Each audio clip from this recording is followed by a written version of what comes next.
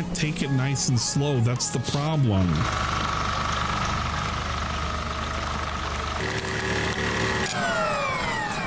The slower I go, the worse this is going to get. I don't know what was there just now.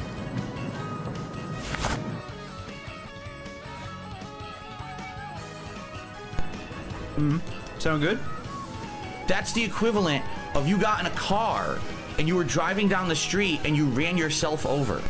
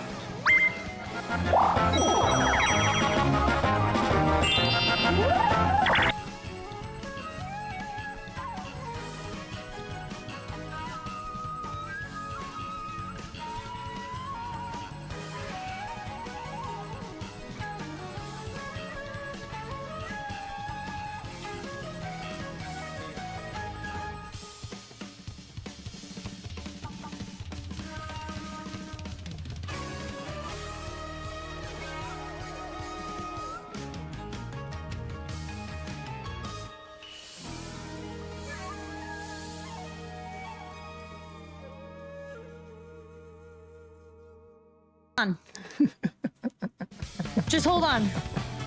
This is your fault. You specifically wanted this. What? Yo. I was trying to give you a fight. The strawberry piece landed perfectly on the back and it was stuck. It's working. Oh my gosh, she was pissed. Oh, it's not my fault. Your game is so fucking stupid that it has like 5 million screens that I have to click through to even get to. Direction, so it's a really awesome RPG in my opinion.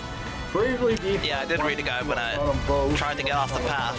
But that's because I was like, yo, I want to do neutral. Come on, man. On the anime, you know, it's a 3DS, so it's going to be on the anime style, you know. The thing is that it's just fantastic and it's a wonderful game, you know, kind of thing.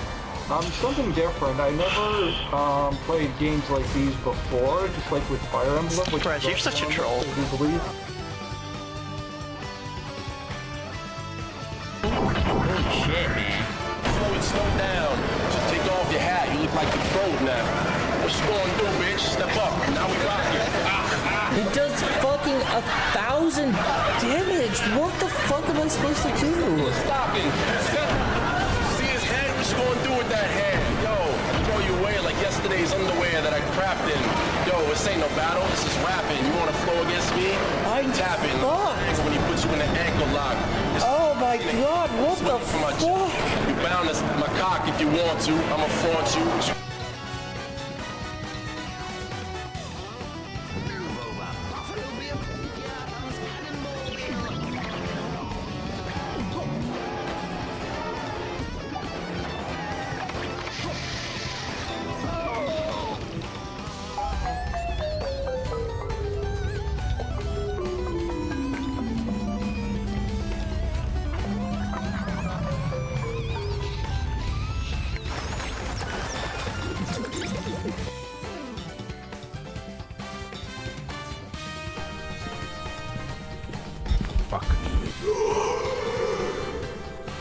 That's a new one. I never heard. Oh fuck! Now I'm dead. Jesus Christ! Holy shit!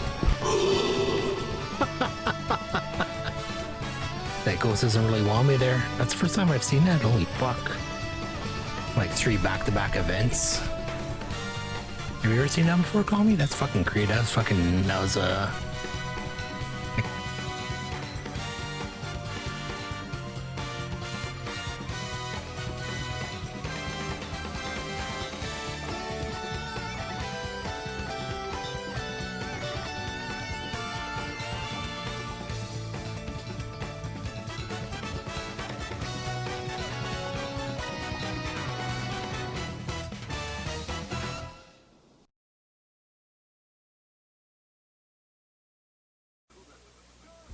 Ladies and gentlemen, Garfield and friends. We're ready to party. We're ready. I hope you bring lots of spaghetti. I'm scared. Come on in, come to the place where fun never ends. Come on in, it's time to party with Garfield and friends. Dancing, fiesta, romancing, siesta, samba, la bamba. Ay caramba, disguises, surprises, and pies of all sizes. Come on in, come to the place where fun never ends. Come on in, it's time to party with Garfield and friends. Come on in, it's time to party with Garfield and friends. Garfield and friends. And pay attention. There'll be a test at the end.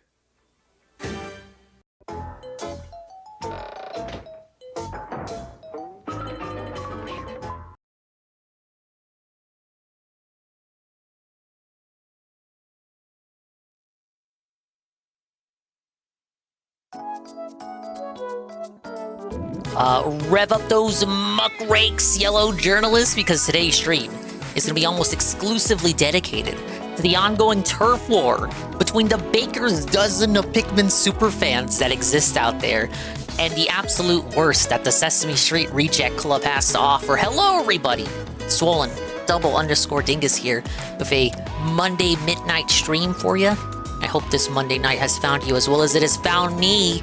We're gonna fuck around in mirror mode for a minute, but in the background, we're gonna be listening to the ongoing developments of what I am calling the Pikmin 3 Deluxe on Switch 2 TM drama, starring Arlo and some smaller YouTuber who is being put on blast by Arlo, and everyone in between.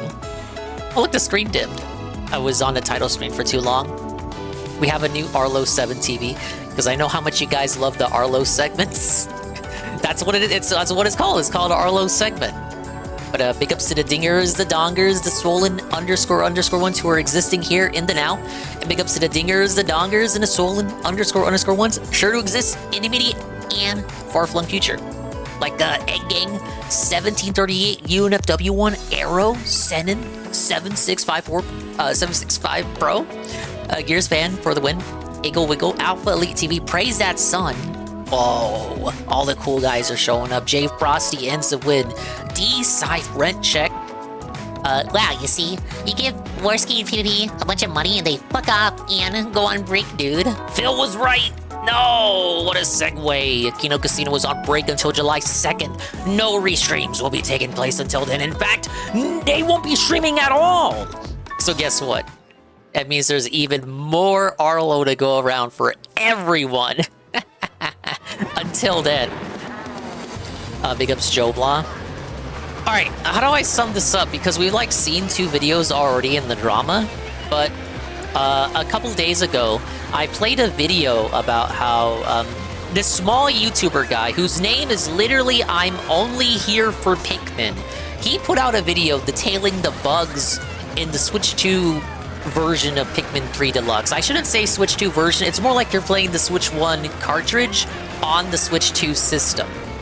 And because of, it's not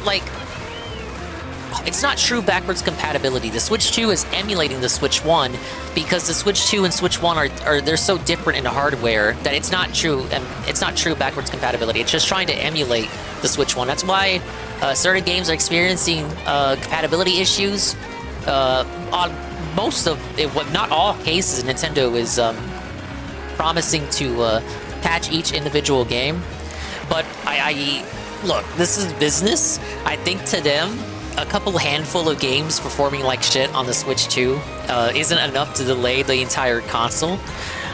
So that is kind of ass that some games ship.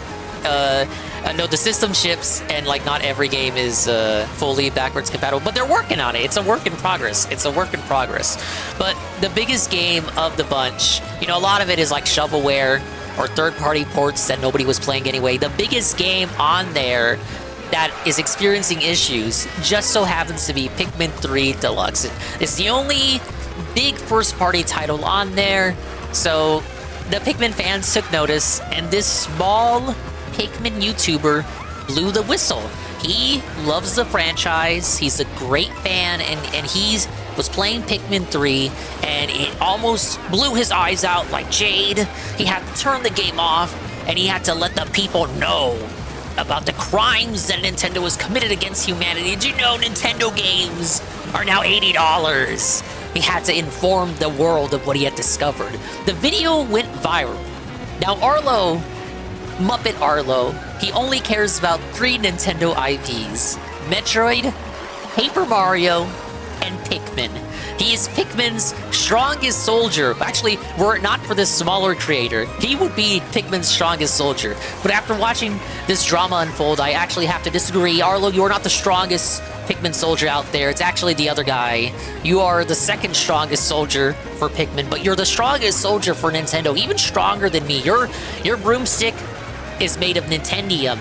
My broomstick may be golden, but it's not made of Nintendium. You're actually a stronger defender of the company than I am. So, of course, as a Pikmin superfan, the drama got to Arlo's attention, and he put out a video that I then put on, I think it was Saturday, in which he swept it under the rug, he hand-waved it away, he swept it up, he coped and sneeted and said, it doesn't matter, and basically called the smaller creator a grifter, a rage-baiting grifter who just wants your clicks for pennies in ad revenue. Arlo makes this allegation as he makes pennies in ad revenue from you watching his video. Then, the smaller creator responded back, and then Arlo responded to that response, and then the smaller creator responded back again. And so, we have a 5-video saga about fucking Pikmin 3 and how it plays on the Switch 2. The dozen or so Pikmin fans in Arlo are at odds with each other. It's the smallest civil war I've ever seen since the Detractor Civil War. Is Arlo right in all of this? Well, we actually have the answer to that. The drama came to a headway, and it did conclude tonight, which I think is why tonight would be a good opportunity to watch everything over from the beginning, just to see how it develops, because it's not a particularly long saga. It's like less than an hour to go through all 5 of these videos. But I'm not even going to spoil it. I'm not even going to spoil it. I've kind of spoiled it in other places, but most of the viewers here don't know how this ends. The ending will shock you. But I know I played some of these videos already, but for the sake of like having everything in one stream, I'm gonna replay the first 2 videos, just so like, because I know not everybody was here Saturday, so it doesn't hurt to just retread some old ground here. But yeah, the whole thing is like less than maybe, it might even be like less than 40 minutes to go through. Big ups to Gears fan. How you doing, Dingus? I'm doing great. Thank you for asking. But yeah, that's what we're gonna do tonight. So get cozy. And let me make sure. I got a big old fat smoothie right here. I'm smooth and suave tonight, shit.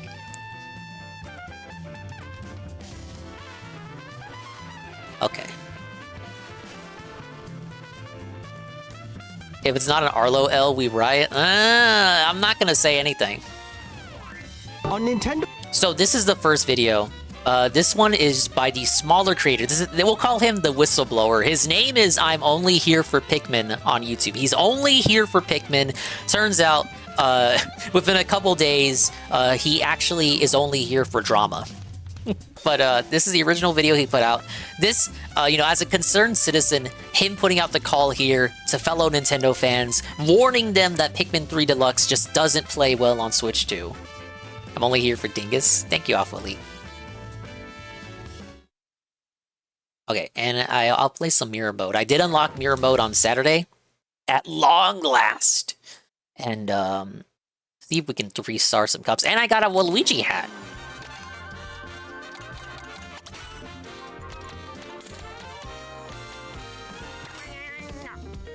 Wait, no, it's gotta be Gamer Shy Guy. Or no, we could go Snowboard Shy Guy.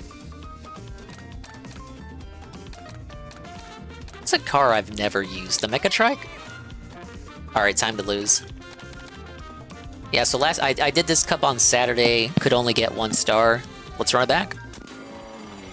Running for NPC characters is rough. I'm only missing Peepa. He only appears in 1 route in the game. I'm so cooked, you guys. Nintendo Switch 2. You can play Nintendo Switch 2 games, as well as compatible Nintendo Switch games. So here are the issues with Pikmin 3.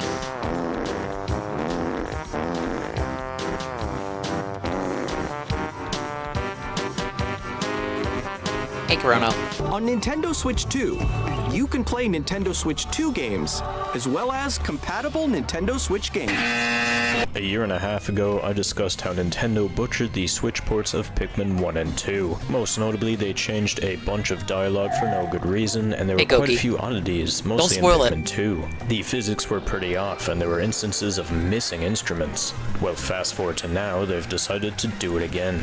The Switch 2 has recently been released, and one of the biggest advertised features is being able to play new and improved versions of Switch 1 games. Unfortunately, it seems that Nintendo has forgotten about Pikmin, as no Pikmin games have received any updates that improve graphics or performance. While that is bad enough if you are a Pikmin fan, the worst of all is that Pikmin 3 Deluxe, which worked just fine on the Switch 1, is now riddled with glitches, including crashes that can make you lose progress. This game is anything but new and improved on the Switch 2, which will definitely be a massive disappointment for fans of Pikmin 3, and the game is basically inferior to the Switch 1 and even Wii U releases of the game. The game on the Switch 2 sometimes borders on unplayable. These glitches were observed by a good few people, and when I gave the game a short run on the Switch 2, it was clear something was off. I was able to recreate all of the mentioned. I think the issue with why it's having trouble in the first place is because Pikmin 3 on Wii U was built on like the Pikmin 2 engine, just upscaled. It was built on the Wii version of Pikmin 2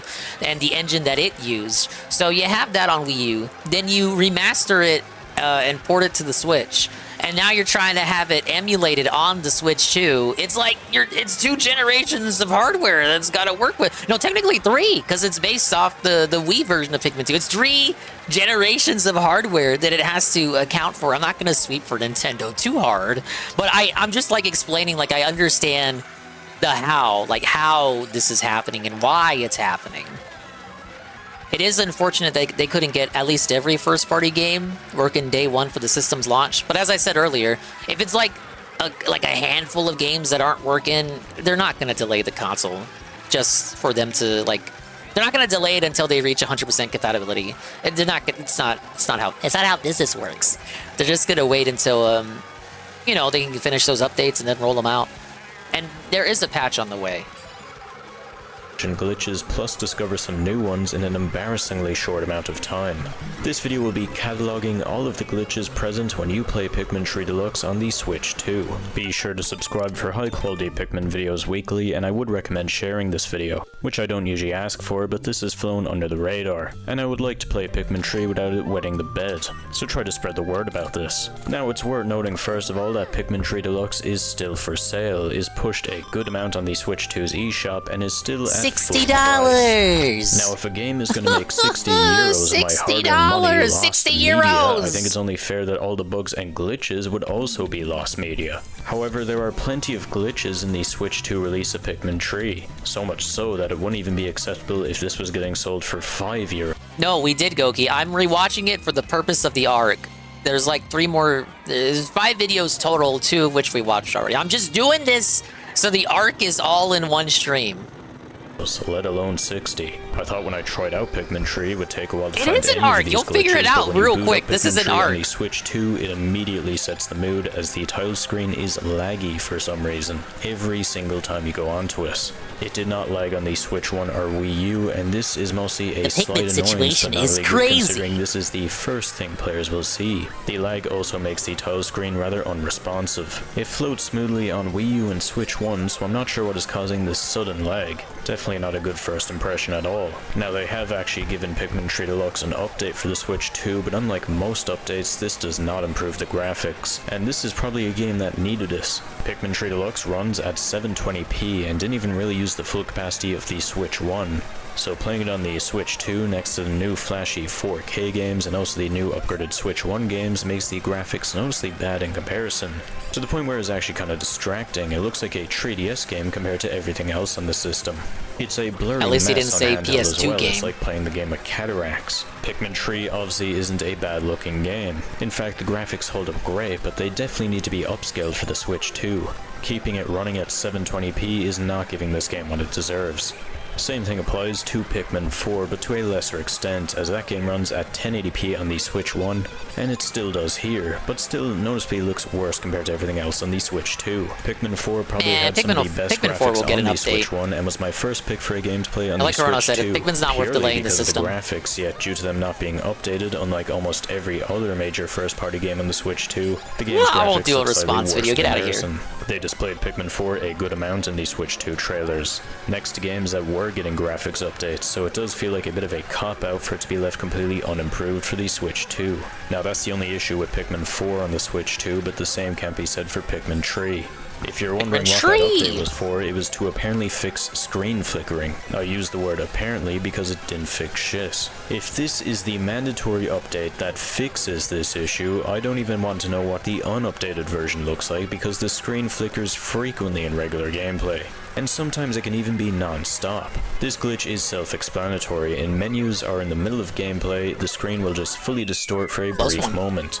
It's not really consistent how much this will occur. Occasionally it can be somewhat rare, and by rare I mean every few minutes, but sometimes it can be absolutely dreadful. This bingo bell match I played had the absolute shit like worst this would example annoy of the me, screen for flickering, sure. as it happened basically every 8 to 12 seconds. How am I meant to focus on my bingo bell when the game keeps showing me missing those goatsy every 5 seconds? These are usually brief, but sometimes they stick around. Here's a photo from someone on Twitter where this distortion. I think it doesn't help that Pikmin 3 Deluxe, the port was outsourced to a third-party developer, 18.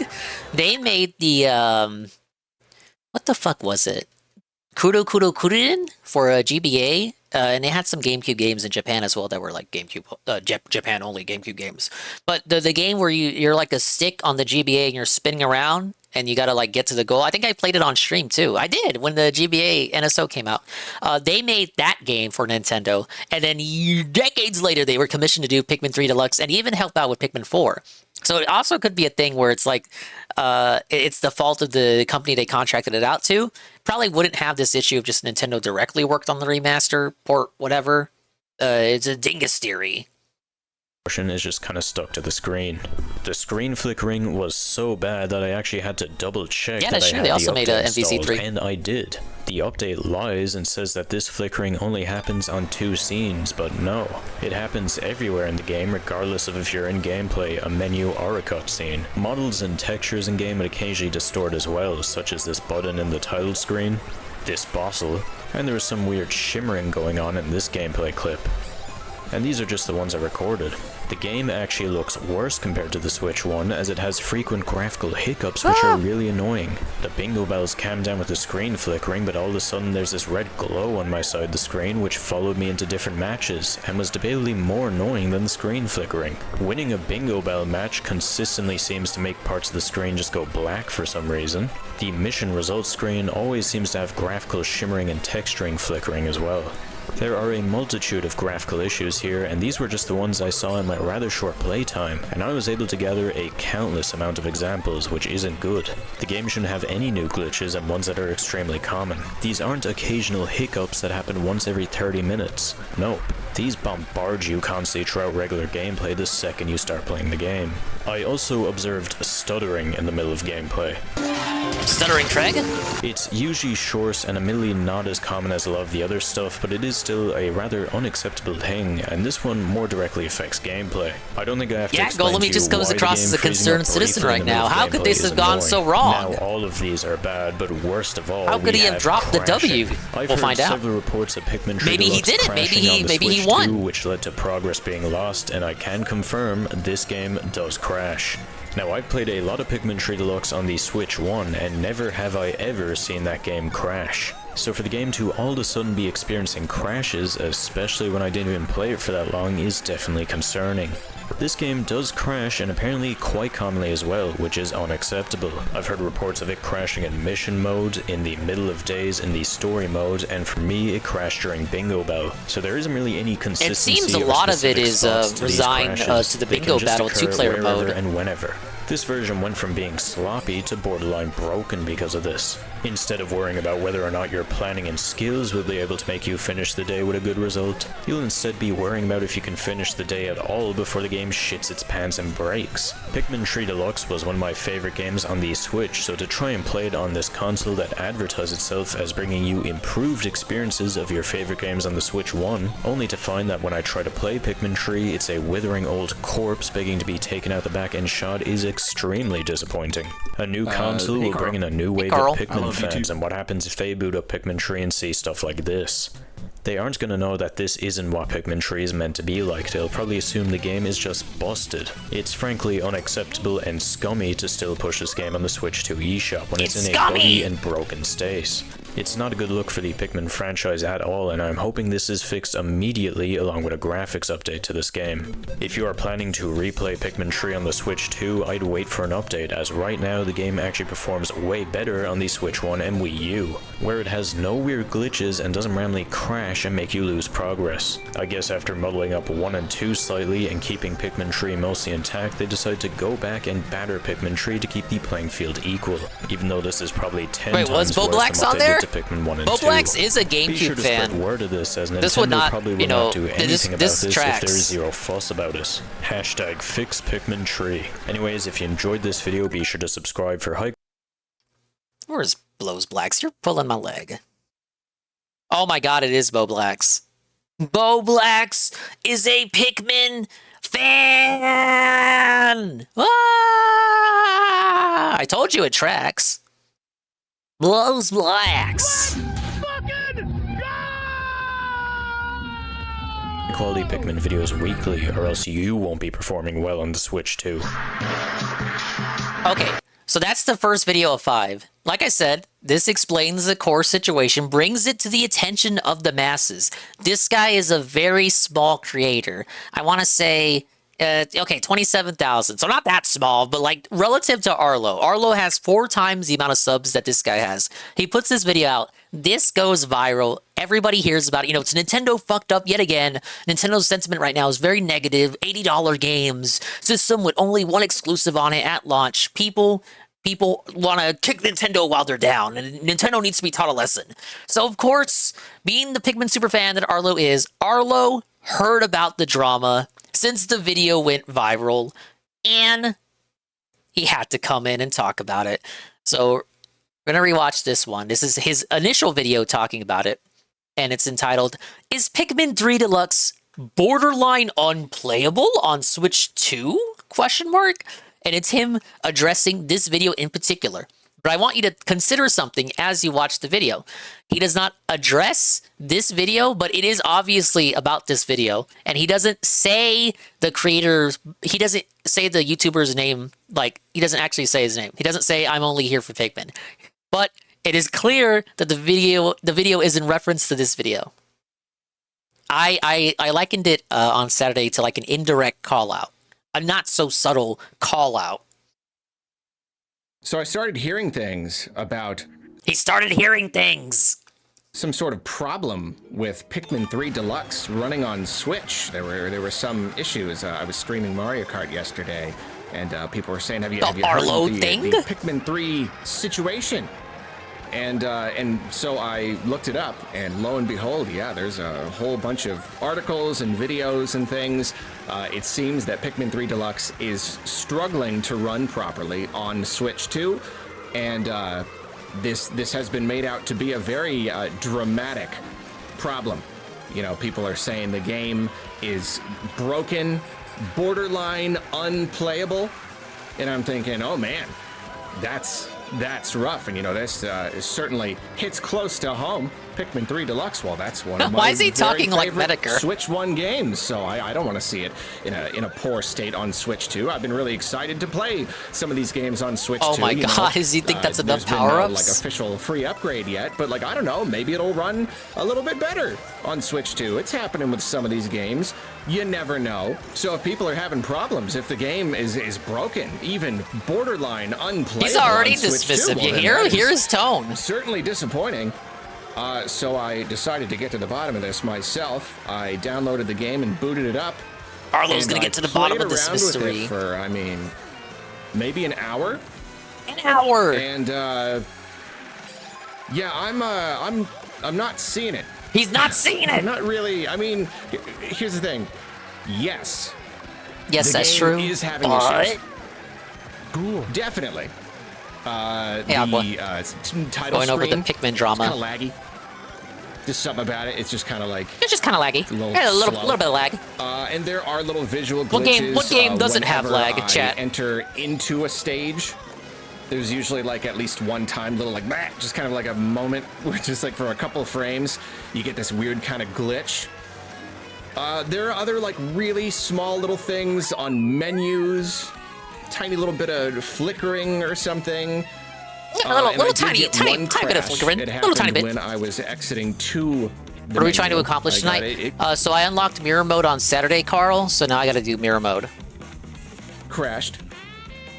So like I'll maybe do some online play too. It's I mean it is unfortunate. It's made me sufficiently pissed off enough. Nothing about this I would consider borderline. It's like when people played Cyberpunk, some people get absolute glitch fest while others don't. That's probably what it is, where it's just like a different experience for everybody. Unplayable? I don't even know if I would call it completely some of these broken, you can't like, replicate. I don't know, like again, it's mostly like when I enter a stage. I get that glitch, but like I'm playing, I'm doing entire days, I'm doing challenge mode, and I'm seeing that like during the actual gameplay, really nothing is happening. Nothing's happening. And I nothing will to see here. completely admit that maybe if I were to sit down, start a fresh file, play all the way through, you know, just play hours, it is possible that I would then come across a lot more glitches, you know, maybe it would crash pretty regularly. You know, if it crashed once in like an hour of playing, then like, okay, then maybe it would crash, even crashing once per hour. Like, that's pretty bad. I'll completely admit that. Like, the game's not in a Nintendo great, games in a don't great state. typically And it's true, I'm crash seeing once some per other hour, videos, and Arlo. some people are experiencing worse glitches than I have been. So it could be that the experience varies That was my own from shell. person to person. I think the thing is, I don't know, calling it borderline unplayable seems a little disingenuous to me at this time. There it is. It's not borderline unplayable if it only crashes once per hour, chat. But here's the You're being real issue I disingenuous. have. You're Okay, being like, dishonest. It is possible. Maybe you're watching. You just want this to kick and you have Nintendo tried while to they're play the down. game and you have come like, what are you talking about? There's loads of glitches. Glitches are happening all over the place. You know, maybe it depends on certain areas of the game, certain levels, certain actions. Maybe if I booted up two-player, you know, that would put more strain on the game and I would have more problems. Maybe it is possible that the game is really, really struggling. Now, that is where I'm Only Here for Pikmin said the brunt of the issues were Bingo Battle. Then Arlo talks about how he didn't play Bingo Battle. A lot more than I am seeing. It's still hard for me to say borderline unplayable. Of course, if it's crashing regularly, then maybe. But I don't know, whatever. Point is, the thing is, the whole Nintendo discussion right now, it's getting a... Okay, so here is why he's sweeping. I would like to direct your attention to the video length. So this is it. Half of the video is just, you know, going over the video we just watched without directly saying that he watched the video, without mentioning the whistleblower's name. I'm Only Here for Pikmin. The entire second half of the video is Arlo talking about the negativity surrounding the Nintendo thing. How everyone is just so negative towards Nintendo these days, and this is you know, it's making him a downer. It's making a Debbie Downer. Everyone's being a negative Nancy, and it's making him sad. This should be a time where people are happy. Everyone's celebrating the new console and everything. Remember when he said, you guys, the Switch 2 launch was supposed to be my big career-defining moment, but you ruined it because you decided to talk about $80 games. You decided to make the issue about $80 games, and you ruined my big moment, chat. little, I don't know. It's getting a little bit icky. It's kind of like... It gives him the ick. It gives him the ick. It gives him the ick, chat. He's got the ick. Now, the equilibrium is off. Enough of the discussion has become negative that now we're starting to see every single little problem through this lens of like Nintendo is awful. You know what I mean? And I know I'm probably mostly just talking about like the vocal minority in like comments and stuff, but like it's just, this is yet another thing where everyone can be like, can you believe Nintendo is selling this? Can you believe that they would... Big ups. And 1337 with the raid, with the party of 23, and you're just in time for the Pikmin 3 drama. Arlo is fighting with a smaller creator who he has more than 4 times the sub base of. So, a very kind whistleblower brought up the fact that Pikmin 3 Deluxe does not run well on Switch 2. Never heard of him. Whoever he is, I've probably been around since before then, so screw him. All right. Thank you, MTC dude. So a whistleblower brought to the attention of the masses the fact that Pikmin 3 Deluxe does not run well on Switch 2. He put out a very simple, succinct, and concrete video, you know, detailing the issue and how Nintendo needs to address this. Now, maybe he was a little bit harsh. Maybe he made a little bit too many jokes that were crass. But he put out the video. It went viral. It went beyond his usual viewer base. And it got to Arlo's attention because Arlo is a Pikmin super fan. How could he not talk about this? It would be sweeping by omission to not even discuss this. So we're going through the arc, you know, in order, chronological order. There are 5 videos to this arc. We already watched the first one, which was the initial video, just detailing the issue about Pikmin 3. This is the second video of the arc, which is Arlo discussing the issue in question. Now, half the video is just Arlo explaining the first video as if he obviously watched it, but he doesn't link the video. He doesn't directly mention the video's name. He doesn't mention the YouTuber's name. He just talks about the issue in such a way that it's like, okay, you totally watched the first video, you know, talking about the issue, but you're not directly saying that you have. But it's like obviously an indirect kind of call out to this person. So half the first half is just that. The second half is why he's not mad about it, why he's sweeping. And as you came in, he has just explained why. It's because the sentiment around Nintendo is icky right now. It's just too icky, guys. They are actively working on the issue. They've already announced a patch, but for some reason this drama has exploded amongst the a dozen or so Pikmin fans that are out there. I'll rewind a little bit. But thank you for the raid. I'm also doing mirror mode in Mario Kart. I unlocked mirror mode. We're gonna see how many cups I can do tonight. The equilibrium is off. Enough. Hard for me to say. Right here. Borderline unplayable. Of course, if it's crashing regularly, then maybe. But I don't know. Whatever. Point is, the thing is, the whole Nintendo discussion right now, it's getting a little, I don't know, it's getting a little bit icky. It's kind of like now the equilibrium is off. Enough of the discussion has become negative that now we're starting to see Bobalex is a Patreon supporter of the whistleblower. Lens of like Nintendo is awful. You know what I mean? And I know I'm probably mostly just talking about like the vocal minority in like comments and stuff, but like it's just, this is yet another thing where everyone can be like, can you believe Nintendo is selling this? Can you believe that they would allow this to happen? They're selling this game for $60. This is just another piece of evidence that shows how horrible and greedy they are. Here's the thing. Before the Switch 2 launched, Nintendo, they made this big like PDF document, and they basically gave us the status of every single Switch 1 game and like how it's going to run on Switch 2. They did do this. I took a look at it. They did release that before the Switch 2 launched. Specifically, and for many, they said they already warned us these games are not running quite properly on the Switch 2. But they're working on it. We are aware of this, and we are going to fix it. So, like, if Nintendo really was so nasty and greedy, I think they probably would have just put all this out, said, hey, you can play this all on Switch 2 perfectly, no problem, buy a Switch 2, that's all we want is your money, and they would have never even mentioned it again. But no, like, I've got the PDF right here, and yeah, it's in the... Actually, a lot of these games already say previously identified issues have been resolved with an update. So, like, they're actively fixing all of this. And for Pikmin 3 Deluxe, it says, game behavior may vary from Nintendo Switch. The entire screen will briefly turn off and on again in several scenes in the game, such as the beginning and end of a day. That's not exactly covering everything, you know, visual glitches. It's not just the screen turning off. But point is, they're pointing out that there are problems.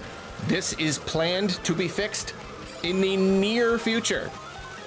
Not even just nebulous sometime in the future. Like, no, like they're working on this right now. They're working on it right now. So I know what he's trying to complain about. He's trying to complain about the wave of actually this fucking sucks videos. Arlo out with his giant tower shield and his beauty butter knife saying, leave the multi-billion-dollar company alone. But isn't this kind of like, don't you get into this kind of mood too? And like, when people are so negative about DSP, you fucking suck. Phil, you need to die. Guys, Phil is the biggest beggar of all time, and he's a big whiny poopy crybaby. And what do you think about this? And you're like, I don't fucking care, man. He's just begging for a Benji every day. I want to watch anime. It's not that worth getting angry about.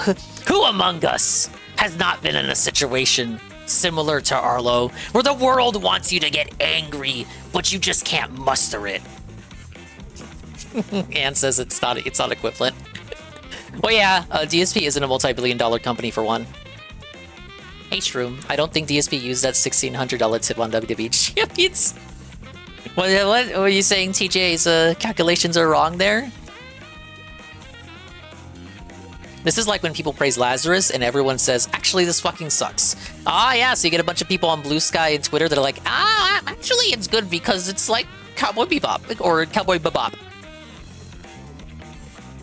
But look, Arlo mentions comments, and I get the impression that Arlo looks at his comments and then sees people coming from the initial video by the whistleblower, and he's like, Arlo, you're fucking sweeping, and you're fucking coping and sneaking, and he's like, I just gave my opinion, you guys. Why is the sentiment around Nintendo is so icky as of late, guys? You know what I'm saying? It's just, that's the thing. The whole discourse, the whole discussion, we've become very, very reactionary. And I recognize that even me saying this now, I'm gonna get a lot of people in the comments saying that I'm like, you know, bootlicking or whatever. I'm going to bat for Nintendo. Why are you defending them? Mario Kart is $80. You know? $50 though. I'm just trying to be slightly level-headed here. I feel like we could all... Yeah, Anne's been level-headed before. Just a tiny, tiny bit more patient, you know? Just kind of like give that knee a little pat, a little rub, a little massage. Relax that knee so it's not jerking quite so suddenly and constantly. Let's just like take a breath. Just take a little bit of a breath. I don't like that Pikmin 3 Deluxe is not running quite perfectly on the Switch 2. Yes, it would be nice if I could just boot it up and it was instantly perfect, but like, yeah, okay. Yeah, there's a problem. But it's not nearly as big of a problem as it seems like a lot of people are making it out to be. And Nintendo Who's a lot of people? Would it be the person who made the initial video? Right, and Nintendo, if you're watching this, I don't know what the pipeline is, what the whole process of giving a game a performance patch. I don't know what that looks like, but I'm just saying if you're already in the files, if you're already in there, and you're fixing this issue, I just, you know, maybe can we get a performance patch? Maybe. He's begging. Maybe. Can you imagine how good this game is going to look if it's running? He's deflecting and changing the issue. Like 4K or. What if we get a 4K patch out of this, you guys? It was a good thing it was broken on launch. Man, try not to get my hopes up. For all I know, they'll never do it. But I'm just saying, you're already in there. You already got the file open. Maybe Is that on the table? Maybe? Is that how you just click the button? You have like a program that says make patch that fixes game perfectly. Hey, Sir Patchy. Button, can you hit that? Just hit it while you're in there. Okay, so that's the second video out of 5 of the saga. We had the initial video detailing the issue. Video 2 is Arlo's initial response to it. No, it's just him. More of it is about him talking about the icky sentiment around Nintendo right now due to everything, revolving around the Switch 2. More so than it is about him talking about the issue. And in his response is, yeah, it sucks, but like they're working on it right now, so what are you gonna do? What are you gonna do, honestly, you guys? And the people talking about it they're just reaction baiters. They want your money. They're grifters. So that's video number 2. Video number 3 is the whistleblower responding to this video. And this one is entitled The Real Issue with Pikmin 3 on Switch 2. And the thumbnail has Arlo on it because the whistleblower knew. He knew that he was being talked about in this Arlo video. But Arlo didn't want to say his name, didn't want to shout him out or link his video because he was afraid. And he didn't want to contribute to the drama. Hey, what's up, Yoshi? Am I so out of touch? No, it's the no, we're wrong. So I released a video about Pikmin 3 on the Switch 2, and it got quite a lot of eyes, a lot more than I was expecting. I think so far this is my best performing video. Most of my kind of news videos underperform though, so I wasn't expecting this one to do exceptionally well. If you haven't seen it, Pikmin 3 on the Switch 2 is in a really bad state. I and several others experienced a multitude of visual glitches, and worst of all, a common amount of crashes. These issues aren't rare. I played the game for about an hour and 10 minutes and got a bunch of examples. In fact, I actually had a surplus of them. I didn't even need to use all the video clips I recorded in the video. And it wasn't just me, several other people reported the exact same glitches and sometimes even worse examples of the same glitches I encountered. Worst of all, it's still being sold on the Switch 2 eShop at full price, and Nintendo isn't really telling the truth about the issues that happen when you play the game on the Switch 2. Now there's been a few claims since that video, and most notably a massive YouTuber known as Arlo has basically indirectly responded to my video. A massive YouTuber known as Arlo has basically indirectly responded to my video in an attempted debunking of any concerns raised with the Switch 2 version of Pikmin 3, and he kinda paints me and everyone else who merely displayed issues with Pikmin 3 on the Switch 2 in an unnecessarily uncharitable light. In this video I'll respond to some new claims made about Pikmin 3 Deluxe on the Switch 2, and we'll also have a look at some new reported glitches. I'm mostly making this video to clarify some stuff. Be sure to subscribe for high quality Pikmin videos weekly. Now before we start, I want to drill in that the issue here is that Nintendo is still selling a broken game on the Switch 2 at full price.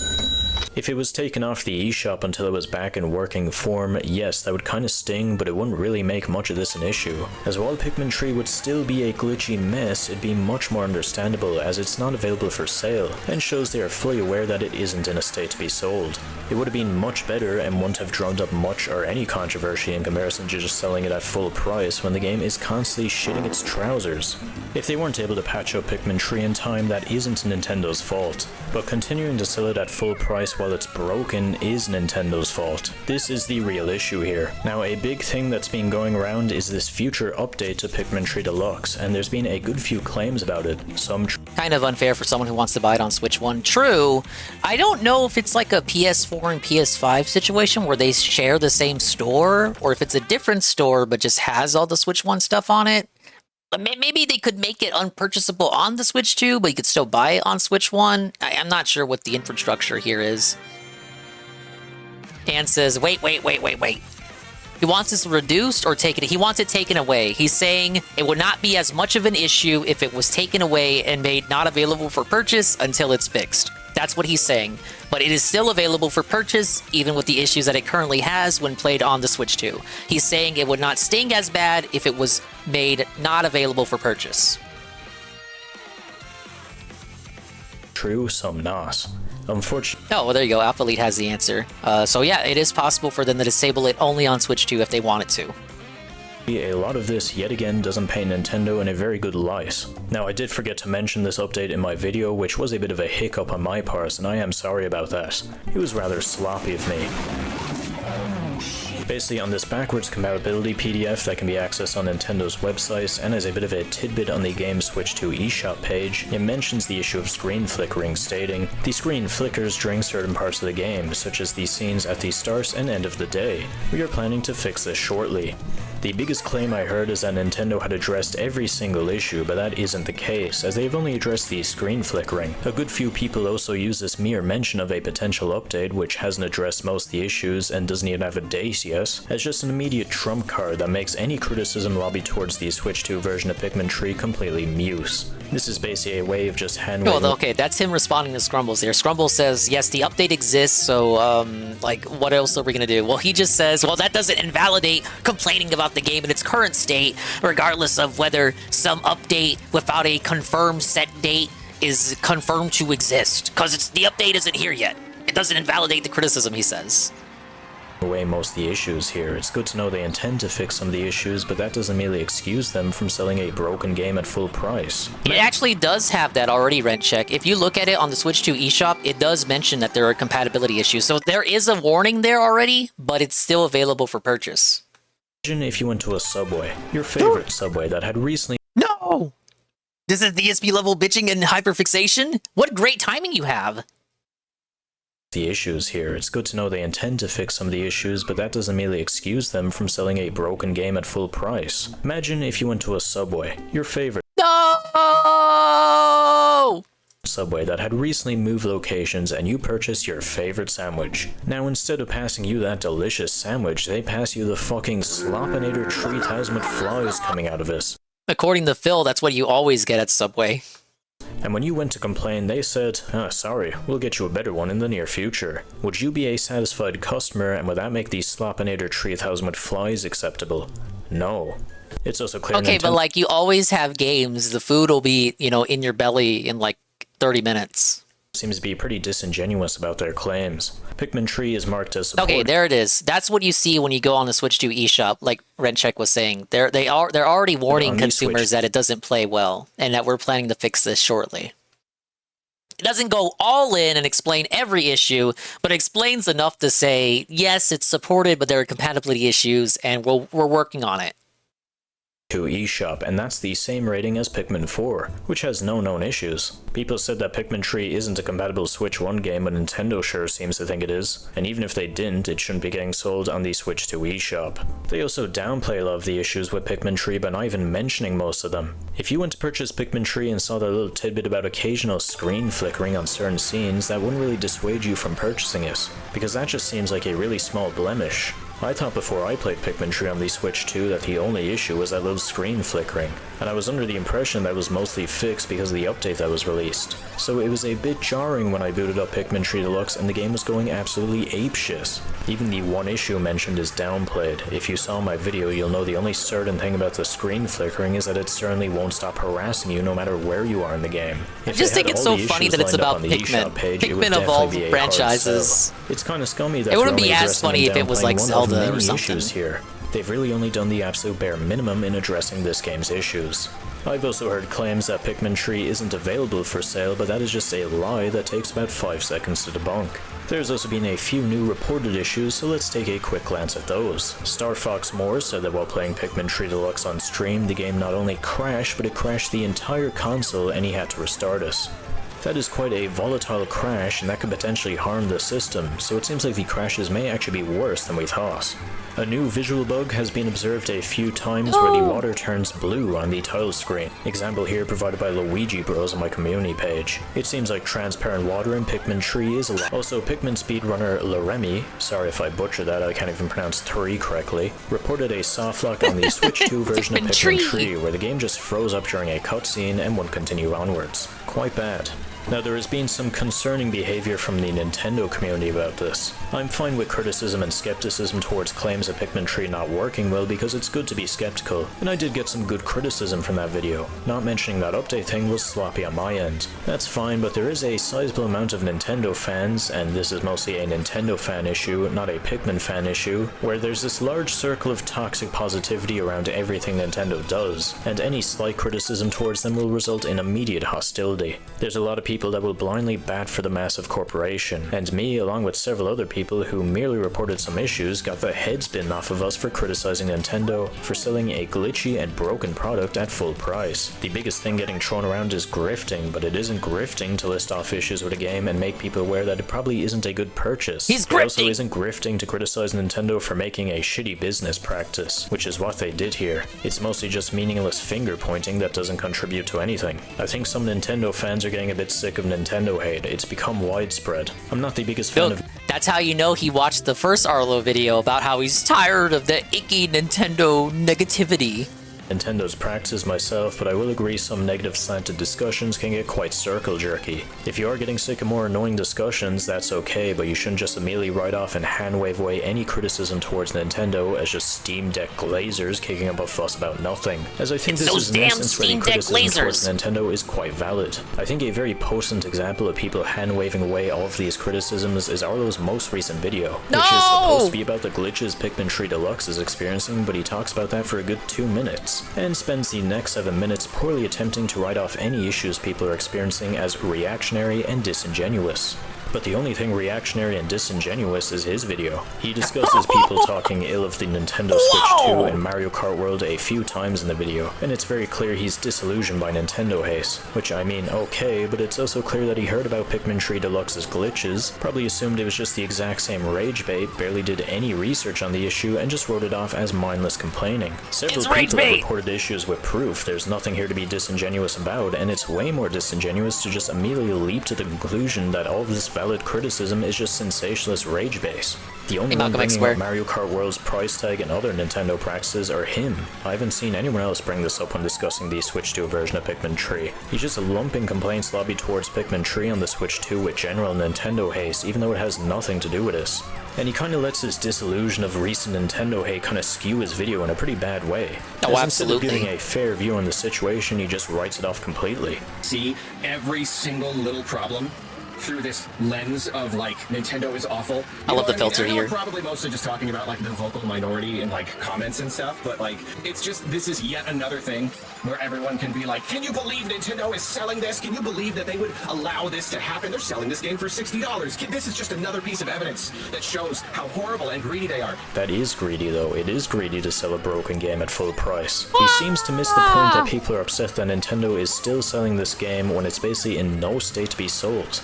He very conveniently veers around the fact that Nintendo is selling this game for $60. The only time he brings it up was with that clip I just played, where he's strawmanning as an irrational, angry Nintendo fan who wants to blow up their headquarters. And for him saying that the criticisms towards Pikmin 3 are pretty disingenuous, it's actually pretty disingenuous to exclude one of the main concerns with this. He also posed— That's true, every publisher does get heat for this. If Arlo was like an EA fan, he'd probably have killed himself by now. Or at least removed his Muppet from the hand that's controlling it.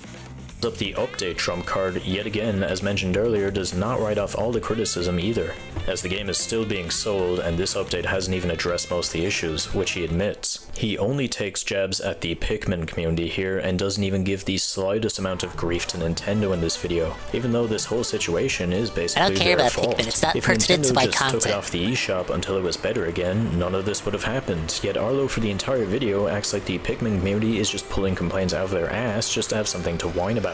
He says he isn't trying to bootlick Nintendo or bat for the big corporation, but that's just what he is doing. Because in the video he wrote off the criticisms as reactionary, the comment section is full of people who immediately dismiss any complaints lobbied towards Pikmin 3 as minute nitpicking and that it's another case of online grifting. Arlo said he was trying to give a level-headed response, but all it seems he did was mislead people into thinking that the Pikmin community was full of grifters. There were very valid criticisms lobbied towards Nintendo here, yet Arlo doesn't seem interested in hearing it, and because he just writes off immediately, he seems to have led a lot of people to just believe that this situation is just a bunch of chuds getting upset that Pikmin 3 dropped a frame once. His video is also kind of an indirect response to my video, as he does use quotes directly pulled from my video. Notably, these were featured in news headlines, so I think he's just basing his view on the situation off of news articles instead of digging much deeper, which isn't really a good sign. He only seemed to base his view off the situation off of those headlines and probably a brief view of the article, along with him doing a short session in Pikmin 3 where he played for about an hour. He said he didn't see any of the issues here, but then he says he experienced several graphical glitches and a game crash, which is pretty bad actually. It's very clear he didn't look at anyone else's reports, which is what I did for a bigger picture. Just because you didn't personally find it that bad for your 1-hour playthrough doesn't mean it isn't. It's clear there was very little research here, and ironically, his video is the one that is reactionary, as he just purely believes this is stemmed from Nintendo Hate's rage base, and has done very little research into these claims. It's okay to make a video where you are skeptical of these claims, but to just write off everyone else's claims and not even do much research is just pretty lazy. And I have a feeling this video will only serve to pollute nuanced discussion about this. In fact, it already is. And because he used direct quotes from me, I'm the one bearing most of the brunt from it. There's several people just spreading misinformation about me and my video, saying stuff like that I captured pre-patch footage and straight up lied about it already being post-patch. Which not only did I show evidence in my video that I was playing on the patch version, but what he just described here isn't even possible, as you need to fully update Pikmin 3 in order to play it on the Switch 2. And as mentioned earlier, the comment section is just filled with people hand-waving away any actual criticisms, due to Arlo's poor research on the subject. Anyways, that covers most of my clarifications and responses to my Switch 2 video about Pikmin 3. I just made this to give some clarification. I probably will not make another video about this until something happens, like they actually update the game to make it playable. Or who knows, maybe they'll make an update that makes things worse. Hopefully that update comes out soon, or they take it off the eShop for the Switch 2 momentarily, as the glitches seem to be getting worse as reports roll in. If you enjoyed this video, be sure to subscribe or else the screen flickering demon will come visit you at 3 AM. Okay, so that's the third video. He's responding to Arlo's initial video, blows him the fuck out, destroys him. Seems pretty cut and dry. Like, this guy is in the right. Arlo is dented, didn't do his research, swept for the $1 million company, but then, out of nowhere, Arlo responded back to this video with another video, the fourth video. I agree, Malcolm X Square. So this one is entitled, Let's Talk About the Pikmin 3 Deluxe Situation. And, yeah, he's seen this video now, and, he gets a bit sad in this one. This one, he's a bit depressed in this one. Last week I did a video on the state of Pikmin 3 Deluxe on Switch 2. It seems that the game is having some backwards compatibility emulation issues when played on Switch 2. There's a number of visual glitches. You can already hear it. You can hear it in its cadence. He's a sad boy. Outrage about it. And remember, that's why I pointed out in his first video, he was talking like Medicare. He was kind of downplaying and dismissing the issue, going like, yeah, I heard about the Pikmin 3 situation. Yeah, people are saying it's running like ass. That outrage now he's all was sad not and serious. Necessarily warranted, and so I kind of said that in my video. But now I'm seeing that the reaction to my video has been rather not great. And here's the thing, I am conflicted because I always want to know if I've missed the mark.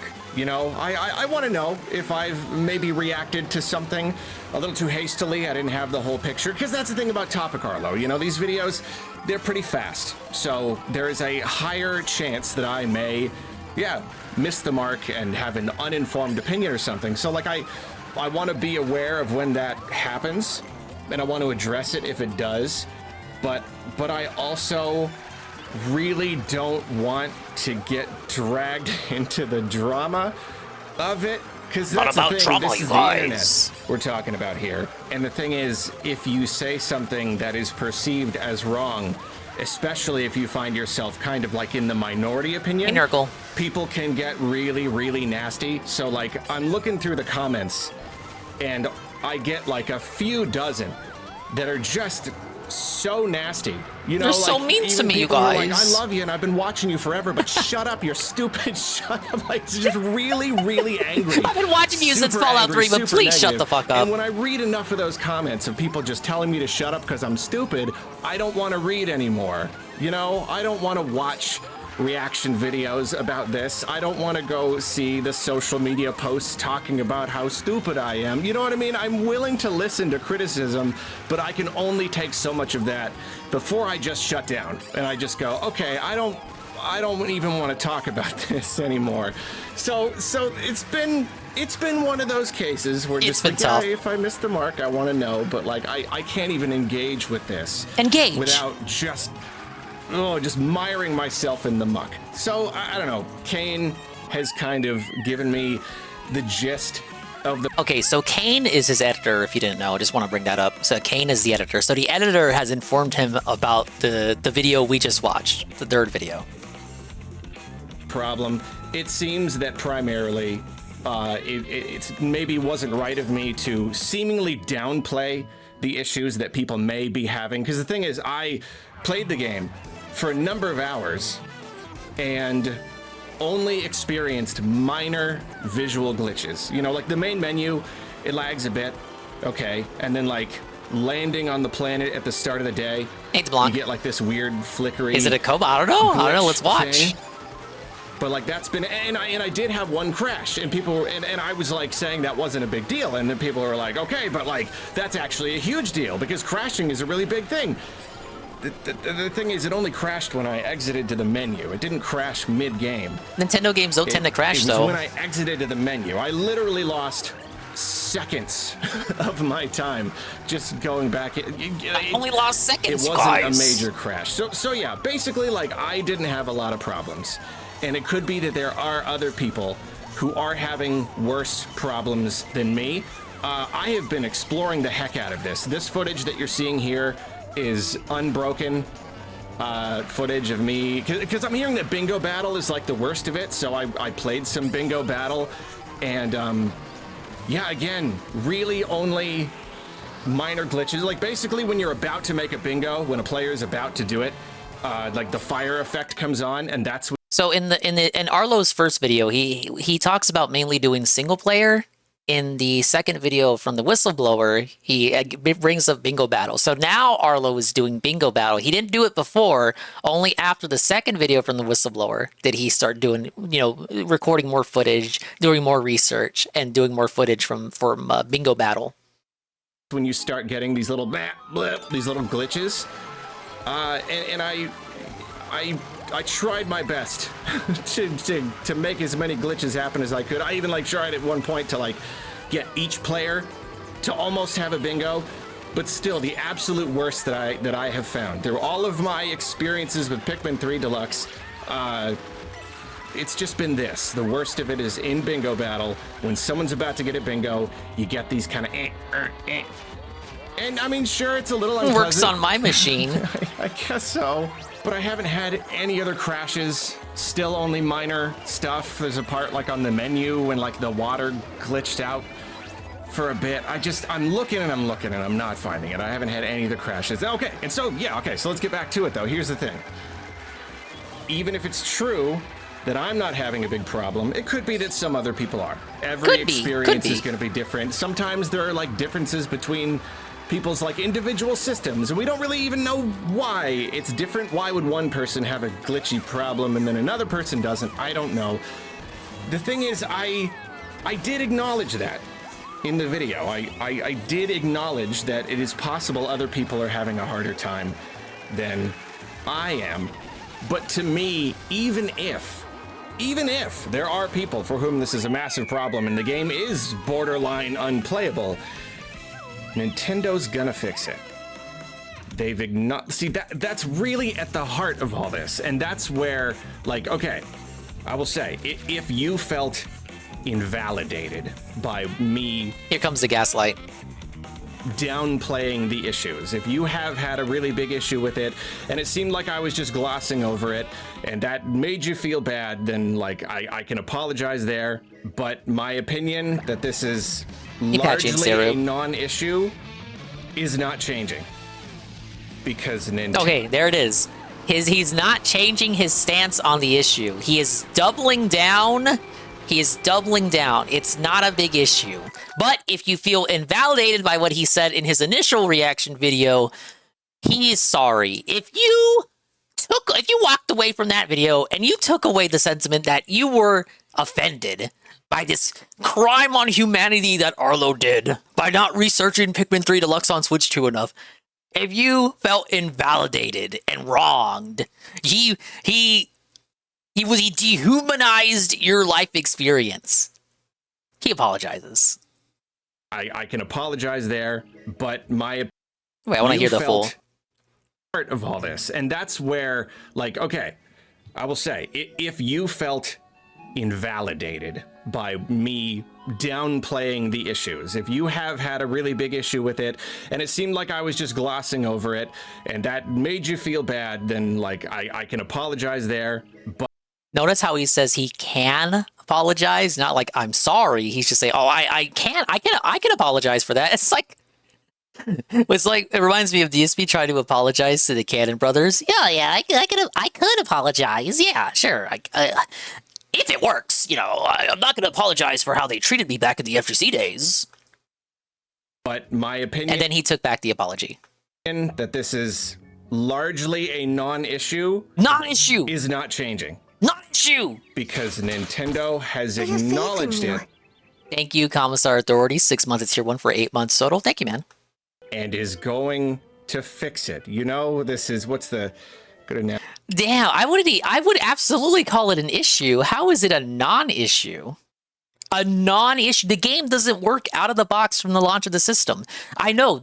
He says because they have committed to releasing a patch at an unknown date with no ETA. There's no ETA on the patch. The patch does exist. It's coming, but in the whistleblower's opinion, does not invalidate the current constructive criticism about the state of the game. But Arlo says because the patch exists, this does not matter. It's a non-issue because eventually, at some point in the future, it will be fixed. Analogy, Kane. It's you're at a restaurant and you wanted your burger without pickles. No way! Why? Kane. It's you're at a restaurant and you wanted your burger without pickles and you got your burger with pickles and they're like, we already know. Dude, Sarah, the last video before you came in, the second video by the whistleblower had a literal Subway sandwich shop analogy. I have to wonder if it's on purpose. They knew I was watching. Kane, it's you're at a restaurant and you wanted your burger without pickles and you got your burger with pickles and they're like, we already know and we're already fixing it. You don't got to get upset about it. Like it's already War of the sandwich shop analogies.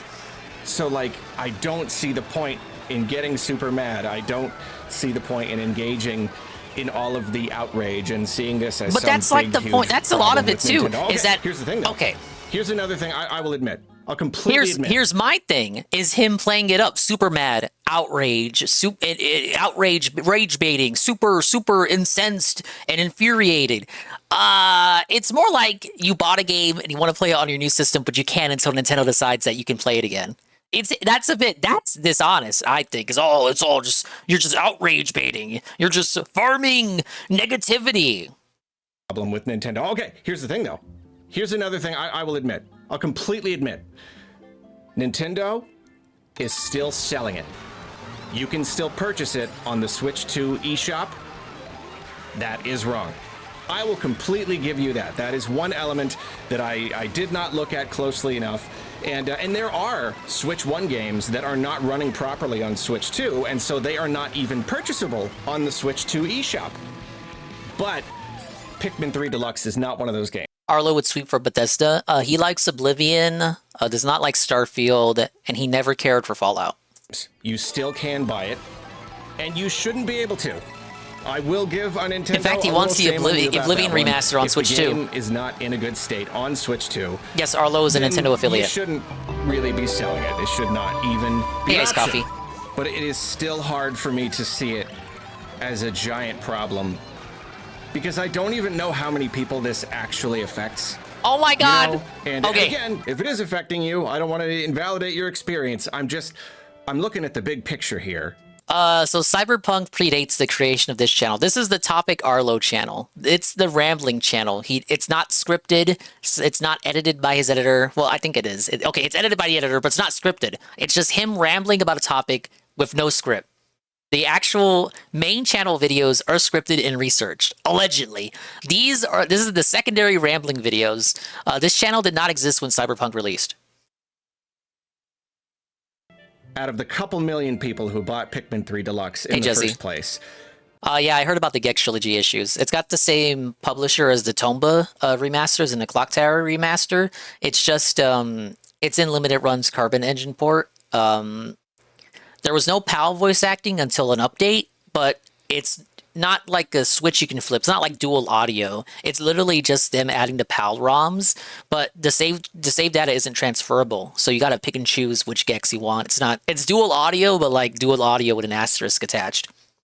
There's some other issues too. They removed saving from Gex 2 and 3, so you have to rely on save states. Like the in-game save system has been removed from Gex 2 and 3, so you got to rely on the save states. Just some other kind of emulation issues as well. Very unfortunate. Another Gex L. Pikmin game being unstable while being played kind of affects the entire community, doesn't it? It does! This is his Dunce channel. It's his Dunce channel! I don't even know how many people this actually affects. You know, and again, if it is affecting you, I don't want to invalidate your experience. I'm looking at the big picture here. Out of the couple million people who bought Pikmin 3 Deluxe in the first place, how many of them are like really super actively playing right now? Not because they of can't any of because the it's outrage, bugged. not because of all this situation, but like they just were. They just happened to be playing it. And then out of all those, how many are playing on their Switch 2 when there's only been a 3 or 4 million Switch 2s sold overall? So that's and then from there, how many of those people are specifically playing Bingo Battle only? And out of those many people, how many are having problems? And how many are like me? I've been playing and playing, and I can't find any game-breaking problems. It's just not happening on my system. Again, I'm not even a wrestling fan. I know that reference. But I just can't. Like this footage that you're seeing, this is the worst of it. It's a Bingo Battle. When you've almost got a bingo, there's some visual glitches. And otherwise, I've had a few visual glitches, just tiny things here and there, mainly when I land on a planet. And even that, I can't even recreate anymore. The first time I sat down and played it, it was a problem. And then now I can't get it to do it. So it could be that even from session to session, maybe if I kept turning on the game, I kept playing it, I would find more. Maybe it would crash more. I really only had that one crash, and only when exiting the menu. So just, okay. I think another one of the issues, as has been reported to me, is me kind of fixating on the term borderline unplayable. You know, it could be that it's a pretty big issue, and I was like, clearly it's not even almost unplayable. I am playing it. It is still easy and pleasurable. Yeah, so that was another thing. Arlo hyper-fixating on the claim from the whistleblower that it was basically unplayable. Now, obviously, that's hyperbolic and intended for you to click the video. But Arlo fixated on that in his first video to say, it's not borderline unplayable because I only got one crash in 1 hour of playtime. You are lying and disingenuous, and you're a rage baiter. To play. It's got to be pretty darn bad to be borderline unplayable. To me, that means, like, if it's just visual glitches, they're so constant, they're so horrible, you genuinely can't even play. Or the game so bad, not even Jade can boot it up. Crashing in a way. Like, that's what borderline unplayable means to me, and I don't know, maybe I was fixating a little too hard on that actual definition of what that means. So I get that frustration, but then on the other hand, that's how this is all being sold. That's how, that's the conversation that I'm seeing. Is that so it's the whistleblower's fault for how he titled the video. Such an awful state. Nintendo should have never even allowed this, and it's just hard because I'm not seeing it. Even like, I'll admit I haven't looked up every example online, every compilation video, but I'm seeing individual examples of like, here's a thing that happened, here is a thing that is glitching out. Yeah, that's a picture of a glitch happening. Or it's like a supercut of glitches where they've chopped them all and put them together to make them look more constant than they actually are, and they put fart noises all over it just to make it just, you know what I mean? I'm just not seeing it. Again, I'll admit, I've not looked for every single possible example in everyone's case, and again, maybe it's possible that you are having genuine problems. I don't know, man. He wants to say he doesn't care. He wants to say he doesn't care. You heard it? Outrage business. I am. It just, the more you do it, the more it just grows a little tiresome. And again, I want to do the right thing. I don't want to invalidate anyone. And I want to stand up to Nintendo. I was ready to go to bat for this game. I love Pikmin. It's precious to me. I've built a career off of criticizing Nintendo. So, okay, so I bring that up every time we do an Arlo segment, is that Arlo used to be a lot more negative than he is today. And he actually acknowledges that for once. I was shocked. But yes, Arlo did build a career. His YouTube empire was built out off of criticizing Nintendo for specifically how they were treating Paper Mario on the Wii U with Paper Mario Color Splash. So Arlo acknowledges that he used to be a lot more toxic than he is today. He actually shat on Nintendo for what they did to Pikmin on the 3DS with Hey Pikmin, the 3DS game that was like a side-scroller, not an actual Pikmin game. He pissed on him for that. And he's like, okay, guys, you know I used to be I used to be about drama. I built my empire off of criticizing Nintendo, but this time, I don't know, guys. I don't know. Precious to me. I've built a career off of criticizing Nintendo. If they need to be criticized, I will. You know what? Oh, they need to. Princess Peach voice actor. That stinks. That stinks. That does They're suck, like though. replacing all their talent with younger Why didn't you make a people. video That's about that? annoying. He didn't make a Leaving video on people that. out of credits, Where was the that video on that? stinks. I don't like this game that. came out like 2 weeks ago. That's not a good move. It's not a good look for them, you know? And hey, even if you do want to argue that video on the that. games are too expensive, $80 games is... No, wait, no. We gotta rewind. It sucks that they recasted Peach and Toad and Toadette. That sucks. I don't want to see that happen. Where's the video on it? I will criticize Nintendo where they need to be criticized, such as when they recast Princess Peach. But he didn't make a video on it. Credits, that stinks. I don't like that. That's not a good move. It's not a good look for them, you know? And hey, even if you do want to argue that the games are too expensive, $80 games is wrong, like, go ahead. I can't do... I don't know. I can't get mad whenever they sneeze, you know? I can't get super mad whenever they so much as stub their toe. So I don't know. It's hard. I've kind of built a reputation on being that guy who calls out Nintendo, and I still want to call out Nintendo. Game key cards, that stinks. I wish they didn't enable that. They'd enable the developers to use it. Yeah, that kind of stinks too. Like, they're not perfect. They do plenty of stuff that I don't like. I can't start viewing everything through such a negative lens. Like I said in the video, I just can't. We're like on high alert. I mean, every little thing they do, we gotta jump on. I don't know. Like if this super duper matters to you, then that's fine. I think it's just if this super duper matters to you, that's okay. That's fine. That's fine. You're cool. You're cool. If it matters this much to you, that's okay. It's all right, girl. There's too much going on in the world right now. There are too many other much bigger problems, He's and deflecting. I just can't be bothered about all of Like the Trump thing, and the tariff thing, and the taxes thing, and the less money in my pocket thing, and the Israel thing. There's too much going on in the world right now.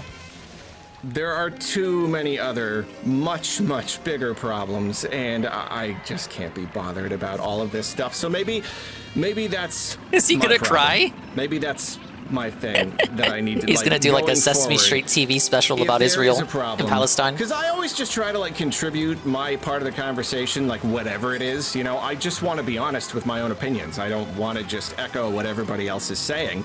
So if everybody's angry Maybe about you something should. and I'm angry about something, In this I'll be like, let's be circumstance, angry maybe about you should. something. But then if they're all angry about something and I'm not, I figure, okay, that's an angle too. That's an opinion. I just like, oh, sorry, everybody, I don't see it. I'm not trying to be contrarian. I don't see it. Maybe I need to not do that as much. Maybe I need to you need to consider that everybody if else's this is a viewpoints. sore You need to do spot some for a lot of research. people, maybe I just shouldn't say anything. You know, if you can't say something mean, don't say anything at all. I don't know. I really do want to do the right thing. I just don't exactly know. Apologize how to in a and shout out the situation like whistleblower's this. channel, maybe? They had a lot of games. He still hasn't brought up the whistleblower by port name. over to Switch 2. They didn't just hit a button and it all worked. Say it. They've Say, got a I'm lot only of here for first-party Pikmin. games.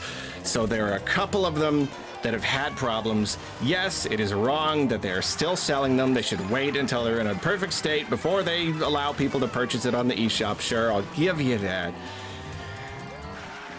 But beyond that, I don't know. It's a temporary issue. For all we know, Hey, they big will ups patch Alpha. it tomorrow, Everything and unlocked. this entire thing will be behind us, literally ADG forever. Filthy Rich and Coggers. And a year from now, no one will even know that this happened. At the same time, maybe they won't. You know, I can't assume. They said they're gonna fix it. What if a year from now they haven't fixed it? Okay. Can't you be mad then? That's a problem. If a year goes by? If it takes them a super long time to fix it, then that entire time they've been selling it, you know what? Then I will say, yeah, this is kind of messed up. But we're not there yet.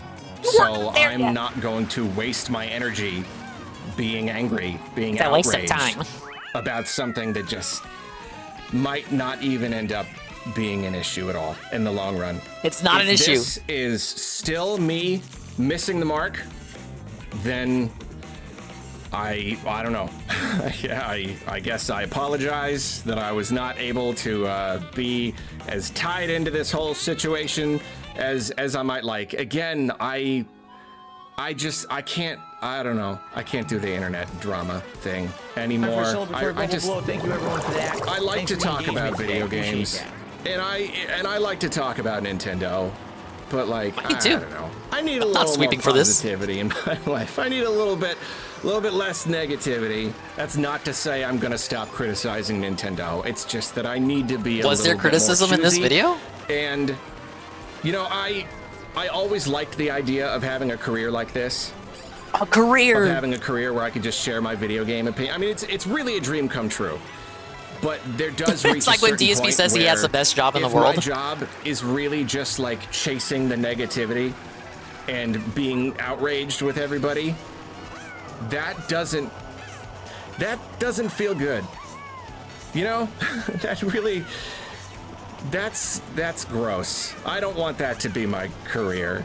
So if you're one of the several comments I saw who said like, this is it, this is where we part ways, because you feel like I'm not being honest. Okay, so this references the opening of the video where he says he saw a lot of comments that were like, Arlo, you're stupid and retarded. Arlo, I love you. Arlo, I've been watching since Heavy Rain, but you are fucking dented on this issue and you need to shut the fuck up and let the whistleblower speak. Let the Pikmin fans speak their spiel. Now he's going to reference these people who claim to be longtime fans of his. My career.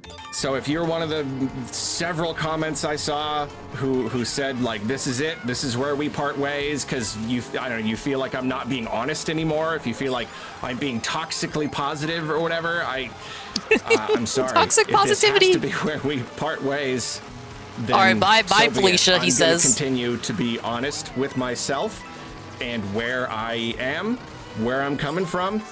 If you see that as toxic positivity, then I don't know. I've done the best I can. And Your best wasn't enough. Wish you the best. He hits you with the Vince McMahon. No, the Ricada. I wish you $1 million. This is where we must part ways. I'm gonna continue being honest to me. Okay, so that's Arlo's second video and his last video on the subject. Arlo, little sad boy, a little depressed because mean comments, and people said, Arlo, I love you, but I'm gonna stop watching you because you're not being honest. You're ball washing and dick riding Nintendo. Now, we have part 5, the final video of the saga. The whistleblower responded to this video, and you're probably wondering at this point, you know, how could he fumble the bag? How could he has the W?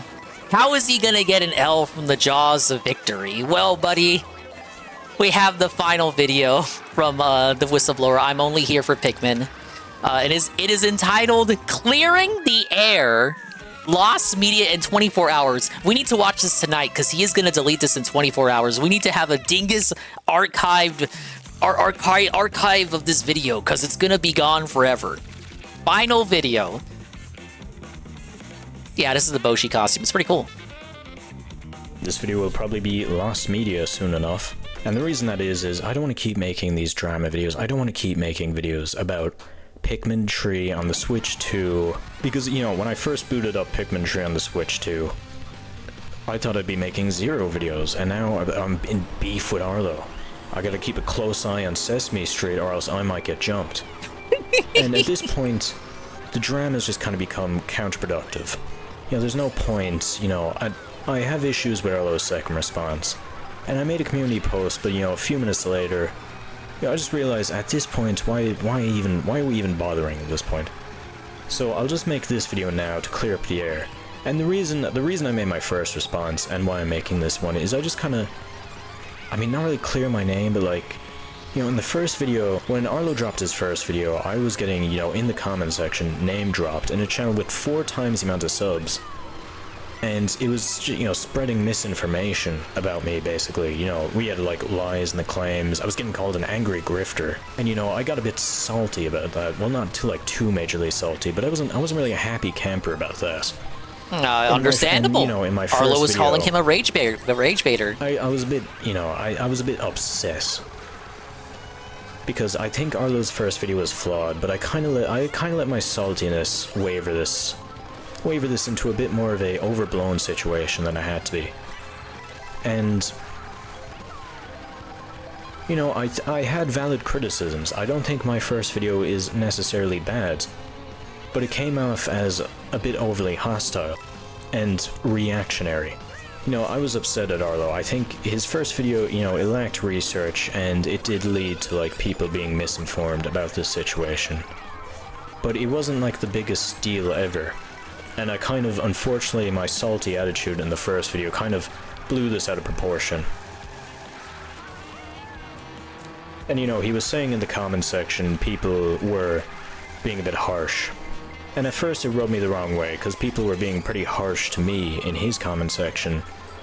But, you know, then I realized I probably, you know, should have told people... It's getting mellow very fast. Yeah, this is about Pikmin, by the way. Don't be a big dick to Arlo. Because, I mean, he hasn't done, like, too much wrong, like... So, unfortunately, you know, it's kind of my fault this kind of got out of hand. He's kneeling! Because, you know, it could have been more civil, but unfortunately I kind of led to it being a big situation, a big hullabaloo. And it didn't really have to be a hullabaloo. And I'm just making this here so, you know, people know I'm not some angry grifter who's trying to expose woke Tendo. Because I didn't mean to stir up drama, that wasn't my intent.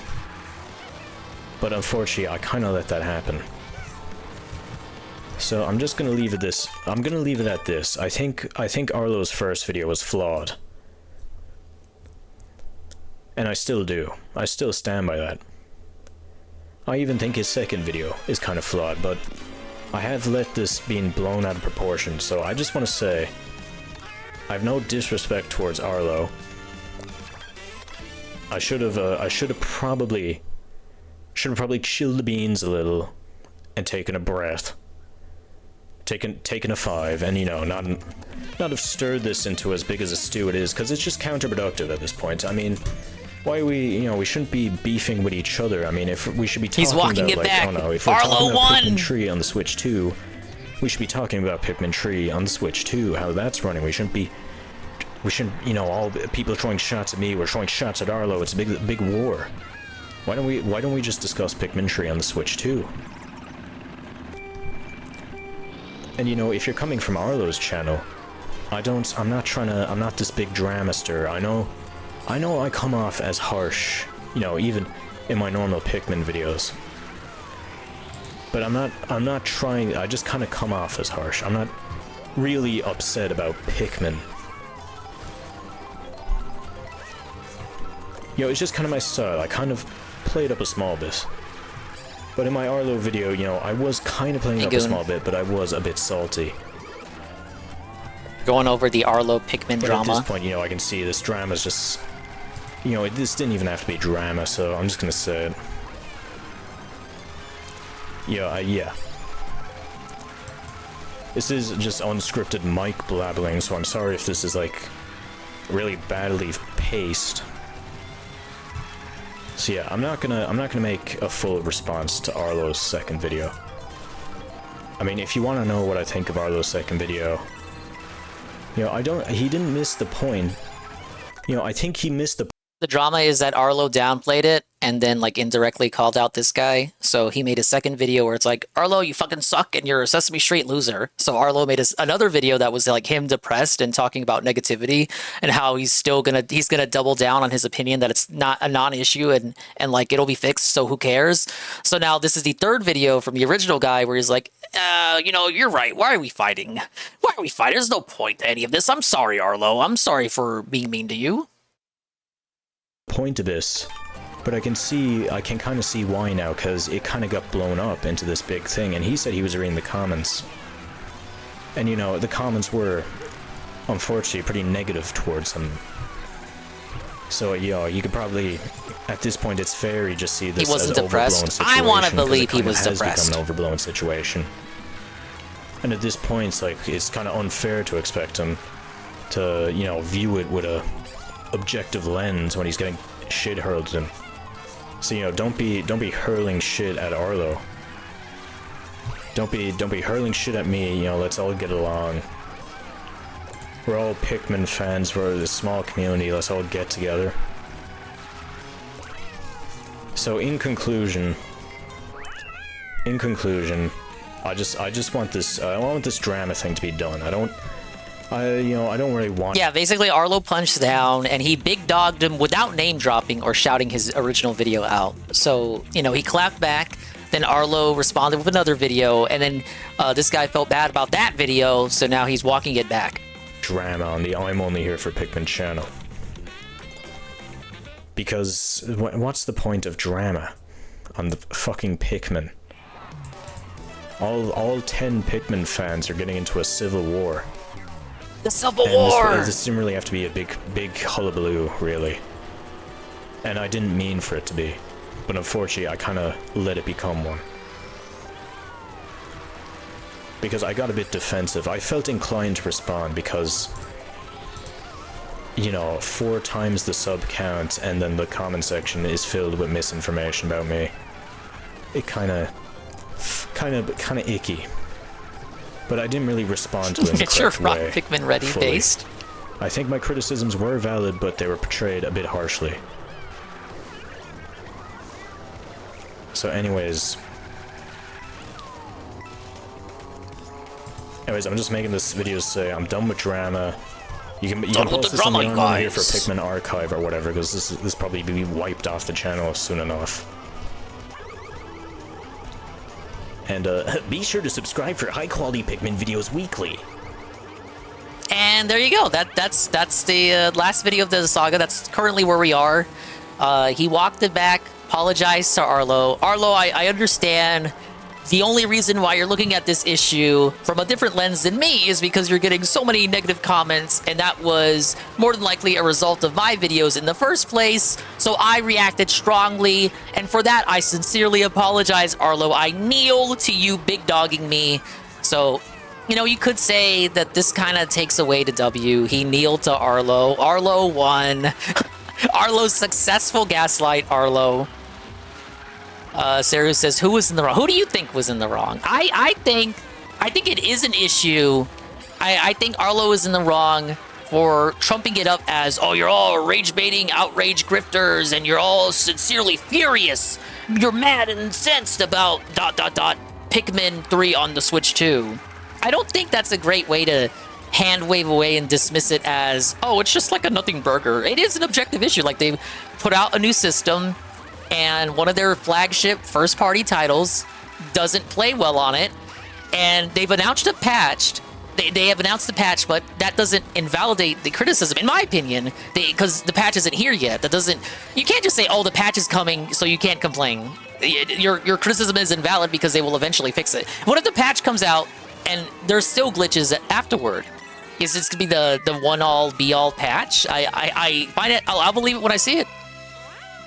But I don't think the announcement of a patch invalidates criticism. You can still, you know, share your complaints, but Arlo seems to be of the opinion that it's not worth even getting a little bit fussy about it because the patch exists, even though we don't know to what extent how competent the patch will be, and we don't have an ETA on the patch. Arlo big dogged him, and he bent the knee in response. Is like, every time I cloud an individual poops on LTG and LTG won't clap back. Like Phil! Like Phil! Goki's right. Arlo humiliated this guy like Billy did Apollo Legend and Carl jokes. Arlo is Billy Mitchell.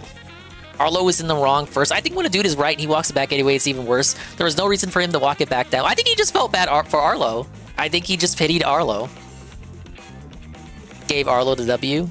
Wow, what a video. You don't need to feel bad for Arlo. He got his content slot for the week. Now, thankfully, this isn't all Arlo has to rely on because Arlo didn't want this to be on the top of his page for too long. So thankfully, Nintendo had some other announcements that he could hastily make a video on, you know, to cover this up. So, to cover this up in his channel page. We have Donkey Kong Bonanza Direct this Wednesday. Ah! I'm gonna try to restream this Wednesday morning. So tune in Wednesday morning if you want my live take on the DK situation.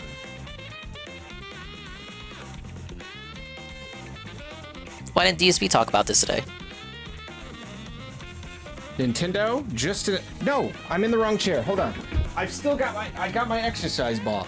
I got the office chair and I keep accidentally going back to it. I need to just take it out of the room. It's the ball. The ball doesn't make noise. I'm literally bouncing on it right now.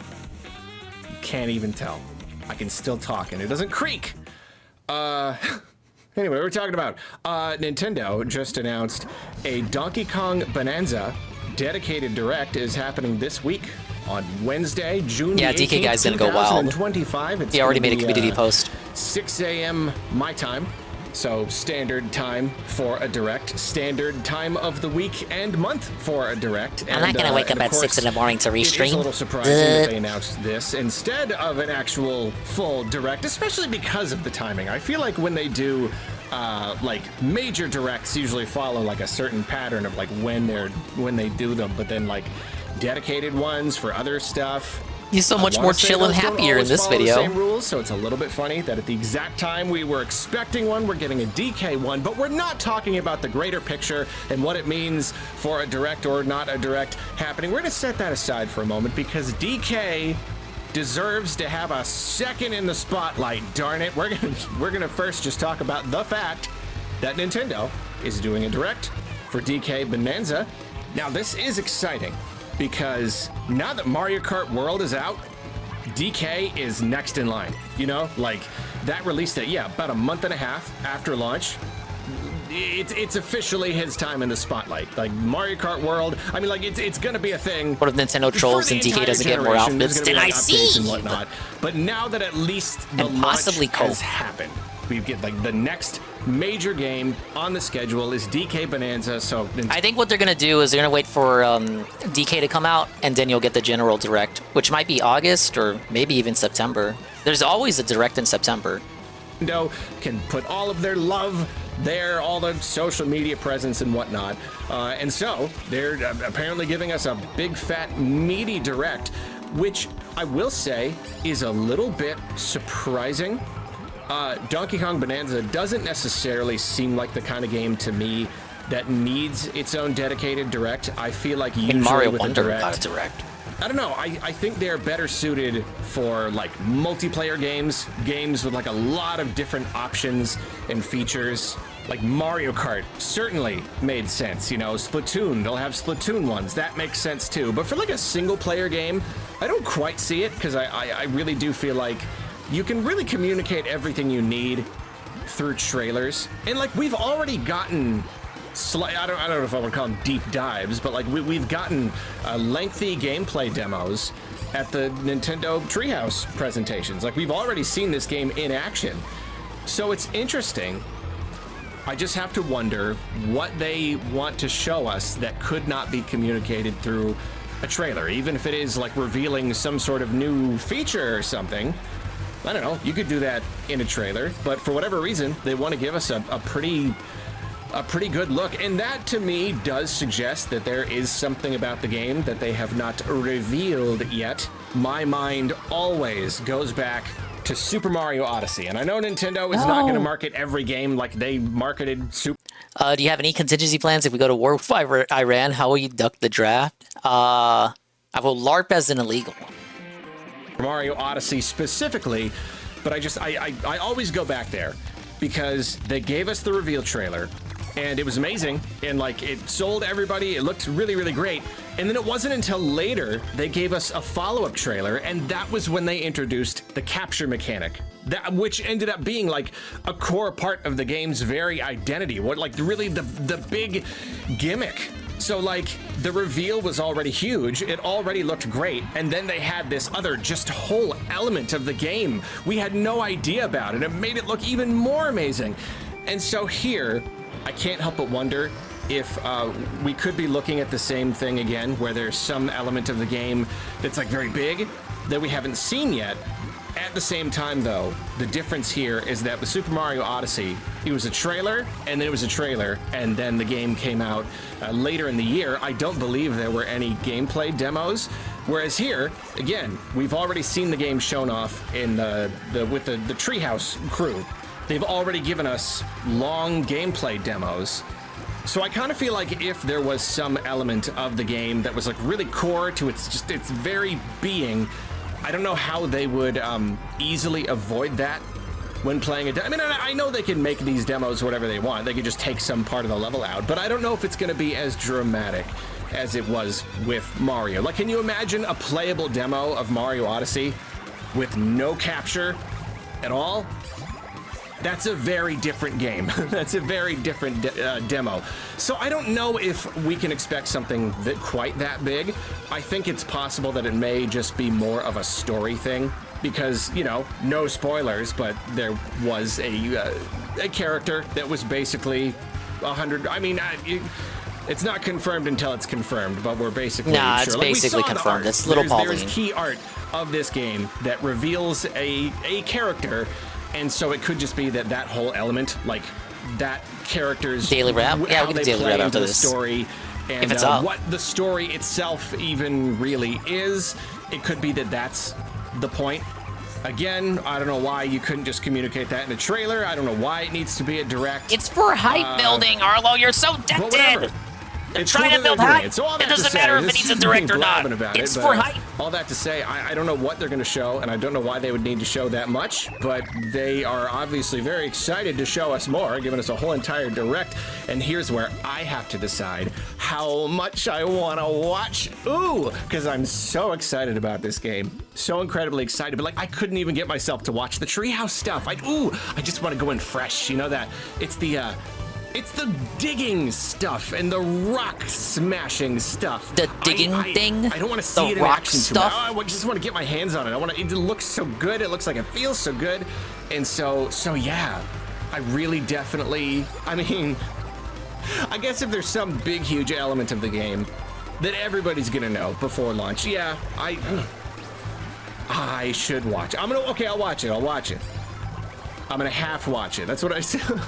Nah, he's gonna watch all of it. A lot of information. You have to make a video on it. Of course you're gonna watch it. This is you just don't watch it a second time. He's stretching it out for ads. He has to watch it to make videos on it. Long enough, it hasn't like dug its way in. You know, it's just a whole bunch of information. I'll probably do that. I'll probably watch. Sarah says Dingus Amberlynn was missing for 10 days because her tooth broke due to decay while at bingo eating chicken strips. I think Noel covered a small amount of that on the amount of the internet stream. He did a Amber Lynn segment out of nowhere, then says, yeah, it's been like ages since I last talked about her. Then everyone called him a feeder in the chat. It was kind of funny. Watch the direct the one time, and then leave it at that, because the game is coming out in like a month, which is so incredibly, incredibly exciting. They could have made us wait. They could have made us wait so much longer after launch, after Mario. It could have been way later in the year, but nah, it's coming. It's coming really soon, and I'm really, really super excited about it.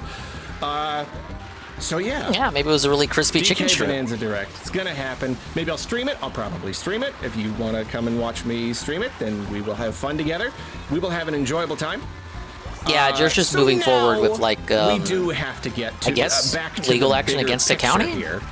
He says he has a master plan that he can't talk about. Maybe he's coping. Direct this month, and he keeps mentioning it. Mentioning it confidently on his streams from Nintendo. That he will confidently. He's confident he can get the footage still. Simply not happen.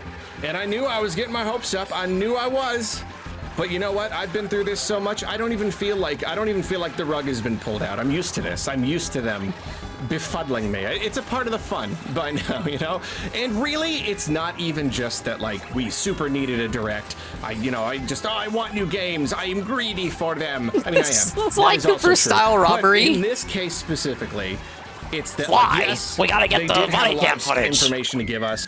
I want the body slam footage. I need the body slam footage of Rekieta choke slamming his son in the lobby of the chiropractic's. Was it the chiropractic? The chiropractic's office. I need the choke slam, the body slam footage. I want everything about Rekieta's house on the internet now. Right so now. Obviously, DK Bonanza was due for like a big follow-up trailer, How's that for a like Christian a pre-launch reference? trailer or something. So yes, like they were due to give us information. Dude, imagine if Explore With Us just gets the footage before anybody else. About that, and then like more information for Metroid Prime 4. That's no new takes, Nurgle, since the last show you watched. He only streams on Fridays. really another big reason I feel like we were expecting a direct. There's a game right there that we really. That's I could put that on next because because I don't think everybody saw that. They've still barely scratched the surface, and we need a release. It depends date. if So we've they got wrap us all up. of these different games that need release dates. Age of Imprisonment, Kirby Air Riders. So it seemed like every reason to do a direct, but really ultimately, Yeah, because Explore With it Us was boiled able to get down the Christian footage, so hey, holiday it's game. not out of the 'Cause question. All that other stuff can come through social media drops. Like they just revealed a Splatoon spin-off game. Like we still don't know exactly what it is or when we're going to hear more info. But like, yeah, that could have been a part of a direct too, but they just dropped it on social media, so they could. They dropped do it the on same Nintendo today, for not everything social else, media, all the release because dates Nintendo that we hates game need. journalists. Ultimately, it really did just come down to that holiday game thing. It really does feel like the schedule is missing a holiday game. I won't go on the entire spiel right now, but like There's you there's get the enough point. games announced It's that the there's one first first-party year of the title for Switch's the remaining life, months in or the year, first Arlo. half year, but you know what I mean. They Because had a there great launch actually is game, enough they had games loads announced of right now. games and Switch 2 editions releasing throughout the year. How is Pokemon not a is holiday in game? October. You must have not been here for the last video he had on this subject. He says Pokemon doesn't count because it's not a Nintendo thing. It's not. Pokemon is its own thing, so it's not a holiday title. But Pokemon isn't usually the only holiday game. That November slot See? is It still doesn't empty. count. It really just seems like we're waiting for one more big AAA crazy blockbuster announcement for the holiday season. And we haven't gotten it, and it really just kind of seemed like this was the last chance, you know? I mean, the bigger the game, usually the longer it takes between reveal and release. I mean, it's not like a direct, you know, the game is this big, so it's this long between reveal and release. It's not quite like that, but there usually is something of a minimum with like a really big game. So when you're talking a holiday title coming out in like November, June is already kind of pushing it. You know, for like only learning about it in June, Bonanza, and then it comes out you know, in November. announced That's already not in very long. fucking April, So, coming out July. This really did seem like the last Kinda chance. debunks They're your not own gonna point reveal here. something in September and give it to us in November. Like that's I'll not play enough as Dry time Bones at next all. if you want, Nurgle. And I do. I just hate that he very doesn't much have now. If we're not costumes. getting a major direct in June, then we're definitely going to get one in September. We don't know anything that's coming out next year. But yeah, I don't know where we're at with the holiday title. It could just be that, again, in that Nintendo works in mysterious ways kind of way, we just aren't getting one. It's just, you know, it's Donkey Kong and Metroid in the fall and Kirby Air Riders and Age of Imprisonment and Pokemon. Could just be like, nope, that's it. A cross-gen Pokemon game really is the holiday title, and they just hope that, you know, people just... But like, who's gonna play it on Switch 1 though? Like, I get it, people are gonna stay on the Switch 1, but everyone knows Scarlet and Violet ran like dog shit on Switch 1. That's why, you know, they're playing it on Switch 2, because it actually plays at 60 frames now.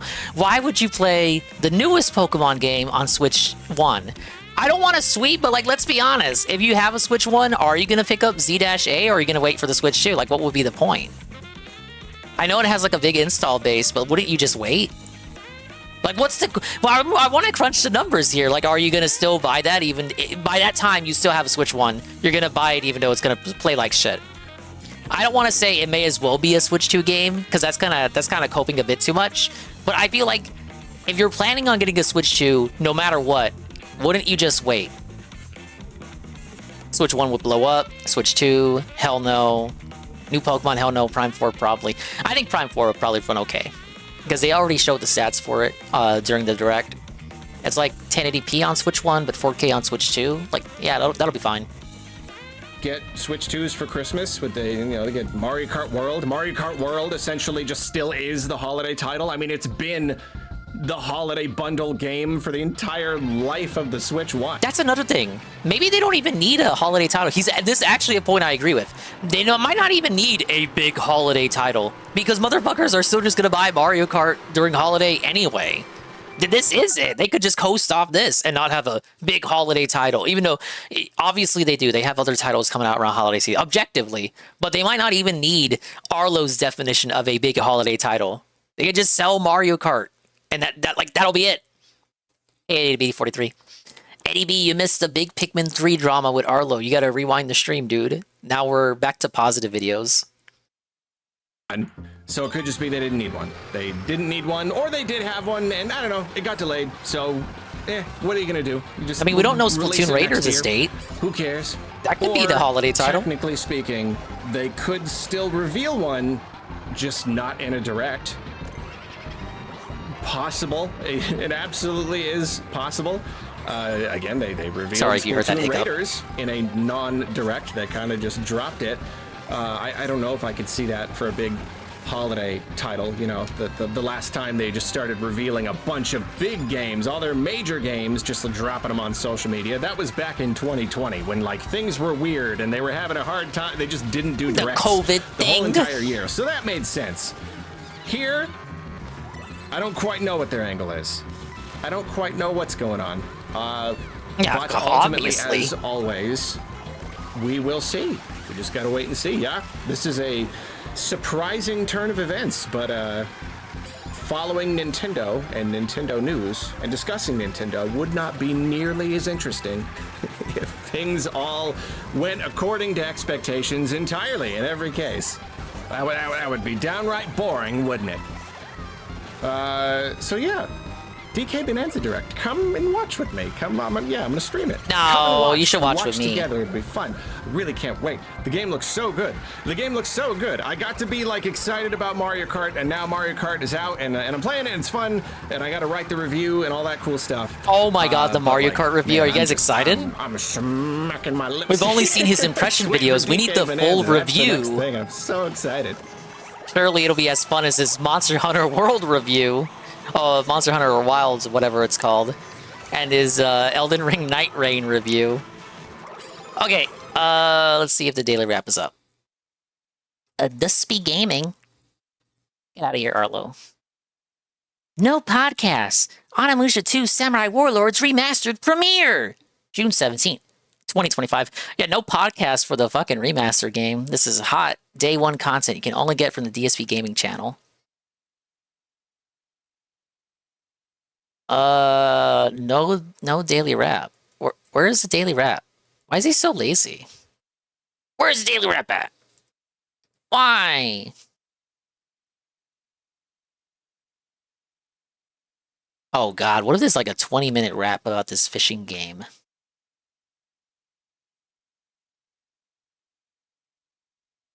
What am I buying, a wheel and shifter? There's no shifters compatible with this game. And I'm not buying the fucking Switch wheel either. Yeah, it might be pretty toxic. Might be a pretty toxic rap if it's still not up at this point.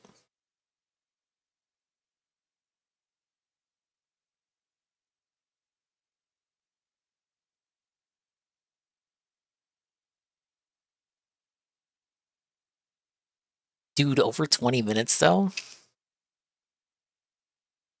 All right, this is 1 minute of Josh's autism. Nito for once says PPP said you had an incident at the Walmart parking lot. Okay, I'll just say what it was. He did say that. I don't even know why I told him this because I found it funny. Is it?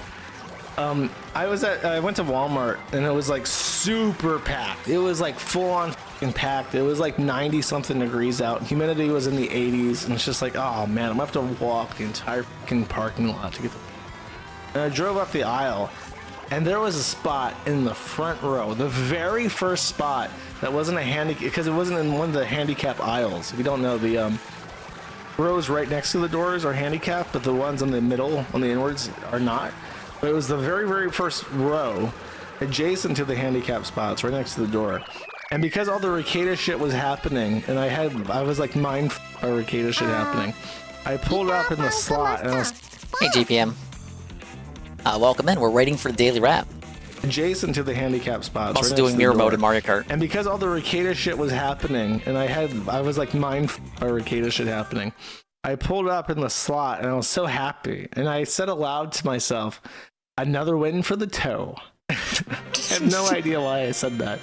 I don't even make jokes like that on the forum. I never have said this in my life, but for some reason, my circuits were just completely shorted out by the happiness I was experiencing to get this parking spot.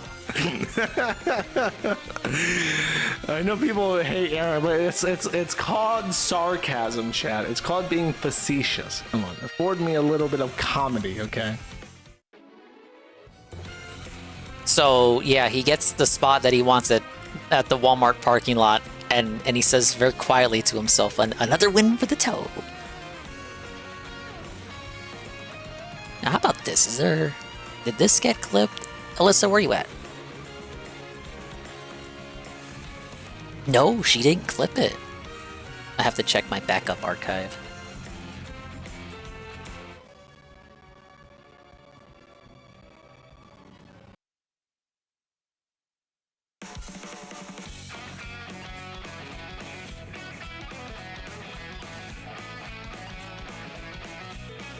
It wasn't clipped here either. Okay. Well, until the daily wrap is up, let me look for this.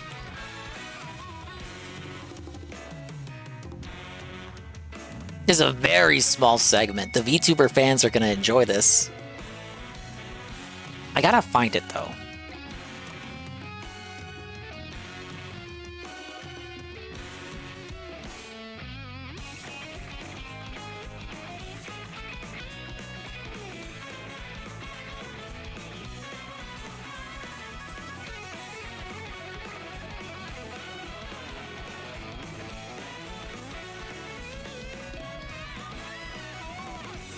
You can't find a clip, you gotta go straight to the source, baby.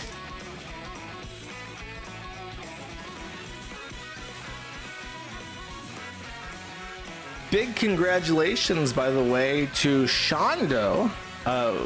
Everybody's Oshi in the Mathian. Everybody loves Shondo. She's now a member of the Mythic team alongside, who is it? Kersha and Asmongold. So Team Mythic Talent, who has already signed Kersha and Play Dry Asmongold, Bones for Nurgle, has now signed Shondo. So I want to share Shondo's the new Mythic Talent. This is one of the best clips of her. I think everyone will appreciate this. As a big congratulations to Team Mythic, fellow members Asmongold and Kersha, who are now co-workers with Shondo. Here's one of Shondo's greatest hits, chat. I don't know. I know that if a guy tried to rape me, I would probably get raped. I'm not very strong, you know. I'm kind of defenseless. I'm just a weak little girl. There's not too much I can do. Disavow. It's not exactly a choice, okay? Gator, how are we gonna sweep this one up, Gator? Now this one's pretty bad. I don't know the full context, but like I can look at this without bias and like, come on, like I can't. Like you know who this is supposed to be placating towards. I think she knows the kind of people who watch her and would be very invigorated by a comment like that. Maybe it was just an edgy joke, you guys.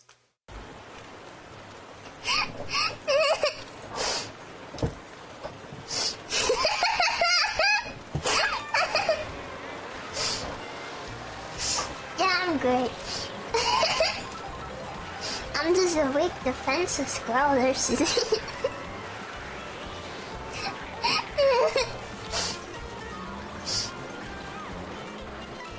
If you want to hear more from Team Mythic, I have good news for you. Here we go. You know. Uh-oh. I have a stream that I prepped a bit of already that I wanted to cover what happened with Kirsch recently, and as far as the reporter went, and the sponsors, the people trying to cancel, and all that shit, as well as some other VTubing stuff. I wouldn't mind doing a stream where I talk about that with Kirsch.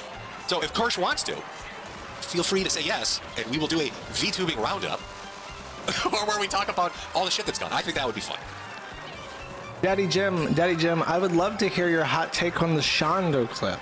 Sean, I want to hear Daddy Jim's hot VTuber roundup on the Shondo clip. Team Mythic, huge company that has been going in Kasha. How you pronounce that? Not Kirsch. Kasha.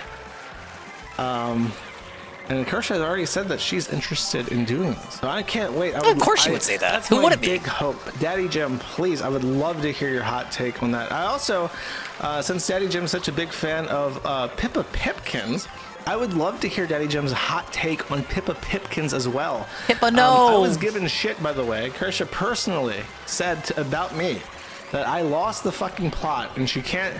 I've tried to be more than fair to these people, by the way. But I was told that I've lost the fucking plot because I played that clip of the HBO reaction where Pippa and Kesha respond, and I mischaracterized their arguments. And I remember after that, I started talking about the uh-oh meme, which apparently you pronounce it whoa and not uh-oh because it's Japanese. I'll keep calling it uh-oh. And they gave me shit for that, and like, it's not a pedophile meme. Like, what the fuck do you mean it's not a pedophile meme? This is where it comes from.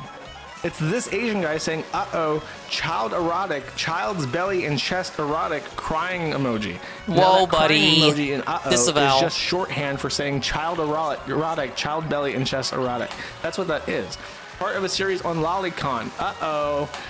Like, I feel like I'm losing my fucking mind. Here, this is me trying to explain this meme to people. You ready?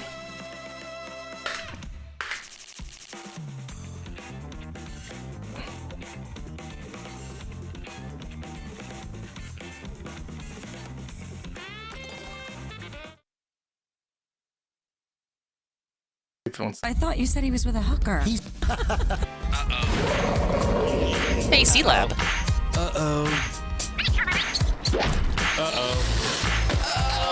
He really likes this show for some reason. I always preferred Aqua Teen. But I guess it wasn't bad. Over. Repeat last transmission, over. Over. Say again, Is that an over? I say again, we have over. Copy, Chopper Dave, we have over. Chopper Dave, we have over. As you can see here, this is in Pippa's premium emote selection. If you pay her $5 a month to become a premium Pippa Pit enjoyer, as Daddy Jim is, you will have access to the uh-oh crying Pippa emoji, alt code uh-oh, which is a reference to uh-oh, child erotic, child belly and chest erotic.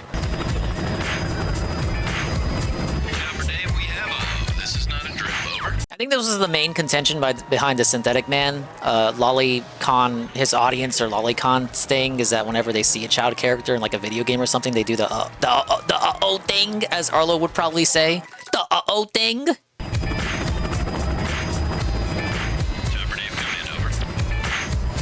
Hello? Chopper Jim, we have uh-oh over.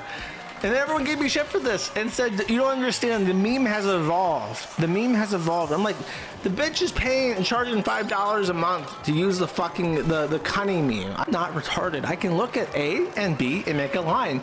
And then I'm told that I'm deliberately misinterpreting things. No, it is you who is deliberately misconstruing things to try and make me look bad. And then I get e-shins, like Josh is trying to make me look like a pedophile because of talking about the uh-oh. And it's like, no, as a matter of fact, actually, I'm not, okay?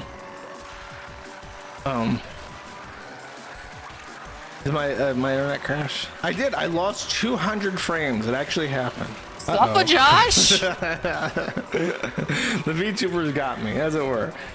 And by the way, I feel completely justified in taking shots at this, by the way, because the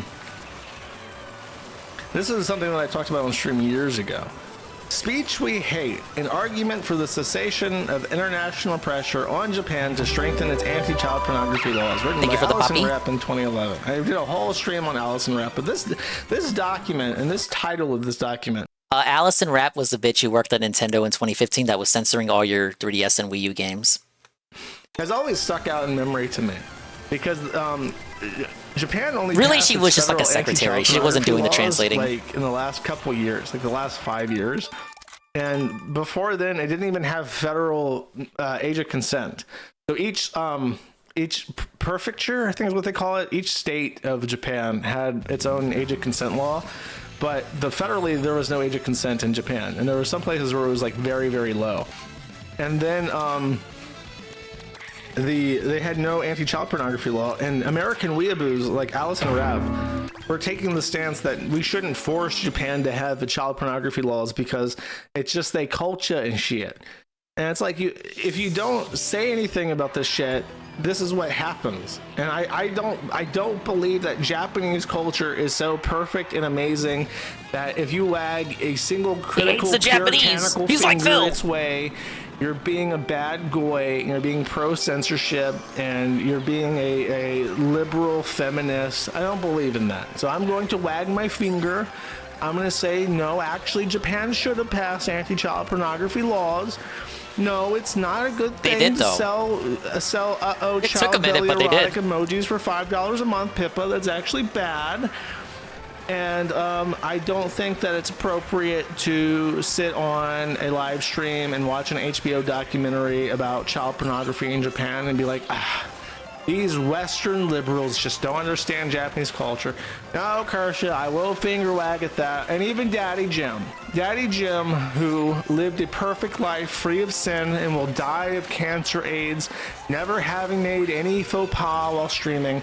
I will even wave my puritanical finger at him and say, listen here, this VTuber shit's fucking gay, and it's fucking weird, and it's very, very adjacent to weird pedophile shit, and I don't like it. So I'm finger wagging chat. I'm being a Puritan moral fag yet again, but you know what? History will vindicate me. I will rise from my grave, and history will know that I was right. Speak of the devil, and he shall appear. Where's the PDF, bro? Not that PDF. It's just an email. I don't want an email file. I want the PDF. He wants the Maybe PDF. It's in the thread. I don't want that PDF. I don't want the VTuber PDF. I want the actual document that I.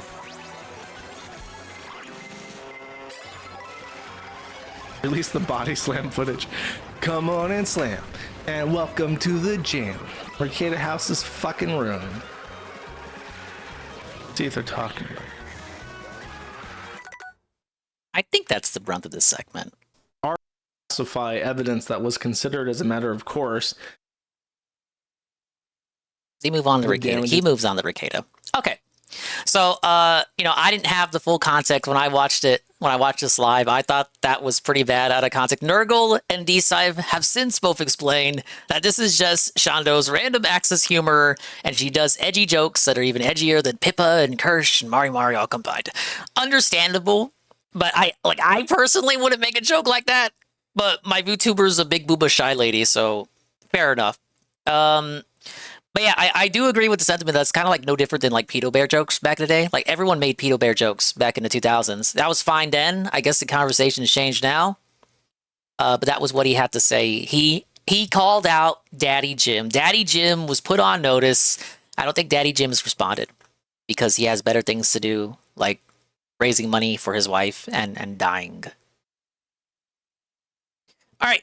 The Daily Wrap, opposite day. Blueprint survives again, but Cast and Chill tanks? Daily Wrap, June 16th, 2025.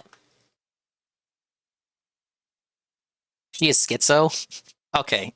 I can relate to being schizophrenic.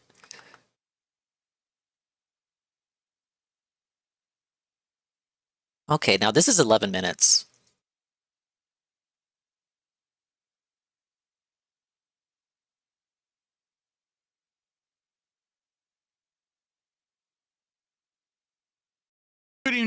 All right, let me mute the game. Get Dave in beautiful 1080p. Hey everyone, Phil here, and welcome to the Daily Wrap for what was Monday, the 16th of June, 2025. A unique streaming day. If you're wondering why my hair looks like this, it's kind of like uneven and messed up. It's because I was wearing a hat. I'll explain in a moment. What a weird day. Today was a day where I was absolutely happy and ecstatic, and a day that also I was disappointed. So allow me to explain why. Because it actually went pretty weird. It actually kind of went the opposite of how I thought it was going to go. Okay? In the morning, we did a level 1 podcast, but it was yeah, Tevin pointed out he messes with the straps, but doesn't do anything with it. It was just, I think, he just messes with it for the sake of messing with it, but doesn't actually adjust it. Various topics such as the schedule for the week, some Q&A and stuff like that. And in reality, we didn't have a lot to talk about. And I told everyone I'm willing to do a very short podcast today so we can have more gameplay of Blueprints. As you know, Blueprints last week was on the chopping block. This is a game we played over 2 months, over 50 hours, but we were getting less engagement, less support, less attendance every time I played it. And I told everyone I wasn't yeah, it's the same reason why he sways and swivels. The illusion of movement supports at all. He can't sit still, especially since he's in the hot seat. $30. So all of a sudden last week with Blueprints, rallying of support, we get a double goal day. So I told everyone, well, because we got that support, we'll play it again. Today, playing Blueprints, major progress yet again. Started off slow when I was fucking tuning in. We actually solved a guess he hit the goal by the end. Not really optional, but a very important puzzle that had a satellite dish launch. I was like, what? And a bunch of other stuff like that. Now, from what I'm going to understand, probably 1 to 2 more streams, we will actually beat Blueprints and see the true ending. It's so cryptic to do, but it looks like we're on the right path and we can do it. Okay? So, all that being said, how did it go? Well, actually, at first it was slow. Then we had a rallying of support and got over $100. Then it hit a wall. We got stopped getting support. We hit a wall. End of the stream, bunch of people support, and we exceeded the goal. So Blueprints continues next week. To be honest, I did not think that would happen. I actually thought Blueprints would end. But is it going to keep up? Will this be a pattern every time we only hit the goal near the end? But we hit a goal. So I was like, we got to pick go the word rally. Right? So now what's the late stream? The late stream is a new game called Cast and Chill that just released on Steam nothing chill today about for that like fucking $12. game. It's normally $15, but it's on a sale. This game is the demo. It's the full version, excuse me, of the demo we played on Friday. It is kind of pixelated graphics, kind of reminiscent of, you know, early 90s he hates that. Story-based point-and-click adventure games on PC. You roll Where's out my onto a 8K lake fishing? and you start fishing. And you just start catching, and you have different lures, different rods, different strengths of line. You upgrade your boat capacity. You do all these different things, and it allows you to catch bigger, better fish. Sometimes there's legendaries you can catch for big rewards. You make money, and then you just improve, and you go back. Now, this full-fledged version of the game has a lot more to it. Way more upgrades to buy, multiple locations that unlock over the course of the night. And we ended up with 3 different locations that we fished on. I think I had like 6 or more lures, 3 different rods, maxed out my capacity for 8 fish at one time in the boat. And the different locations were nice. They were all on the same river, but basically each one looked a little different. You know, the first one is kind of just this lake side with has these ducks and deer. The second one, there's these trees that are like changing color in the season, which is really nice. And then the third one, actually had this beautiful like underwater setting, and you can see like cabins and stuff out in the distance, and there were squirrels in the trees and so many different kinds of fish. I mean, bass and trout and walleye. And we got a legendary tonight. We actually caught a legendary. Okay, this dude's got a walleye. He keeps looking at the corner. The game is mostly meant to be chilling, meaning I don't think the whole focus of the game is meant to just sit there and pay attention to the game all the time. You're supposed to be doing something else, watching TV, watching something on your phone, talking to someone else. And that was the point. It was supposed to be a throwback. But you can do that during every DSP stream. Half of you are probably doing that while listening to me. Listen to this guy. You're probably playing a game or watching something else. To my old chill streams where I did fishing 3 years ago. It was 3 years ago, the summer of 2022.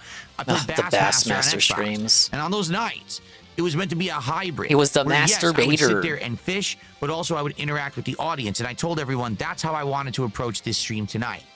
So what happened? First half of the stream, things were going good. First off, I put on the fisherman's hat, the same one that I wore during the Bassmaster streams, but I didn't make anyone hit a support goal. I said, I'm just going to wear it tonight because it's been so long. This would be awesome to see the hat come back, right? So I did. Then you're going to put it away after the I wore the hat festival. all night, and actually, it worked in okay the vestments with the new day, camera whatever angle. the fuck he's calling it. Definitely wasn't perfect. It was phasing in and out partially, but it actually did work decently, I would say. Okay. First half of the night, lots of conversation, lots of fun chill. We're going back and forth, having good talks and everything, interactions while I'm fishing. Sadly, there was a technical issue. For some bizarre reason, my third-party controller, the Michinike, doesn't work with the game, which is odd. It works with the demo. It doesn't even make sense. Like, I played the demo with that controller. You did something wrong. You're dented. You're dented. You gotta look into it. Go it. like this and never cast. I'm like, what is going on? I don't get it. I have no idea what happened. You got too many shit plugged in. It's probably recognizing the wheel and not your Chinese RGB controller to actually play the game. Okay, but once we got that technical issue done, it worked smoothly for the rest of the night. Nickup's watching me while you're working. 3 locations or whatever. We love the night shift people. First half of the night ends. We got like $45. I'm like, all right. Second half of the night, we'll rally. No, second half of the night, people started saying we're bored. The game's not fun. No, the game he should have played 100 line. I'm looking at it. I'm like, no. The LARPers would have supported 100 line. Exactly the same experience we had 3 years ago. The game isn't meant to be the big focus. The focus is you got a different audience now. So now you got Kino.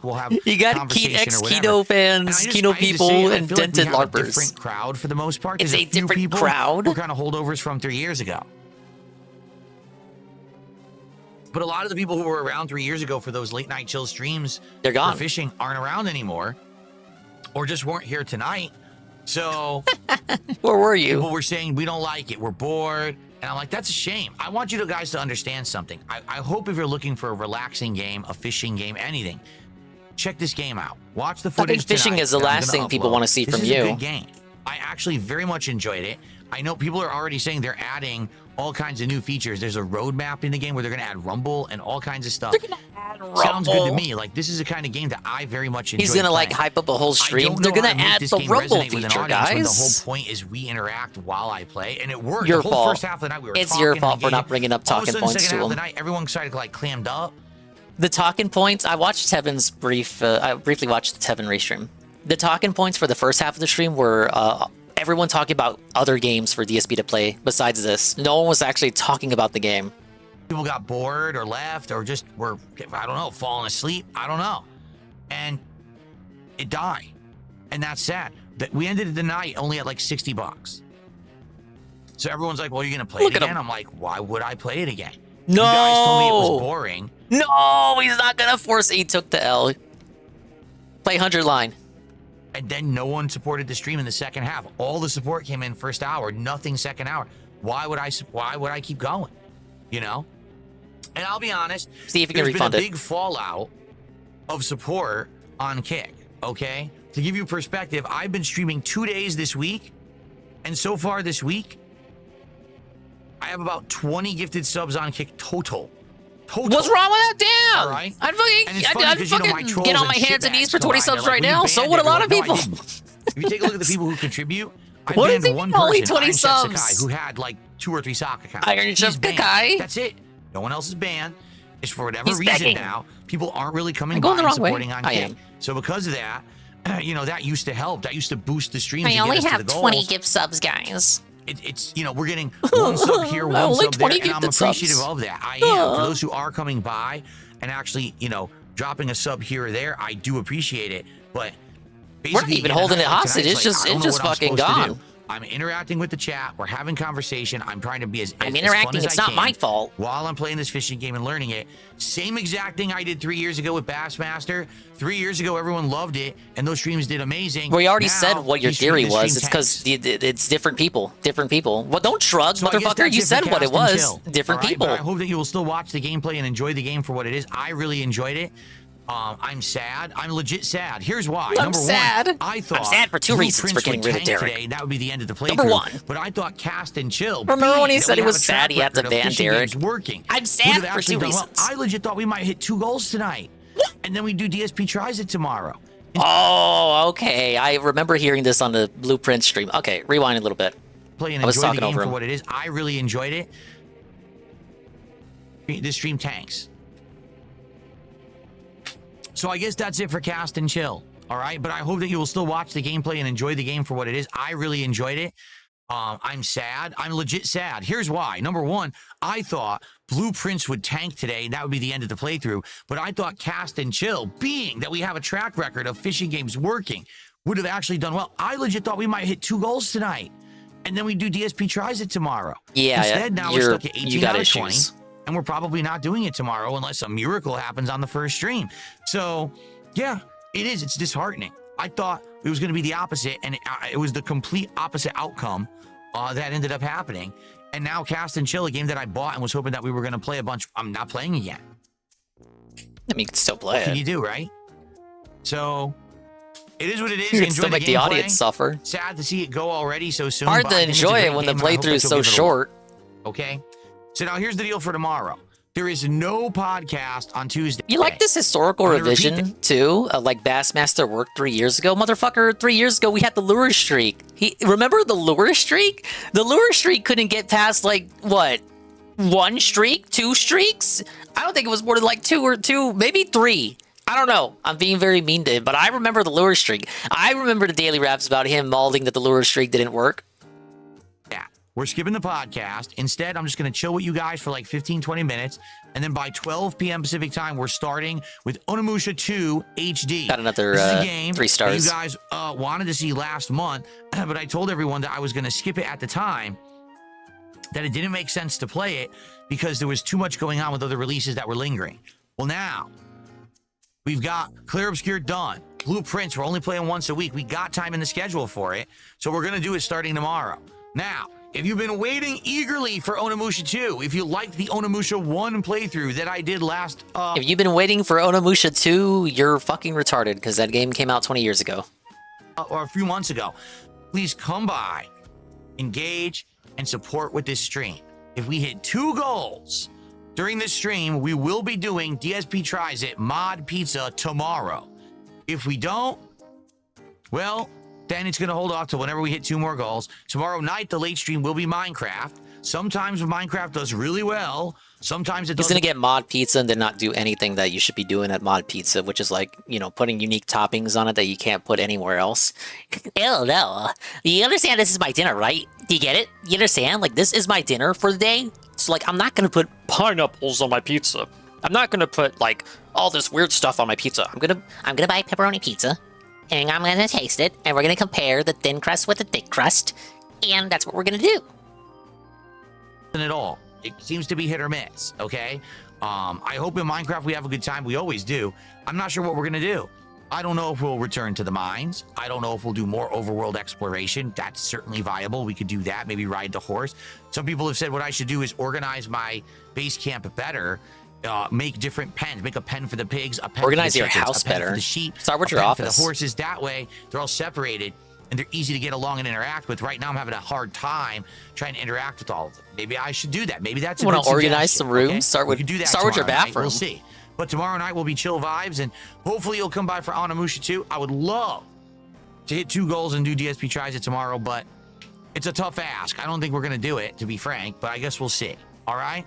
All right, so everyone, sorry that sadly Cast and Chill didn't work. Sorry that I can't guarantee a DSP Tries It tomorrow, but I wish you the best. Have a good night, and hopefully we have a good one tomorrow. I think we will. Thank you all. Peace out. See you then. So there it is. If you want to see him eat pizza without doing anything special in particular, you gotta show up tomorrow. And if you don't show up, it's gonna be your problem. Hey, Chalky.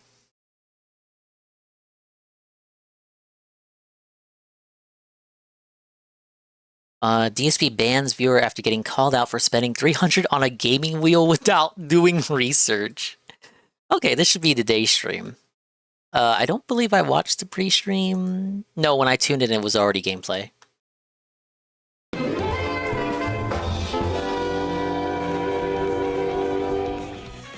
And what did I purchase the wheel for? To play casual driving.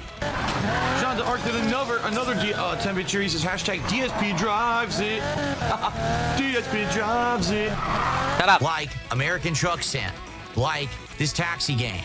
like anything that's more casualized. I'm not a proper driver sim dude. You know that. I've told you a million times. I'm not into car stuff. Catch up with these guys. The car thing.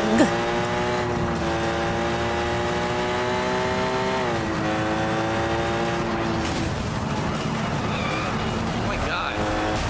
All right, 3 cups done so far. A proper car sim right now, I would not know if the game is accurate or not because I'm not a car guy who drives cars all the time. It's lost to me. Do you get it? Just like if there was a proper baseball simulator where every... No, absolutely. He said that before. That's why I said what I said, Coggers. It's absolutely tied into what he's eating that day. That's his dinner. It's not like he has a backup dinner planned. He's brought up backup dinners. That's his dinner. That's why he's gonna go to Mod Pizza and not Mod the Pizza. It's just gonna be regular ass pizza. I've not been to Mod Pizza. It's not in the Dingus area. It's probably a regional chain. But from what I'm to understand, you go there and you can put whatever you want on it. They got toppings you can't find anywhere else. So he's gonna go there, but because it has to double as his dinner for the day, he's not gonna get experimental with it. Why can't you just get 2 pizzas? One pizza can be the normal pizza. The other pizza can just be the stream pizza. Every piece of the simulator was actually accurate to real baseball. I wouldn't know because I don't really play professional baseball. You understand the concept? You understand? You get it? You guys just want to whine about everything. Like, they do. So I just want casual gameplay, so I spend $300 on a wheel. Oh. No, I got the wheel because people were being so supportive with the Truck Sim streams. No, they gaslit you into buying it. You didn't need one. For them. So I said the end goal was getting you to waste $300 on plastic that you don't need. I don't. That was the goal. It wasn't anything else. Like I get it. Directly seems like you don't. To demand from my audience, and somehow I did something wrong. How about this? How about you are a whiny piece of garbage and you're banned from chat and I don't have to see you anymore whining like a little baby bitch. We're just gonna sit here and whine like a little fucking bitch for 20 fucking minutes about stuff? The motivation is dead, the motivation is dead, the motivation... Are you watching the fucking stream? No, you're here to bitch, so get the fuck out. I'll ban you myself. Stupid little whiny baby, suck my dick. Seriously. Is it the LeBron James chain? I didn't know he had a pizza chain, is it?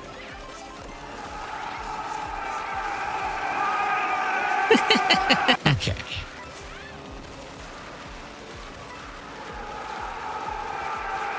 You're wondering what I'm doing, a bunch of sock accounts. The usual nonsense. They come in here in droves and they all say the same crap and they all say insulting nonsense. So just taking care of it quick. Taking care of business. Stop repeating the same incessant message in the chat over and over. It's completely meaningless. Stop spamming. His name is literally Airhead. One more time, and I think you're going to see my boot to your derriere, if you know what I'm saying. Stop being, annoying. Just say stop being dented. Jay Kuma says, why don't I review alcohol? Same reason he won't review cologne. Alcohol I keep in here, you guys don't realize. You think it's a Mountain Dew Kickstar. Oh, no. Oh, my God, excuse me. Well, it's like I said, I have wanted to do that. I brought that up. I said, hey, instead of doing like a DSP Tries It food review, we could do, food or liquor, but you guys got to tell me what kind of stuff. Like, should I compare a certain kind of beers against each other? Should I get wine? Should I, but no one ever follows through. Everyone says, oh, maybe you should do it. And I'm like, I consider it, but then no one ever says nothing. So we don't do it. I can't do it myself because I don't know anything about it. I'm not really a liquor aficionado, Kind of pressing exit out on that. Oh my God, he's drinking gin. Oh, that's good stuff. That's awesome stuff. All right, let's get some support this morning. Did you see Jasper jump? Let's get some support this morning on the stream. Did you see him on camera? He jumped really high. Did you see? Did you see that? Anyway, what was I gonna say? Let's get some support today. Notably, let's get some subs on Agent Kick Claude breaking the conditioning again, I see. Over 150 subs on Kick in the last week, and we haven't gotten them back. All right, the Kick support has really dried up. That sucks. We were getting a good amount of subs and support pretty much on every stream, and now I don't know what's happened. I'm playing newer games and less of the old stuff, and And the support dried up over there, and I don't get it. And the funny part I don't know why. I'm still getting support on YouTube. Super chats and tips are still going down. It's the Kick stuff that's dried up. So let's get so damn support over on Kick this morning. Damn support. Let's get our first sub on Kick, and let's get that momentum going so we can hit the goal. But like Phil, I said, outside I of wanna Dimitri keep playing featuring you, Blueprints. like I wanna the finish people it. there But are I all need Kino support Casino to do that, people. or else we gotta And dented rotate it LARPers out on and do their something different, fucking which I don't secondary wanna do. account I while wanna being in keep your it going YouTube at chat. least, once a week. Okay? Hilarious. 8 out of the 10 top sub gifters are banned. Well, let's take a look. You ready? Here we go. Dr. Lexus, not banned. Dr. Lexus was a butt kisser. Why are of the you casino. litigating He this? came by and supported like crazy when I was with the casino, and the moment that I dropped them, he dropped out. them. He didn't come by for a week. Then he came by for one stream and claimed he was still going to support. Dropped exactly enough subs to be $220, and then left and never came back. So he's not banned. Iron Chef Sakai. We all know why Iron Chef Sakai is banned, because he's a piece of shit. So you do, Lance so Catamaran, you know. not banned. I don't Wait, even know who Lance top Catamaran subs is. are banned. They You usually said, come by, wait, drop no, you. support and leave and never come back. It's a me Ken. No, he said the other day Lance Catamaran could have been Iron Chef Kakai. Now he says we have no idea who Lance Catamaran is. Hey, Poppin. That's Iron Chef Sakai's sock account. That's also banned because it's Iron Chef Sakai. Rend, nope, not banned. Rend was a longtime supporter who hasn't been seen in months. They just decided not to come back. Void was someone who literally said the only reason they supported me is because they had a dying friend in their deathbed saying that they wanted them to support me. That's a complete lie, by the way. Yeah, everyone clowned him for that. Void. But Void banned me from all their stuff. I know that.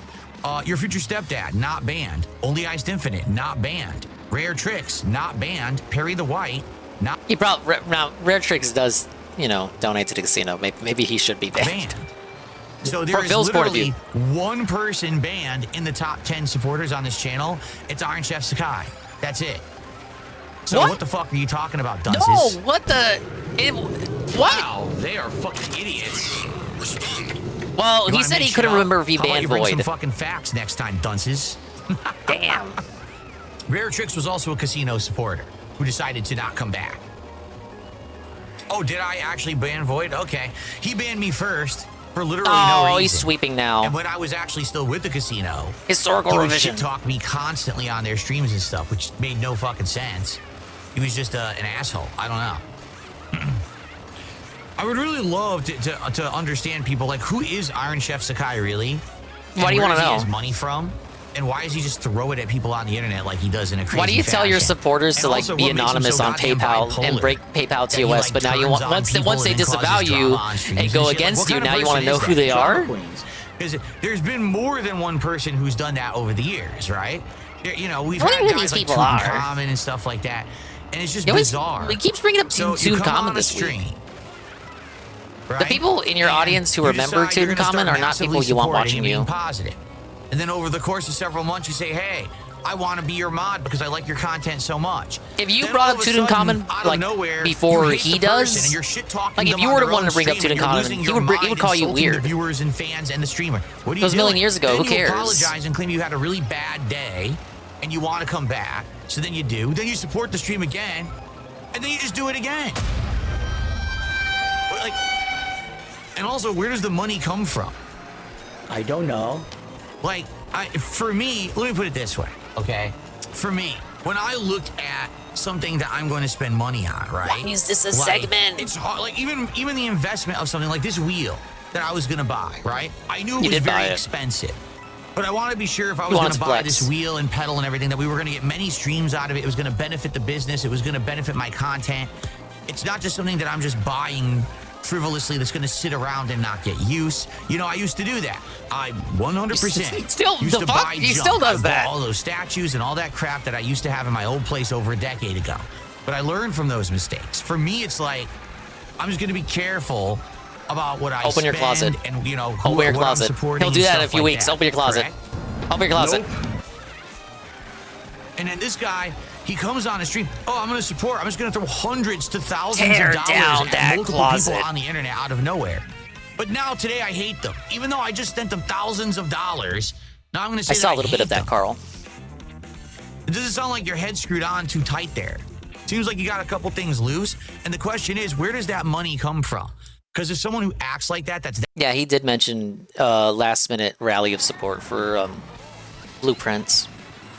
At bipolar, do you really think they're holding down like a Fortune 500 fucking investment job where they're making insane amounts of money that they can frivolously throw at people on the internet? It sounds to me that their money's coming from someone. You know what I'm saying? Mommy and daddy or something like that. You know, this fucking oil baron. Yeah, where exactly is that coming from? Because I don't foresee people who are like intelligent, you know, nicely knit, smart people who have good investments and money don't usually go online and throw thousands of dollars at random streamers, then to become bipolar and be like, oh, I hate you, and then come back and then leave again, throw more money at them. It's not that they're bipolar. It's that was their plan the whole time. He's just money, man. Because it's one thing if someone, for example, comes by and says, hey, I want to support you because you're my absolute favorite streamer, so I am going to give you support, right? Some people might do that, and that's the one person who you support. This fucking guy, he's on the casino streams, he's on my streams, he's on detractor streams, he's throwing money in every direction. Yeah, and they get laughed at in detractor streams too. From, right? What oil fucking geyser did you hit that you have infinitely rich, you could just throw money at people nonstop and then hate them the next day? It's fucking really odd. I would love to see a documentary on that shit. Where do these people get the money from? How about that person who delivered the bag of cash to Amaranth? Who the fuck was that? Why does he know Where did you about get the that? money from? What is with you? I didn't even know I about want that. answers on this stuff. What? The money. Show me the money. Remember Simpsons? He wants your docs. Darkside Phil wants to know your identity. Who's donating to this Dingus guy? Who's giving him money? Like, all he's doing is he's making fun of me. Like, imagine doing that. You play Mario Kart at like 1 in the morning and you make fun of somebody else on the internet. Like, who does that? I need to know. Who does it? Who's donating to this guy? I need to know. Someone should make a documentary on everybody who donates to swollen__dingus. Like, I don't know why they do this. First of all, people should know that it's not hard for retards to get their hands on money. It's as simple as Jade's SSI check. Let the lesson begin. No, I wasn't serious, Eddie B. But thank you. Eddie B 43, the gifted tier 1 to Max Marinard. Thank you. Let's see. His audience are dense, dumping welfare money on him, obviously, but he doesn't want to accept it or believe it. Widespread thing when Amaranth said her husband was abusing her, some guy gave her like 2 phones and $10K, but a different audience than his. Yeah, it's not the same. Like, motherfuckers that watch e-girls are not watching Darkside Phil. He wishes that was the case, though.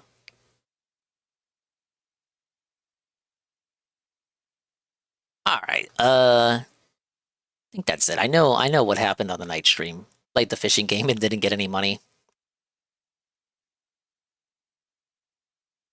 Hey, Mr. Smith.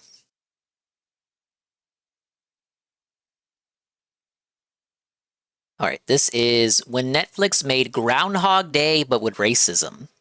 I think this is about that same movie that ER did a video on that I watched a couple weeks ago, but by this guy, the Despo, who I started following after watching Conky watch videos from him.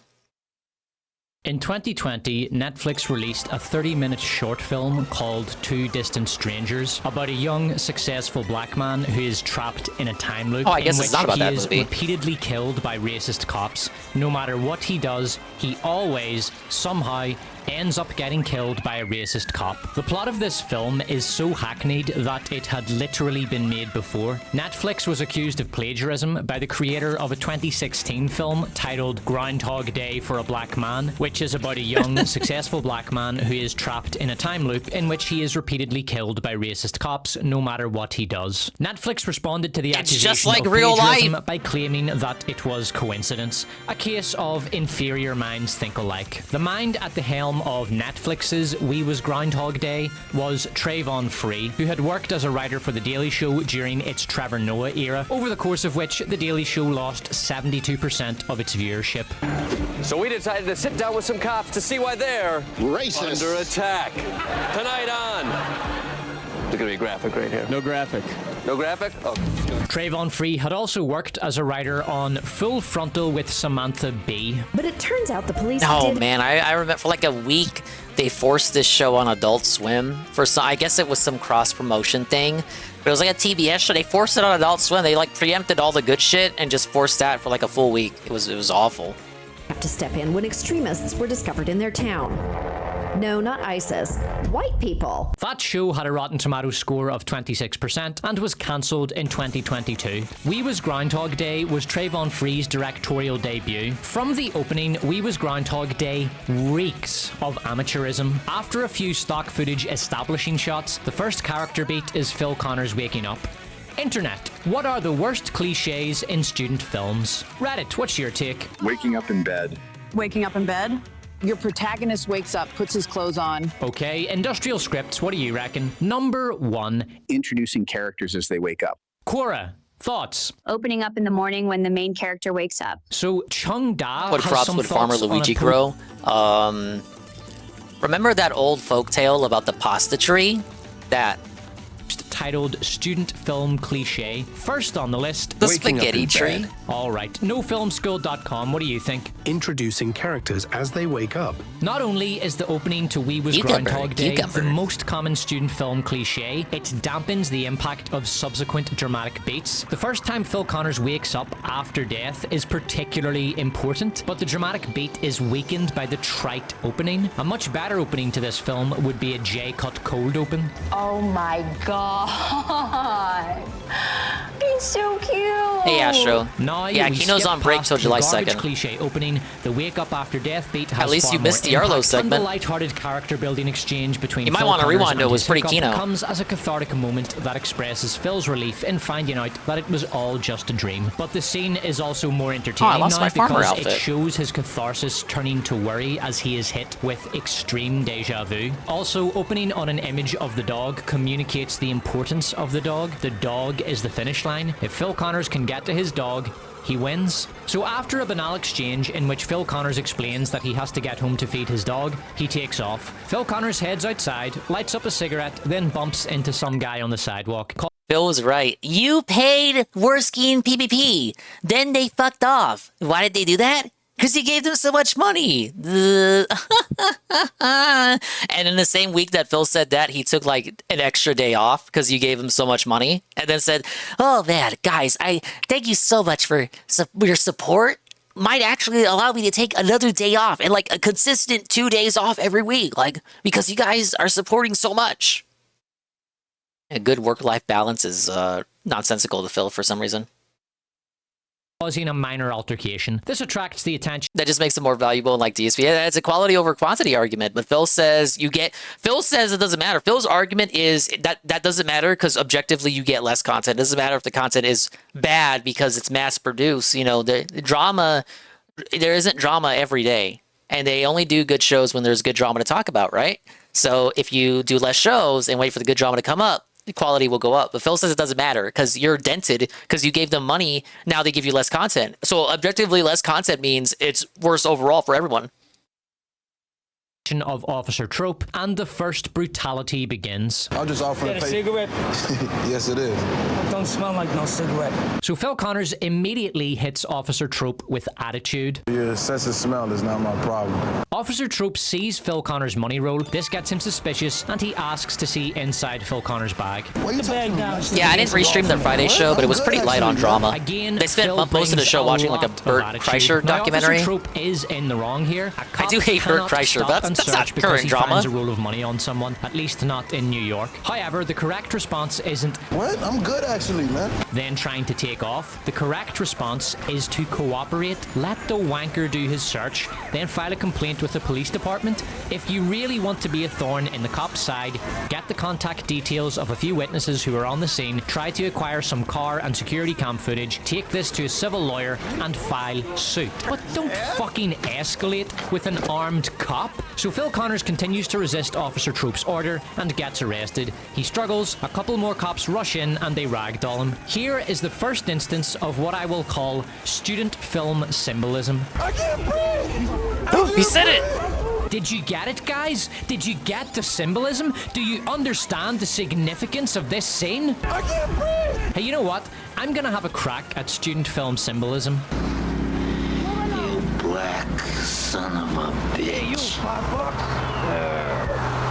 Pretty good. First place at the last second. Oh my god, they killed Jesus.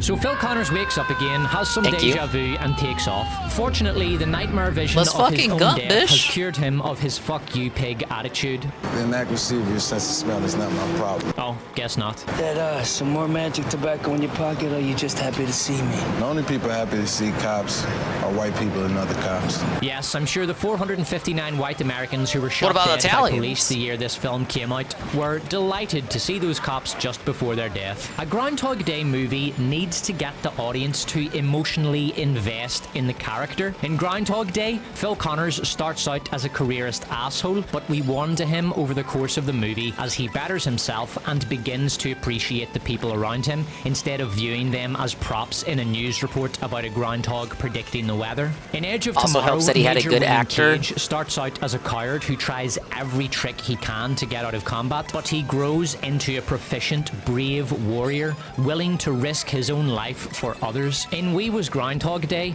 Phil Connors comes off as an overly defensive wanker with the temperament of a fussy toddler and a chip on his shoulder the size of Ronda Rousey's drop-off.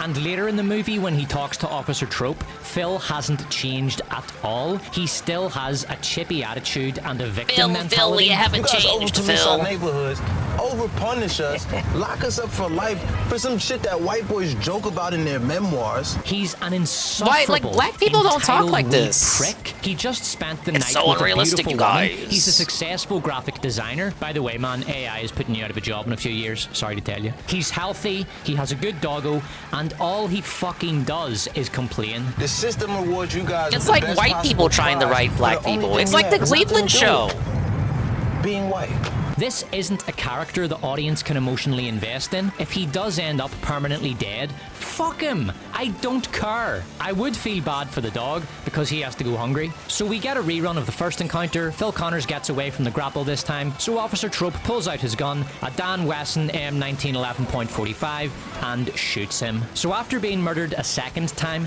Phil Connors decides to have breakfast at his hookup's place so he won't run into Officer Trope. But this does him no good because a SWAT team comes barging through the door and Officer Trope shoots him dead with a Ruger SR556. Now this makes no sense because if Phil Connors is reliving the same day again and again, how could Officer Trope be on beat duty the first 3 times but form part of a SWAT team the 4th time, then be back Yeah, that doesn't make any sense at all. on beat duty again? Why doesn't Phil just stay home? If this is like your 4th time dying, why don't you just stay home this time? Like, what are the odds they just fucking barge into your house and shoot you for no reason? After that, it's almost as if White it's not cops aren't that racism that's trying militant. to kill Phil Connors, it's the script. So for the next kill, I think our boy Trayvon just ran out of ideas and gave up trying to make the death by brutality convincing. Hey! Hey!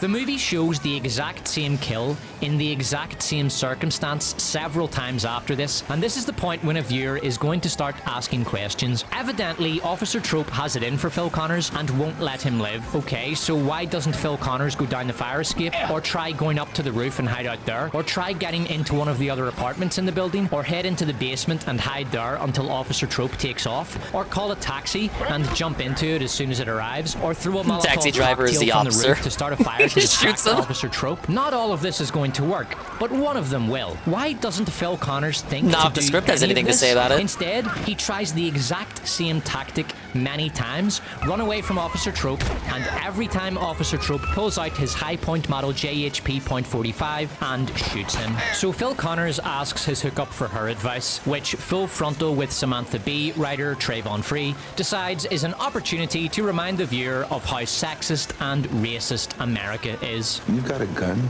I'm a black woman in America. Damn right I got a gun. People Identity don't politics talk aside, like the this.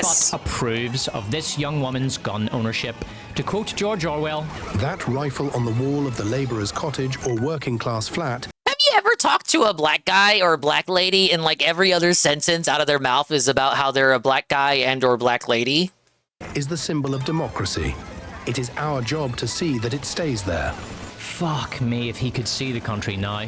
He'd probably tell us that 1984 It's like when was a people warning, write gay not a characters and they fucking can't stop talking manual. about sucking So cock. Hookup says, If I didn't want to shoot a nigga, I would just, talk to him. and Phil Connors decides to talk to Officer Trope, and it goes well. Officer Trope tells him, Well, if your past is any sign of your future, I'd get the fuck out of here. but then, Hey, you freaks! Let me see your hands! Show me your hands! Show me your hands! Where's your friends go?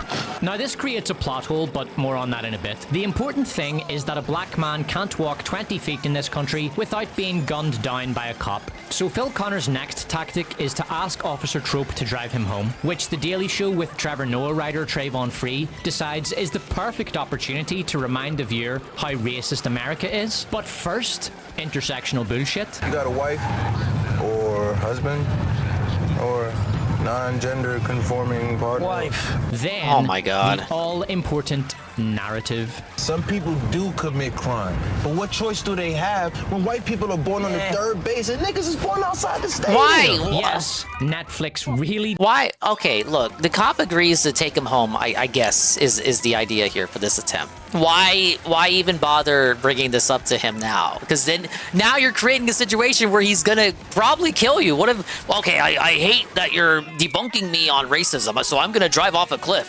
Softball, bish. Why even bring up the conversation of race? You're already in the car with them. There's no conflict. He's not gonna shoot you. Why do you create the situation? This loop is on him. did say that black people have no choice but to commit crime. They can't help it. They're just, born that way. It's like birds fly south for winter, salmon swim upstream, black people commit crime. Netflix are a textbook example of the bigotry of low expectations. The system rewards you guys with the best possible prize. See, this is what I mean when I say this guy has no character growth and remains an unlikable dickhead the entire movie. He refers to white people as you guys, as if white Americans are a monolithic collective, as opposed to the reality, which is that white Americans come from many backgrounds, cultures, and socioeconomic groups. A New England WASP is not the spirit brethren of an Appalachian hillbilly. A left coast 98% white gated community have nothing but contempt for white trash MAGA hat wearing hicks. These people do not belong to the same community, but this tunnel-visioned cretin is convinced that they are all beneficiaries of the system, which is always at work to keep him down. He is a victim, and you are his oppressor, unless you're black, in which case he is your brother in oppression. And if you belong to neither of those races, it doesn't matter, you don't really enter his worldview, except as some vaguely ethnic component of the intersectional alliance against the white oppressor. After Phil Connor's rant, there's a drone shot showing What's his opinion on their Mexicans? What's his names. opinion on So LA? Phil gets dropped off home, and then the twist. I'll give you 5 seconds to guess the twist. He's Let me know in gay the and comments rapes him. if you get it. Karen, iPhone, start the Takes him clock. to a KKK rally. Triple K rally and they kill him. 2, 1.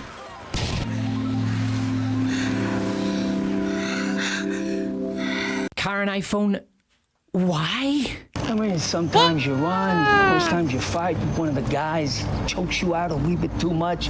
But this one, my friend, this one was a noble performance. I like the lady Alright, cop so as filter it we got turns going out, on. Officer Trope is also experiencing the same day again and again, and every day he... Oh, okay. I already figured... Wait, is that the twist? Like, I figured that was what was going on if he was so adamant on killing him every time. Maybe he thinks killing the black guy is what breaks the loop? chooses to murder Phil Connors. Now, I will say, the best thing about We Was Groundhog Day is Andrew Howard's performance as Officer Trope. He's great. Best of the bunch.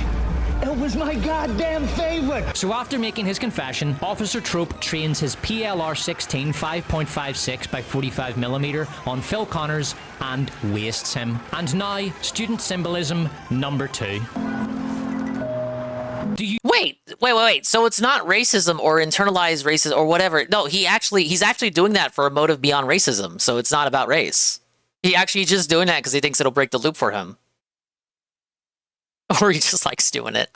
Get it, guys? Do you get what the movie is saying? Oh my god, this is like the best themes and symbolism since the way they dealt with the mental health theme in Thunderbolts, which was easily the best Marvel movie since the previous Marvel movie. Karen iPhone, roll response number 2. Hey, you Irish. I fucking hate the Irish. Fuck you.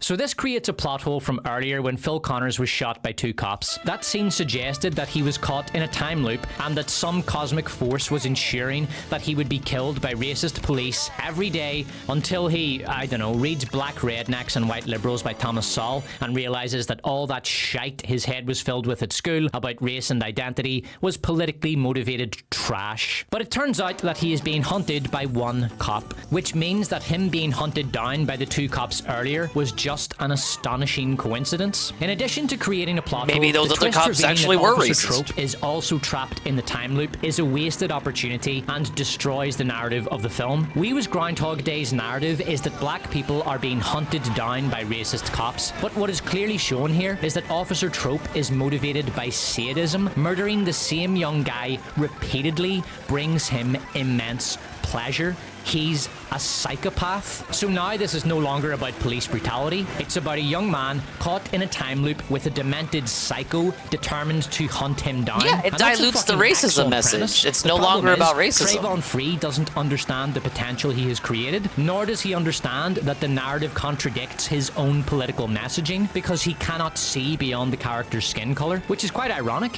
Free uses his movie to assert that cops base their actions on the skin color of those they police, but he himself refuses to look beyond the skin color of his own characters and search for a deeper motivation beyond racist, pure racism, racism, racist, racism, racist, racial discrimination, racism, racist. The film cuts to a scene of Phil Connors talking casually with his hookup about his time loop quandary. There's no explanation of why she has accepted his insane story. You would think that a girl with enough sense to keep a gun in the house would say to the man, "Oh yeah, you're caught in a time loop in which a racist cop kills you every day. Wow, that's really something, Phil. Yeah, so good luck with that. I gotta go to work now, so it's been great, but you gotta go home now, bye." But no. He mentioned race and she was convinced. We Was Groundhog Day finishes with Phil Connors expressing his determination to get home to his dog. Then the film provides a list of black Americans who have been killed by police, along with information detailing what some of them were doing when they were shot. The assertion made here is that the shooting of these people was motivated by anti-black racism. This is a bad argument because no causal links are provided. I am very familiar with this novice style of argument because I taught academic essay writing for... Yeah, I feel like it undercuts its own themes, because at first you assume the white cop is only doing it because he's a black guy, but then it's found out that he's also part of the time loop as like a twist, but the twist undermines the themes of it being about racism. He's only killing them because he thinks that's what will break the loop. And he's a little bit crazy. 5 years, and my students constantly made this mistake. For example, a student might write that corporate America is sexist because only 12% of Fortune 500 CEOs are female, but she would fail to provide any causal links. That is, any evidence to demonstrate that keeping women out of leadership was a policy among top US companies. She would also not even consider the possibility that only a fraction of CEOs are women for reasons other than sexism. In order for an argument to be compelling, 3 components are required: evidence, causal link, logical conclusion. Bear in mind, evidence is not the same as proof. Evidence is information or data that may support an assertion. Proof is irrefutable confirmation of the assertion. At the end of We Was Groundhog Day, we have evidence and conclusion, but no causal link. This renders the argument extremely weak. You might still accept the argument being made here if you are politically inclined to do so, but you should still demand the evidence which shows the causal link and consider other possibilities responsibilities for unjust police shootings, such as poor police procedure, bad training, inferior recruitment standards, standards being lowered to meet DEI quotas, aggressive escalation by the person who was shot, accident, and mistaken identity. The final piece of text before the credits is, "And George Floyd went to the grocery store." This is true. And there, he used a fake $20 bill to buy cigarettes, which caused the cashier to call the police. Floyd was a career criminal who had been arrested 9 times and served jail time. Now, I wanted to be as accurate as possible on this topic, so I asked Google, how many crimes was George Floyd convicted of? And Google Gemini AI informed me that, quote, George Floyd was not convicted of any crimes. Our corporate overlord has spoken. George Floyd was not convicted of any crimes. Right. He was But also according a to porn Wikipedia, star. Between 1997 and 2005, George Floyd was convicted of 8 crimes. He served 4 years in prison after accepting a plea bargain for a 2007 aggravated robbery in a home invasion. I said right. We Was Groundhog was made in response to the death of George Floyd at a time when cops were being vilified in American media. Paramount cancelled the reality show Cops as a direct response to the George Floyd incident. Cops had been running since 1989, though the Never mind the real shit. Live PD? Rip. show was renewed around the same time Full Frontal with Samantha Bee got shit-canned. White people. Live PD was cancelled the day after Cops. LA's Finest, a Bad Boys spin-off series about LAPD detectives, was cancelled in October 2020. Fortnite removed police cars from the game because running around trying to murder random strangers is fine, but the presence of cop cars is intolerable. Even Marvel got in on the fuck the police narrative. In Wakanda Forever, the police are presented as the bad guys trying to hunt down our black female heroes, and Riri Williams' first major action in the movie is to bomb a police roadblock. I got a special delivery for y'all in 3, 2, 1. What is that acting? And for all you Riri Williams fans out there, Ironheart will be coming to your Disney Plus account next month. Ironheart follows the story of science and engineering genius Riri Williams as she endeavors to become the first black woman to have enough smoke blowing up her ass to form a star nebula. I heard Riri Williams was a genius. Riri, I see you. I see you're fed up, waiting to be acknowledged for your greatness. You are not the first. Yeah, I know they ended up putting a new show together. It still sucks though. Fancy tech firms. Ant-Man 3, Cassie's Revenge, I used to watch Live featured PD all the time, a dude. shoehorned-in character introduction for the movie's villain, Cassie Lang, in which Ant-Man picks her up from a police station. He learns that she shrank a cop car, which might easily have killed one or several cops. Then she goes off on an angry anti-police rant. You shrank a cop car? What were you thinking? What was I supposed to do? Look the other way? They were clearing out a homeless camp in the middle of the night. The first cut of Captain Cape Shit probably contained an anti-police narrative, if Falcon and Winter Soldier is anything to go by. They will never let a black man be Captain America. And even if they did, no self-respecting black man would ever want to be. But Disney reshot the entire movie because hating America isn't cool anymore. We Was Groundhog Day won an Oscar The for pendulum Best is Live-Action shifted. Short. I It have swung no back. idea what it was up against and couldn't be bothered looking up such an irrelevant category. But that is, to my knowledge, the second worst Oscar win of all time. The worst is Women Talking beating Top Gun Maverick for adapted screenplay. Because who wants to watch this?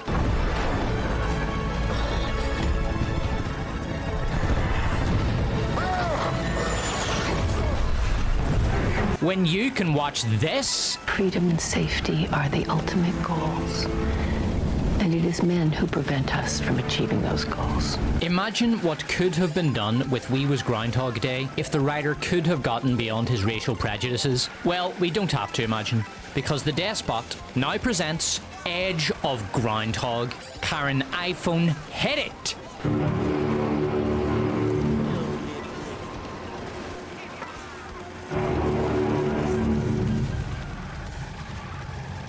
So Officer Trope drops Phil Connors off at his apartment and gives his speech, and Phil replies, This is his "Man, director's this is cut of the fucked movie?" up, even for a racist-ass cop like you." What? Wants to listen to women talking. It's a whole movie about women talking during the Me Too movement. He did a review of it. I didn't watch it on stream, but it was pretty good. You The think review, I'm I mean. shooting you because you're black? Kid, No, he's joking. Every time he reviews these movies, he like disgraces the movie by giving it a pretend title. In this case, he's calling it "We Was Groundhog Day." I don't give a shit what color you are. I'd shoot you if you were white. I'd shoot you if you were fucking blue. I'd hate every motherfucker in this city. For 30 years I've been serving these assholes. And what do I get for it? Dirty looks, Cop kind of looks like iDubbbz in a content cop outfit. Pension. You know, a retired cop doesn't even get a gold watch anymore. But as long as I shoot you every day, I can do whatever I want to him. You're fucking crazy, man. It's New York, kid. Everybody's fucking crazy. Now the narrative perspective shifts to Trope. He gets in his car, throws on some banging 80s tunes, drives to the mall, takes a submachine gun out of his car trunk, and...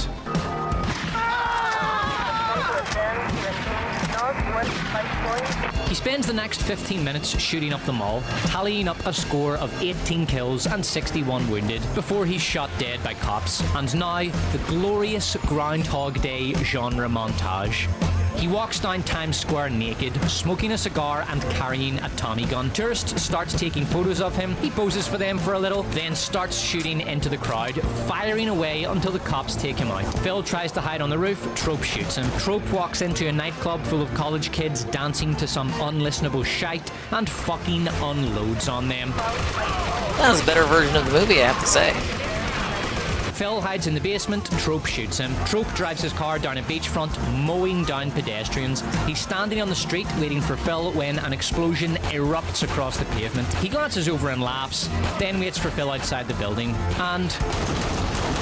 he walks around his own police precinct, killing everyone he comes across, including close personal friends. He somehow gets hold of a tank and goes on a rampage, using it to crush anything and anyone that gets in his way. He shoots Phil. He flies a helicopter's blades through a BlackRock corporate team building exercise at Central Park. He has a nice coffee. He shoots up the Starbucks. He shoots Phil.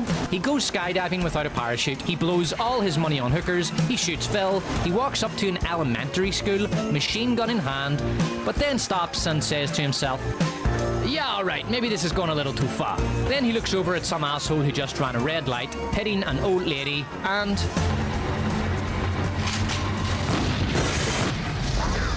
So Officer Trope is outside Phil's building, and Phil's a little late for his appointment today. So he checks the basement, nothing, checks the roof, nothing. Okay, he's getting a bit worried. He bangs on Hookup's door, she answers. Where's Phil Connors? He's wanted for, murder. He left a few minutes ago. Trope pokes his head out the apartment and notices the fire escape at the end of the hallway. Fuck! He shoots Hookup dead and calls it in. I got a homicide at the American Gardens building. Suspect is armed and likely on foot. African-American male, early 20s, named Phil Connors. Address, 1857 Scott Avenue, apartment 6. It's not long before the cops bring Phil in. Officer Trope enters the interrogation room and they have a chat. I know where you live, kid. I know where your mother lives. And your sister, and your dog.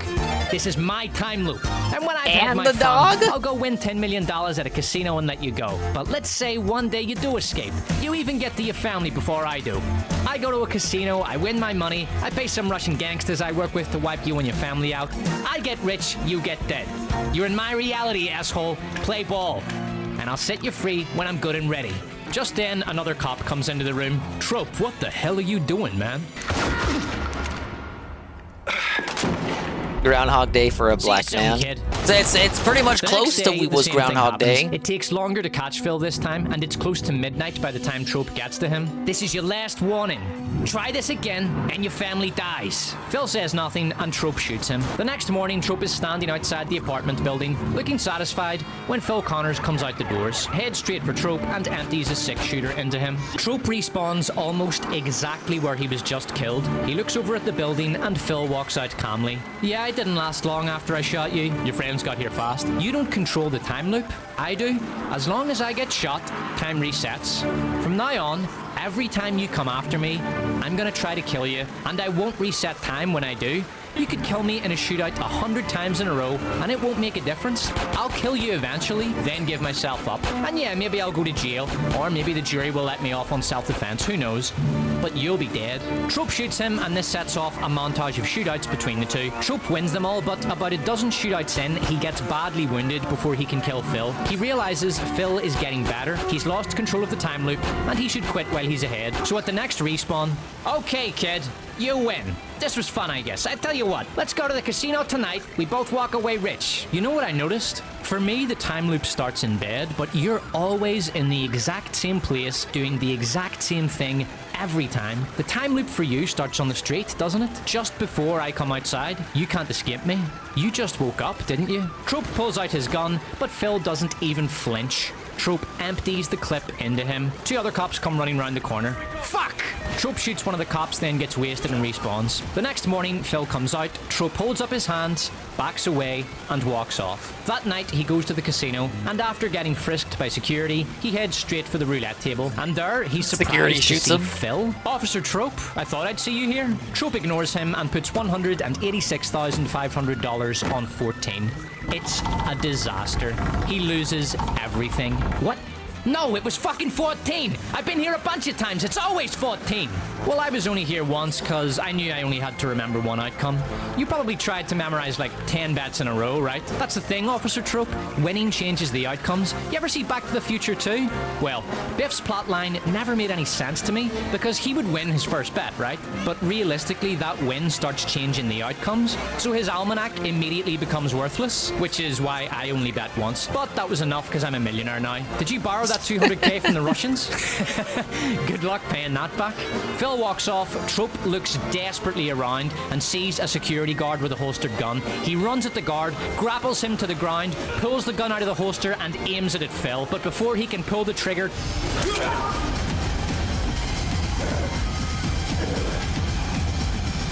Phil walks off, leaving Trope bleeding to death on the floor of the casino. Trope, no! Suffer Trope! That's a better version of the movie. I'd watch that.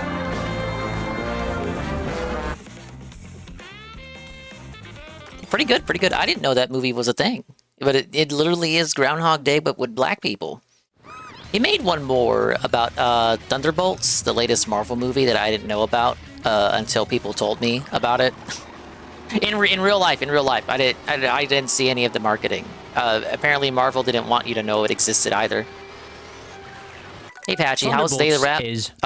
Pretty bad. Not the worst rap ever, but he was disappointed that the fishing flopped, but Blueprints did so well, because he was actually planning on the complete opposite. He was planning on Blueprints flopping so that he could drop it. And he was planning on the fishing stream being successful because Bassmaster did so fucking well when he played it 3 years ago, even though in reality he's rewriting history. It actually did terribly 3 years ago, and the lure streak never got off the floor because of it. But yeah, the fishing game is gone.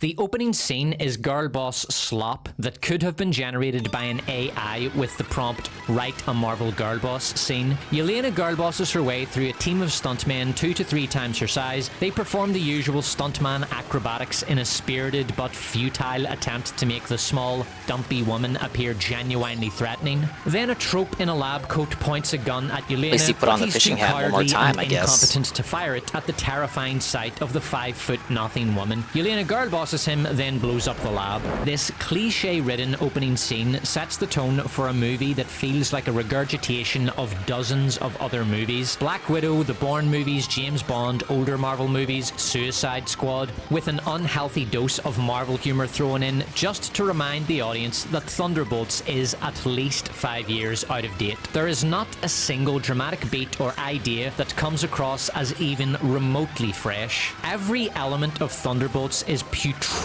with cliche. This includes superpowers, weapons, character types, costume designs, sets, humor, character relationships, plot, and that general sexlessness that typifies modern Disney slop, and is one of the many reasons that anything with a Disney logo on it today is almost guaranteed to be about as much fun as a spacewalk with Katy Perry. The superpowers in Thunderbolts are Captain America's powers, possessed by January Seal's Captain America and the Loud Guardian, Girl Boss powers possessed by Bargain Bin Black Widow, and Phase powers belonging to a D-list character who I think was in one of the Ant-Man movies. Bob is a drug addict who volunteered as a guinea pig for medical experiments intended to turn normies super. He is the only survivor of the experiments, and his powers manifest as the power of flight, invincibility, super strength, telekinesis, and the ability to transport people into Sadland, a realm consisting entirely of He's got multiple powers. trauma. He's like the writers Deku. took the most generic superpowers they could think of, dumped it in a blender. Yeah, he and quit it, added Carl. It's depression, done. Because Fishing Hollywood game, go can bye-bye. only conceive of men existing as either comic relief or a depressed loser in severe need of a pep talk from a woman. And since Bob isn't a clown, he must therefore be depressed. Thunderbolt's weapons are Captain America's shield, generic semi-automatic pistols, rifles, tasers, Bucky's arm, and that's it. Stuff you've seen a million times before. No cool new weapons or gadgets. No gear porn. This total absence of even basic consideration of Thunderbolt's arsenal is a symptom of an overly feminized creative process that excludes masculine ideas in favor of female-centered narratives. Because who needs James Bond smashing his... Yeah, Carl was telling me about the controller charge stall. Hey, he got the money out of it. Through Moscow in a tank in one of the crushest fucking scenes ever to glorify the magnificence of God's creation, when you can have our heroes all getting together to deal with their trauma by having a good cry and a group hug. Action movies used to end with the bad guy being dropped several hundred feet, then killed by a giant falling antenna. Today, they end with a group hug. Bob is originally a Superman knockoff, then he turns into Dark Link, a manifestation of his trauma. Dark Link takes over Bob's body and begins transporting people to Sadland. In order to defeat Dark Link, the Thunderbolts enter Bob's subconscious, then give Bob a group hug. Yeah! Oh, it's so simple. I'm with you.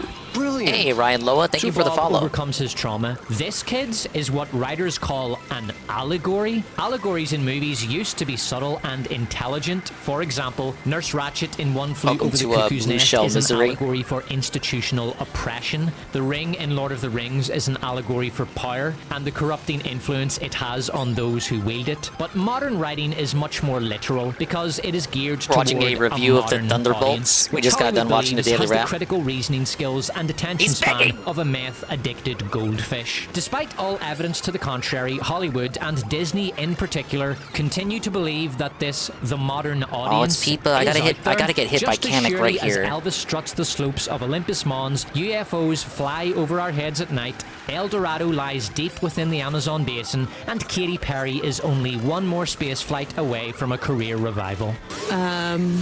Obviously, like, my higher self is always steering the ship. Who is it? Katy Perry? I didn't even know she was still relevant. The modern audience is out there, and when the modern audience watches a movie, it can't deal with concepts such as subtlety. So Marvel's allegory for depression is a big, sad-looking figure enveloped in shadow that talks about how depressed he is and invites people to enter the void. And their allegory for overcoming depression is Bob repeatedly punching Dark Link in the face, followed by a therapy session and a group hug. A character's trauma manifesting as a shadow self which must be overcome, symbolizing the conquest of one's inner demons as an essential step in heroic self-actualization. How incredibly original. If only Nintendo had thought to do that almost 30 years ago in Ocarina of Time. The main threat in Thunderbolts Sup, is a Nintendo? formerly good character who turns bad, gets a group hug, and turns good again. Now, Disney Marvel no doubt think they have gotten away with this plagiarism, but the despot is wise to their deception. Karen, iPhone, present Exhibit A.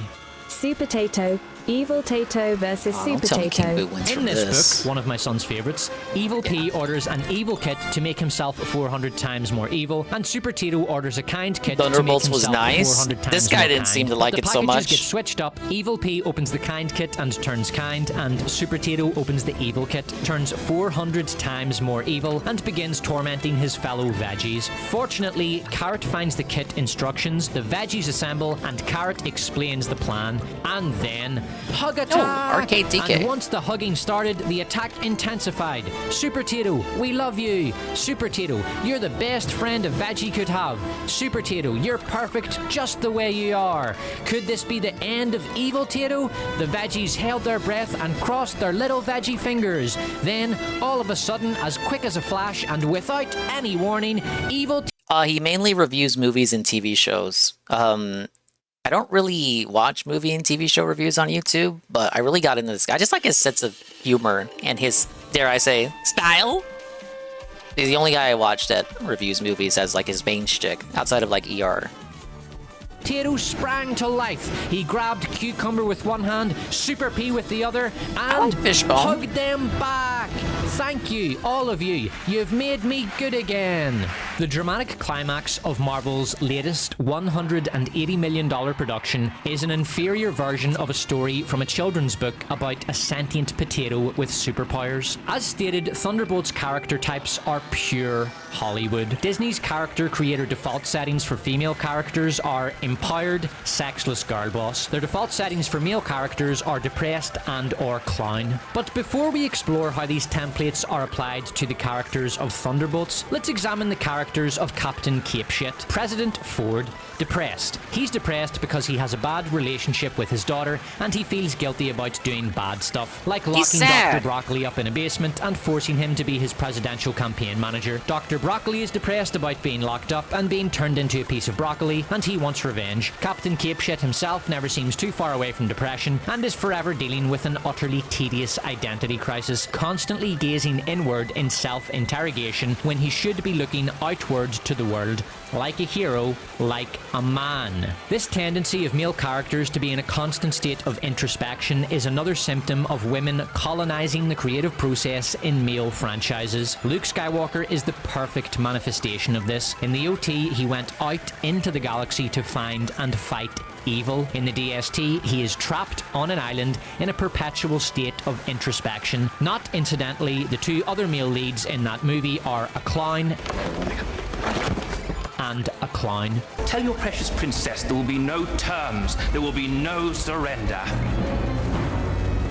Hi, I'm holding for General Hux. After Captain Capeshit takes on the mantle of cosplaying as Captain America, he needs a sidekick because superheroes have sidekicks. So he teams up with Capeshit Boy. And then did it get that guy turned out to be good in the end? That's his entire character. He's a clown. What an actor. I did not die. And people are saying I did not die in style. Captain Capeshit's friend is Old Black Guy, who was originally intended as an avatar of black victimhood until Disney reshot the entire movie because hating America isn't cool anymore. Old Black Guy is depressed, and that's it. That's his character. He's depressed. The female characters are Girl Boss Dwarf, one of the more amusing manifestations of the Girl Boss infestation in recent years. And, I honestly can't remember, man. Look, I did go see this movie in the theater. I could type Captain Capeshit cast into Google and copy and paste a few names into this script, but I wouldn't lie to you like that. I'm not going to pretend that I haven't almost completely forgotten this movie that I watched in cinema 2 months ago. You get the point. Let's move on. Thunderbolt's central cast features a depressed man, a clown, a girl boss, and a Karen. The Loud Guardian is depressed because he wants to be a hero again and has been reduced to working as a limo driver. But he's also funny because he's loud. That's what they talk about! January Seals Captain America is depressed because his wife left him because he looked at his phone once. Bob is depressed because he's a junkie loser and no one cares about him. This level of character writing is, quite simply, pathetic. The three worst movies of 2024 Look, Goon, he's just being honest. He just said he wouldn't lie to you. Borderlands and Joker 2. The main character in the movie doesn't deserve a rewatch because he hated it so much. The female lead in Borderlands is a girl boss. The three male characters in Borderlands are all clowns. They even have Jack Black in there because he's loud, and loud is funny. Sorry, anyway, it's like Dick as long as Masterson. you're not dead. Joker 2 is about a depressed clown. In the Minecraft Remember movie, Joker Jason 2? Momoa plays a depressed clown, and they have Jack Black in there because he's loud, and loud is funny. Oh man, is he gonna do a Minecraft review? I totally watched that. In War of the Rohirrim, girl boss lead, whose name I can't remember, is a girl boss. The main villain, who she girl bosses to death, is depressed because he's an incel. In one of the recent episodes of Doctor Who, the bad guy is a depressed incel who wants to force girl boss to marry him because patriarchy. When we're married, I really don't think you should wear clothes that tight anymore. You're good, jockey. No more texting after 8 p.m. Okay? Alan, sweetheart, no. planet of the incels. In The Electric State, Chris Pratt is a clown, Millie Bobby Brown is a girl boss. In Damsel, Lord Daddy is depressed and Millie Bobby Brown is a girl boss. G20, the British Prime Minister is a clown, Viola Davis is a girl boss, though I'm still not unconvinced that G20 isn't a parody of the girl boss trope. How about The Last of Us Season 2? Joel is depressed, in fact he's in therapy at the start of the season. Ellie is a girl boss. I think anyone who played Last of Us 2 would be in therapy after that. 17 times her size to submit to her awesome armbar. By the way, I used to work with a feminist named Emma. This was at the height of the Ronda Rousey hype, back when she was the greatest entity ever to grace humanity with her presence. Almost like a mythical feature. A mythical human at this point. She's fighting a woman who transcends sport.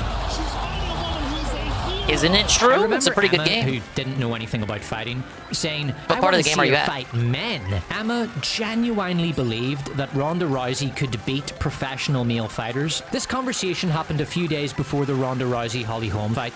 Now let me see if I can remember how that fight turned out. Is he switching topics at lightning fast speed? I think he's making references to other things to bolster his point about the depressed characters in this movie.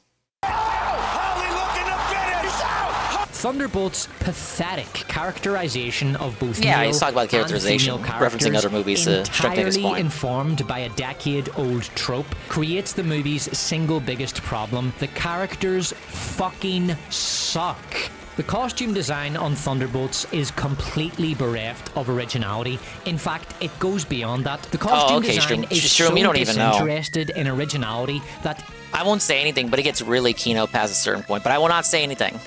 It is borderline disgusting. Yelena is dressed in a frumpy knockoff of Black Widow's costume. January Seals is dressed in a dime store Captain America costume. The Loud Guardian is dressed in a red dime store Captain America costume. Snarky Girl Boss is dressed in the same costume she wore in whatever Ant-Man movie she was in. When Bob becomes Sentry, he is dressed in generic spandex costume number 5,739,545. Then he gets depressed and cosplays as Dark Link. The filmmakers didn't even bother their arse to customize these drab, generic, lifeless, played-out aesthetics so as to give them at least some personality. It doesn't even have to be anything big. Look at Joker in Full Metal Jacket. He wears a peace badge on his jacket and has the words "Born to Kill" written on his helmet. That says a lot about his character, about the inherent contradictions of a peace-loving, cultured, well-educated man embracing a military culture that encourages him to want to go kill random strangers in some peasant country he's never heard of. Look at Mother's character design. He looks like a walking arsenal. He carries an M60 machine gun. He's written "Become Death" on his helmet, and he wears a sleeveless jacket to expose his muscular arms. This is a man who wants to physically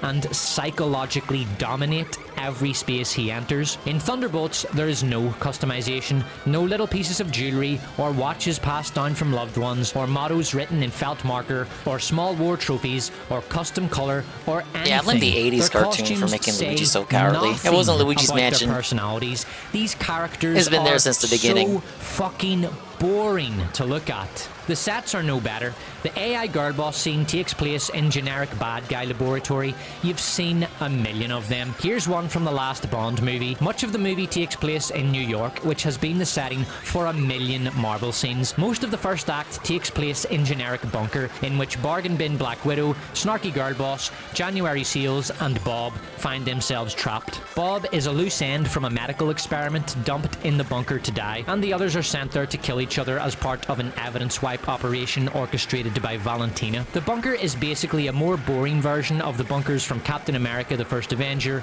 and Winter Soldier. The final major set is Bob's subconscious, a series of rooms that are connected to each other at right angles as if they form part of a giant Rubik's Cube. Bane John Malkovich did it better and on 1/7 of Thunderbolt's budget. Bob's subconscious was the one chance the movie gave itself at presenting something visually interesting. For example, Bob sells the wedding ring he stole from his grandmother to some bloated parasite in a dingy pawn shop so he can go score another hit from a vampiric dealer. That could have been goth as fuck, man. But no, just bland interiors, a toilet, an attic, and another lab from a million action movies. The humor in Thunderbolts is Marvel humor. To begin my dissection of Thunderbolts humor, the Despot wishes to congratulate the Despot. In my Marvel humor video, I correctly predicted exactly what this movie's humor would be. Quippy lines interrupting serious moments. Any dramatic gravitas the movie could have had, butchered by tonally aggravating millennial humor. In that same video, I also predicted that both Captain Capeshit and the Thunderbolts would.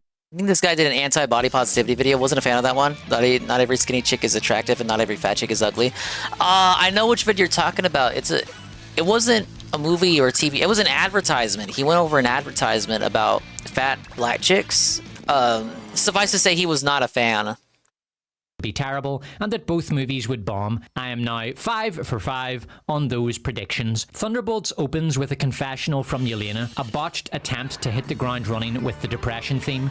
More on that in a bit. Yelena's monologue is interrupted by a Marvel joke when she complains that the guy she has gagged and bound isn't listening to her. There's a chase scene in which Bucky does a major heel turn, but the loud Guardian's constant clowning destroys any dramatic gravitas the scene could have had. There's a major scene in which Yelena and January Seals stop to have a Marvel patented "oh my god, you just did a thing" argument in the middle of a battle. That Here's the just same happened. scene with different characters I bounced on Bowser Ant-Man Jr. 3, twice. Cassie's Revenge. Jump tap. I know how to do it, Dad. Oh, do you? Yes. Really? Because it didn't look like it from my Okay, end. boomer. Messed up on the timing. Jump.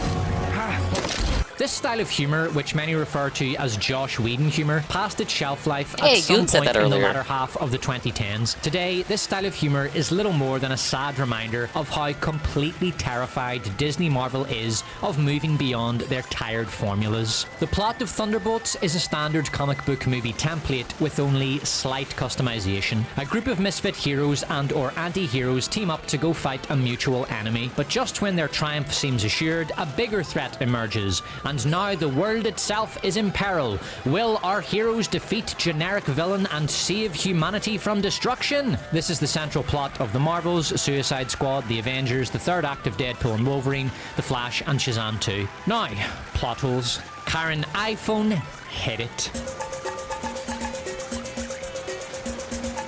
Why do the stuntmen in the opening girl boss fight scene all hide in the shadows and wait their turn to get beaten up and or shot, instead of all attacking Yelena at once? This style of fight choreography is so cliche that even YouTubers are doing parodies of it. These guys perfectly shows that what you see in movies is not real. In real life, if you try to fight 4 guys alone, you'll get absolutely obliterated. Movies make it look easy, but it's very dangerous and will end badly for you. The 2-minute warning built into the furnace system does make sense, since the apparatus would have been conceived Yeah, he's of not as a fan of failsafe Marvel. in the event that all To be fair, he evidence shits on needed to be DC too. destroyed on short notice, and a final 2-minute warning would ensure that all personnel evacuated. But since the 2-minute warning would give the targets a chance to escape, why not use a different method of execution, such as gas or a bomb? Why does Valentina risk trying to kill all her shadow operatives? They're all highly trained and experienced, and chances are good that at least one of the 4 operatives she sends into the bunker to die will either escape or realize It's a trap. then come for her. Surely it would be better to tell them all that their new mission is to go chill on an island in Thailand for a few months until the impeachment trial ends. And as far as Valentina is aware, the Sentry program was a failure, which means her shadow operatives are more valuable now than ever before. Trying to kill them all is a massive risk, and even if she succeeds, the result will be I don't want to compare him to Synthetic Man, because that's going to give you a bad a bad first impression. But he does release positive videos, but not as often as he does negative videos. her organization will be much weaker? And does she not consider the fact that again, it's the case shadow where you release a operatives positive have video, friends doesn't and get as many relatives views? who will want answers if their loved ones suddenly go missing while on a mission for Ox Group? And if any of these friends and relatives find out the truth, they will want Valentina dead. For the head of a major shadow organization, Valentina is a complete moron. Why does Valentina's assistant contact Bucky and encourage him to stop Valentina? The assistant conspired with Valentina to murder 5 people. The plan plan being to burn them to death in a giant furnace. If Valentina goes down, that crime will be uncovered, and the assistant gets life in prison. Why does the assistant call Bucky because she gets a bad feeling about Bob? If she had a shred of moral integrity, she would have contacted the authorities much earlier and told them. Hey, my boss just asked me to be an active participant in a conspiracy to murder 5 people. Please come and arrest her. Or when Bucky directly asked her if she wanted to testify against her boss at the gala, she could have responded, Funny, you should ask Senator Bucky. As we speak, my boss is overseeing an operation to murder 5 people. Fortunately, I have a tablet in my possession which can shut the operation down right now. Want to see? But she didn't do that. Instead, she worked to ensure that the 5 people trapped in the bunker were incinerated. But Disney think the assistant is a morally ambiguous, indeed a redemptive character, because she calls Bucky later in the movie, because when a woman conspires to murder 5 people, succeeds in killing one of them, but then feels bad about it. That means that it is not illegal. Why is the President off Nixon. switch Hello, for the sir. sound barrier located inside the kill chamber? How has the Loud Guardian infiltrated Ox Group as a limo driver? Why does Valentina exposit the details of her evil plan in the limo loud DK enough News so that for the Mario Loud Kart World and Guardian Bonanza can Direct? overhear her? Probably How did the Loud not, Guardian but I would be find out pleasantly surprised if exactly we where did. the bunker was despite not having access think it'll to be those all details? Bonanza focused. When Valentina finds out that Bob is the sole survivor of the Sentry program, why does she not immediately contact the response team and tell them to prepare a non-lethal assault? Why does she wait I want until more she is DK on the outfits ground too. to do this? How did Bucky conspicuously subdue low and tie amount. up Yelena, Loud Guardian, I think there will be John DLC Walker, at some and point. Ghost? All he did was overturn their limo. That wouldn't have done much damage to them. And after he tied them up, how did he transport them out of the desert? He was driving a bike. Why did Valentina not incentivize I feel like they'll wait for Bonanza to release, and then they'll do the general direct, whether that's August or September. Bob to obey her? Her plan seems to have been give Bob Could be godlike surprised though. powers, For all we then know, it tell could be him, like the week after. You have to obey me, It could be Bob." next week. And if he doesn't agree to this deal, she kills him. Would it not have made more sense to locate Bob's relatives, capture them, and hold them as hostages to force Bob's cooperation? Or Yeah, use everyone knows a about the baby honeypot, blooper meta, hire even a Sav. beautiful prostitute to play the part Sav. of a loyal Ox Group employee who falls in love with Bob. Her job is to convince Bob of the inherent goodness of Ox Group's mission, and she will threaten to leave Bob if he gets out of line. This will work. Bob is a junkie. He almost certainly hasn't been near a woman in years. He's a wait, junkie. That's right, this is a Disney movie, and in Disney movies, sexual attraction between men and women doesn't exist. At the end of the movie, the Thunderbolts decide not to expose Valentina because she I'm only missing Peepa. You can only get Fishbone in one route in the game. Same for Peepa. The route you get Peepa is the route that I'm driving through right now. But I got shit luck, so I probably won't get him. promises them a clean slate, redemption, and glory. But why would Bucky go along with this? He's a US senator. is based. He is heavily incentivized to turn Valentina in, which wouldn't be difficult. Offer John Walker and Yelena immunity in exchange for turning state's witness. Done. Why does Bucky not order Valentina and her assistant arrested for murder and conspiracy to murder? This is not only a dereliction of his duty as a senator, it shatters the moral integrity of his character. Presenting Yelena and Bob as new Avengers at the end of the movie would get Valentina some good press for about 5 minutes until the entire internet and all the media dig up these new Avengers pasts. Yelena would quickly be outed as a murderer for hire and Bob as a junkie who hasn't even gone through recovery. The public would be appalled that such immense power is being placed in the hands of addicts and murderers, and Valentina's career would be in ruins before the end of the news cycle. Thunderbolts has a total of 15 plot holes and plot contrivances that I was able to spot over the course of 2 viewings. The shoddy writing, character assassinates Goon, Bucky, he did watch it makes twice. Valentina look like a complete moron, creates massive character dissonance for Valentina's assistant, and treats the audience like popcorn chomping apes with the critical thinking skills of a Katy Perry devotee. I wanted to. There he is. model I need courage Kamek right here. Hit me with and, Kamek. There he is. and fearlessness. 15 plot holes is fairly awful, but not as bad as other recent Marvel slop. I didn't review Captain Cape Shit, but from the one viewing I can barely remember, I know that it has dozens of plot holes. The Marvels had well over 100 plot holes. Recently, I reviewed the Concord Video Games Secret Level episode. In 15 minutes, saw that one. I counted 29 plot holes, one plot hole for every 31 seconds of runtime. By the way, I held a poll in February asking my subscribers what my next video should be, and they voted for a Captain Cape Shit review. But then I realized... This is probably a total waste of my time. However, I make no apology. This channel is a despotate, not a democracy. Though I will be reviewing Captain Cape Shit in December for my worst movies of the year video. Now, I am a ruthless, it's like DSP felting the viewer's choice. Despot. For that reason, I will now explore the redeeming aspects of Thunderbolts. By far the best element of this movie is Lewis Pullman. He is excellent as both Bob and Dark Bob. I wish they had given him more to do as Dark Bob, because as two-dimensional as that character was, Pullman really pulled it off. Dark Bob was a good idea, but he doesn't have enough agency or enough to do, and Bob overcomes him too easily. It's a good idea squandered in execution. The two best scenes are the Battle Royale in the Kill Room and the Thunderbolts versus Sentry battle. Neither are anything new or interesting. The Sentry battle in particular feels like a rip of the Avengers v Thanos battle just before the snap, but both are well shot, well choreographed, and last exactly as long as they need to. A massive improvement on the disgusting CGI slop fests of the Marvels and Captain Cape Shit that looked like they were edited together by a meth head. Ghost killing whoever she killed in the Battle Royale was nice and injected some much needed brutality into the movie. The Void is a decent idea and is well foreshadowed with John Walker, Yelena and Valentina all being pulled into the Void when they come into close contact with Bob, though the final execution of the Void was badly botched. Bob flying for the first time in an upward falling motion looks great, and Lewis Pullman's acting here really pulled me into the scene. Seeing the Thunderbolts saving civilians from falling debris was good. Loud Guardian had his best moment here when he saves a little girl. After the opening girl boss mission, Yelena walks off holding a hamster from the lab, which was a nice little touch. Thunderbolts is a thoroughly crap movie, but it's not the worst Marvel movie. Just this decade, Marvel has released at least 6 movies that are worse. Captain Cape Shit, The Marvels, Doctor Strange 2, Wakanda Forever, The Eternals, and Black Widow. Thunderbolts has been praised by many viewers for how it deals with the theme of depression.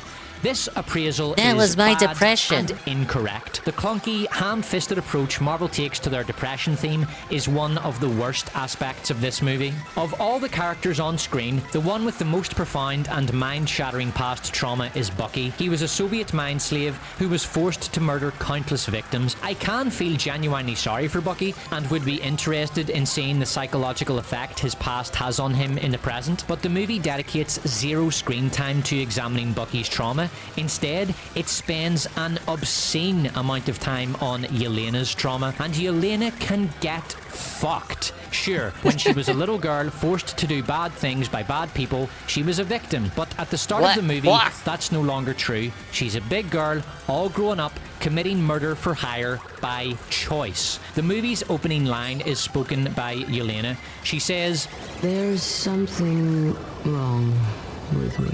And then she proceeds to murder 6 private security guards and a scientist, creating God knows how many fatherless children in the process, to say nothing of the poor cleaning lady who showed up for her shift at the lab 30 seconds before it blew up. Thunderbolts simultaneously presents Yelena as a trauma victim and shows her murdering people for cash. But at least the hamster is safe, right guys? You see, Yelena's not so bad. She's an anti-hero, not a villain. She's really a victim, actually. And anyway, when a woman kills a bunch of working stiffs and blows up a lab, wiping out a few minimum wagers in the process... That means that it is not illegal. Now let's examine her past trauma in order to make her a more sympathetic protagonist for the modern audience. Yelena never has to answer for her horrific crimes. She gets a free pass, and at the end of the movie, she becomes a national hero and a member of the new Avengers. She even whispers into Valentina's ear, "We own you now," as if if this mass murderer is speaking from a position of moral authority. Bob is the other conduit through which Marvel shove their depression themes. Bob is sad, then he becomes all-powerful, develops a god complex in literally seconds, which causes him to strangle Valentina. Then Dark Bob takes over because depression, and Bob overcomes him with a little group hug from his friends. This character arc is a rushed, massively oversimplified, indeed childlike analogue for a suffering man's journey through depression. It's clunkier than the ending phrase of this paragraph that reached for an appropriate analogy, but, coming up short, resorted to dated, self-referential meta-humor in a pathetic attempt to create a vivid cadence. Thunderbolts does not deal well with the theme of depression. The thematic exploration of depression in this movie is botched,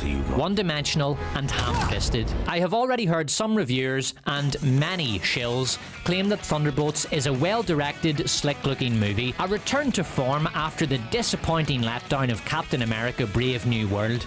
I utterly reject this assertion. Thunderbolts is badly directed garbage. The girl boss fight choreography is every bit as laughable as Viola Davis taking down 300-pound muscle men in G20. The only difference is that G20 makes it funny, while Thunderbolts makes it boring. The visuals are bland as a bread sandwich. The costume design is non-existent. Production design is lazy and derivative. The plot is derived from mostly trash movies that were dated when they came out. It's over, Valentina. It's over, Darben. The movie is riddled with plot holes and plot contrivances. The humor is so predictable. Well, he makes references to other movies he's reviewed to support his arguments against this movie. Entirely on two tropes that were insufferable when they first showed up a decade ago. The dramatic climax sucks. The children's book about talking vegetables did it better. Every single dramatic beat in Thunderbolts feels like it's been done a billion times before. Here's just one example. Assignment is... Oh wait, hang on.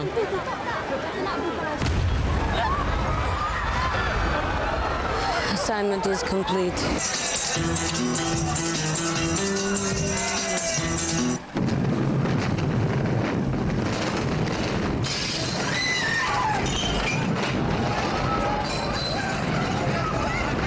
Phil should make okay. Honest sweeper's advice. Phil needs to make more videos like that Mindside video. Done better from a movie that came out 60 years ago. Title the and music just in gameplay highlights. Is so forgettable, I can't remember a single Phil's note of future. it, and I'm only mentioning it as an afterthought, which Phil is the same of the approach future, Marvel like took that to the Disney music. show. An afterthought. The plot is the same old shite you've seen a million times. Oh my sugar ring ole glacy blue dolce coconut cream K-style passion fruit. Okay, I gotta explain this meme. So he has he has many memes within his videos. This is the Devil's Advocate sheep. He's making a straw man, the straw man sheep Devil's Advocate, who's arguing for the other side, sweeping for the movie. Free trade sourced soy einspanner. Bro is still living in the She-Hulk slop era, thinking everything Marvel does is bad. But grifter bro gotta make up that hate quota somehow, I guess. Bro literally can't even just like a thing. I knew you were one of those anti-woke grifter channels as soon as you started complaining about women in action movies at the start of this video. Okay, let's unpack this.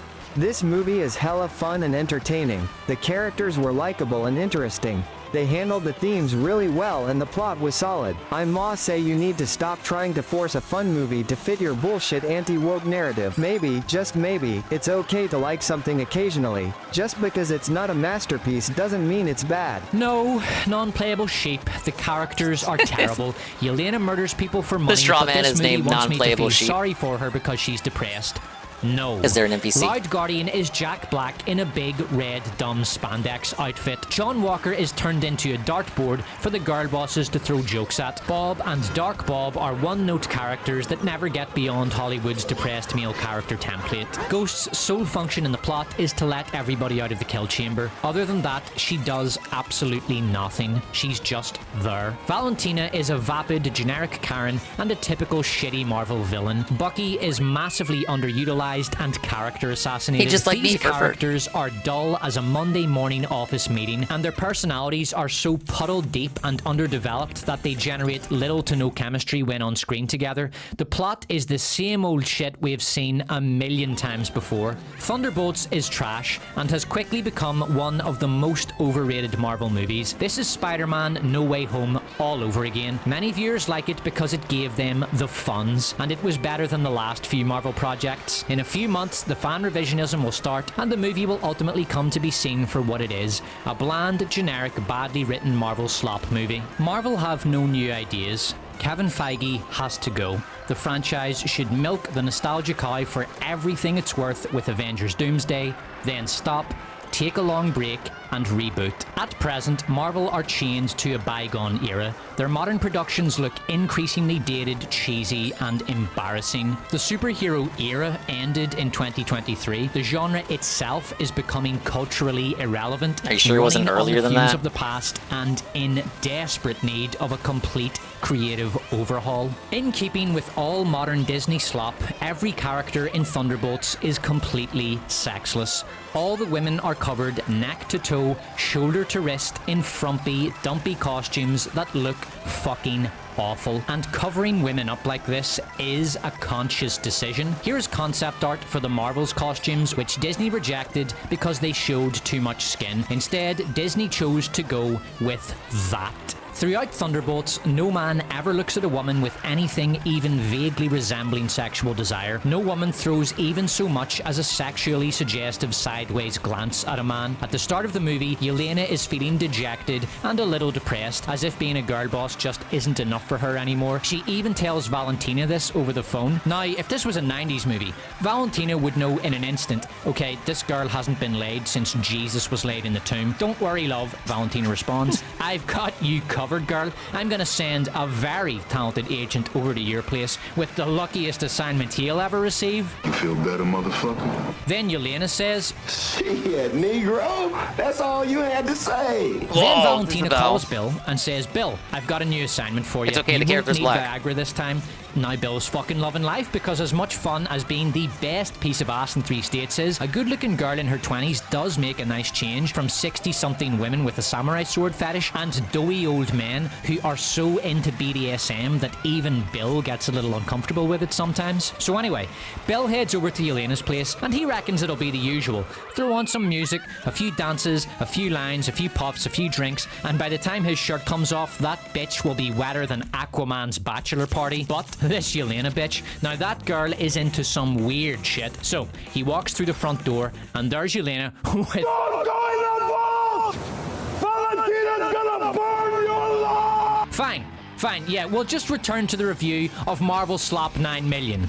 Because who wants to hear the Despot's script treatment for Cape Shit Break, in which a sexually frustrated assassin, a rent boy, a middle-aged surfer named Bodhi, and an 80-year-old retirement home resident and Vietnam vet who calls himself Mother, who got up one day, said, fuck this, man, I'm getting out of here to go die in one last blaze of glory, all team up together to go on a bank robbing spree in order to fund their party to the death attitude.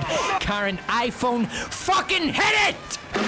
The inciting incident, and this is so fucking beautiful, man, it's like I can't even. The gang are in a cafe, all lost in life and talking about what they should do. Next thing, Mother stands up, pulls an M60 out of his combat duffel bag and says, look, motherfuckers, I'm going into that bank. Either I come out in a body bag or I come out rich. And he's out of there, walking as fast as his 80-year-old legs can carry him toward that bank, which is admittedly not very fast. They all rush the bank, take the money, and it's on.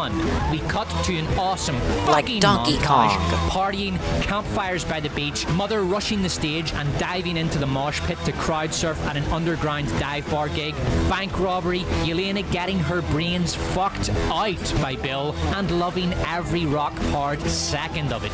Bodhi in the next room holding court over a collective of young stoners who look up to him because he's in his 40s, but he's pulling gear half his age as smoothly as he rides his board across those waves. Mother blowing $50K gambling on unlicensed bare-knuckle boxing, more bank robbery, mother resting his M60 against the sunroof of a getaway car, then looking thoroughly disgusted as he passes a billboard encouraging young couples to get divorced because being in debt to a bank is better than marriage and children.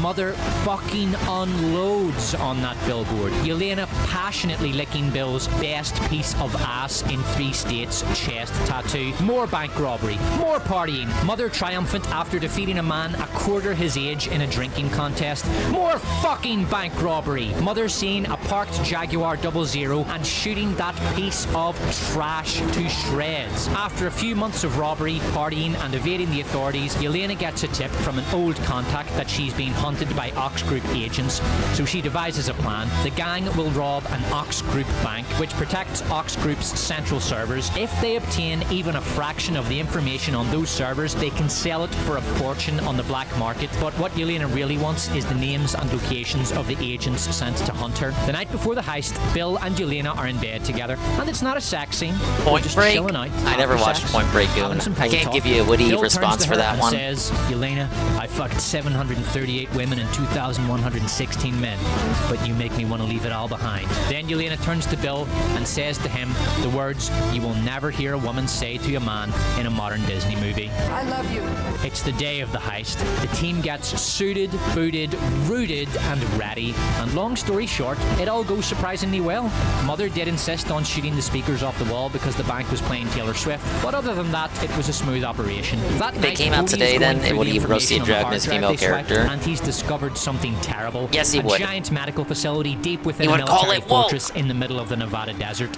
And inside, horrifying experiments being carried out on men, women, and children. The videos of tortured human souls, twisted beyond all recognition by these experiments, reduces Bodhi to tears. But Mother just packs up his shit, turns to Bodhi and says, "Don't tell the others where I'm going." Bodhi responds, "But that's a fortress, protected by military contractors and weapons. Even if you could somehow get inside, there's no way one old man can take on the small army that protects that medical facility." Mother just turns and says, "I know a few guys."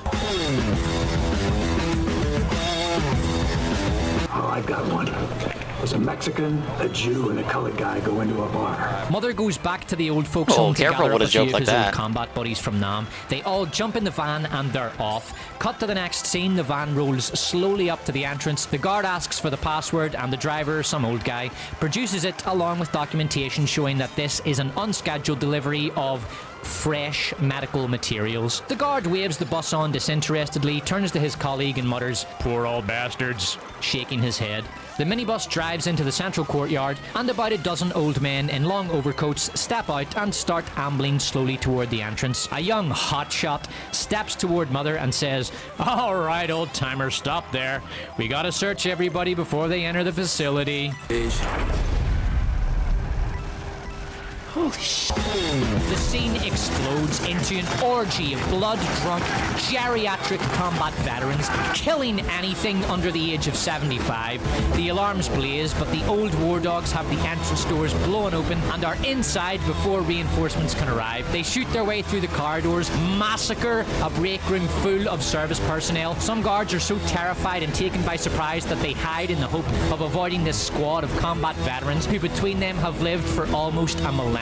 After slaughtering all who resist them, the squad come to the test subject lab. Most of the adults are beyond help, but the squad does come upon a room full of toys covered in kids' decorations. There they are rushed by about 20 kids, including one little girl in a wheelchair being pushed along by her friends. "Are you here to rescue us?" the wide-eyed children ask with hope.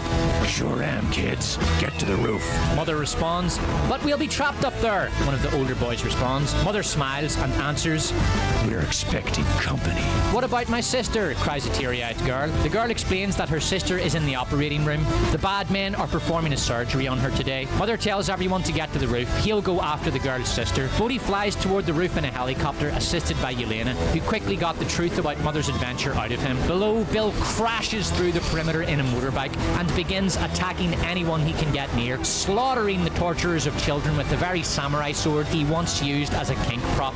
The helicopter lands and the kids all board. Meanwhile, Mother is using up every last ounce of strength in his broken old body to shoot his way through a small army of villains, guarding the approaches to the surgery where a young girl is scheduled for vile mutilation. We cut back to Bill. Instead of retreating to the roof, he heroically marches through a hail of bullets to take out the base's SAM site. His last heroic act completed, he glances to the roof, catches Yelena's eye one last time, then dies. Mother has killed the last of the guards. He enters the surgery, blows the surgeon's brains all over the floor, throws the girl over his shoulder and takes her to the roof.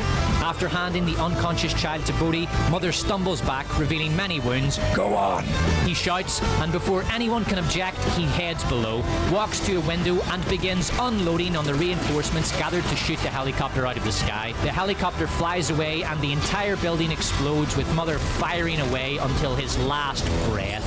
In the final scenes, Yelena cooks a meal for two of the girls from the hospital. She has adopted the little girl and her sister, finding contentment at last in motherhood. Bodhi stands on a rain-soaked beach, gazing out into a vast tempest.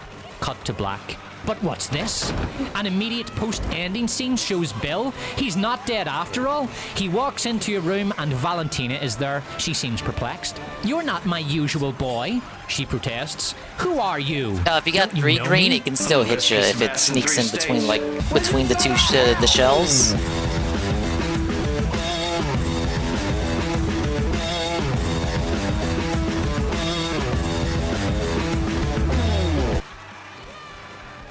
And that was him rewriting the movie. He's got quite the imagination. At least he didn't completely hate it. This dude usually just hates on everything that he reviews, unless it's something that he actually likes. Like I said, those movies don't, those videos don't get as many views.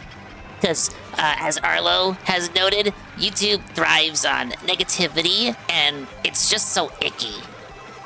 It gives him the ick. We're not gonna make it. We made it.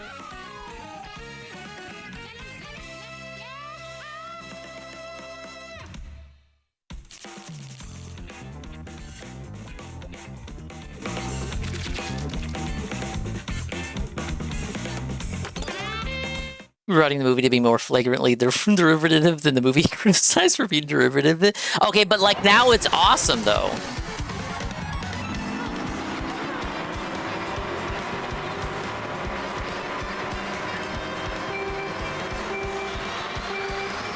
Actually, I hope that he does put out a review for the Minecraft movie. I didn't watch it. I need my synopsis, dude.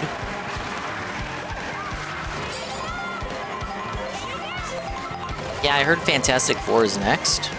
Look, I don't do superhero movies, but, you know, I hear stuff on the grapevine.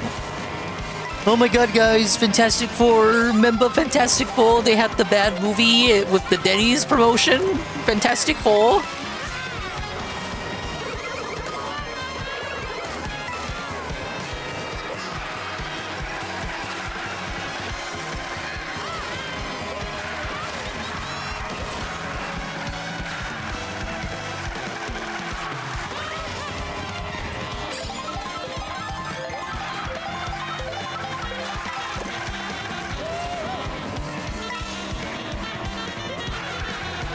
Yeah, the Fantastic Four Grand Slam. I think that's what it was. The Thing pancakes. I saw the ad they put out for it back in the day. I didn't watch the movie. I saw more of that ad than I did any footage from the film. But there was a Grand Slam. I think the Human Torch had like an omelet. The Human Torch omelet? No! What?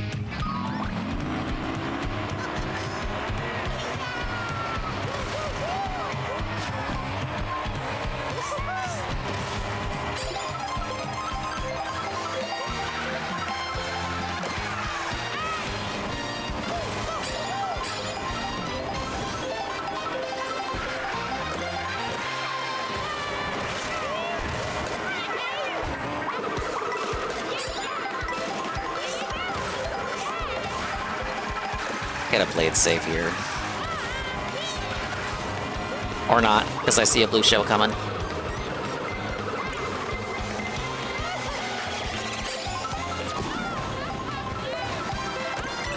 Oh, fuck, it's fucked.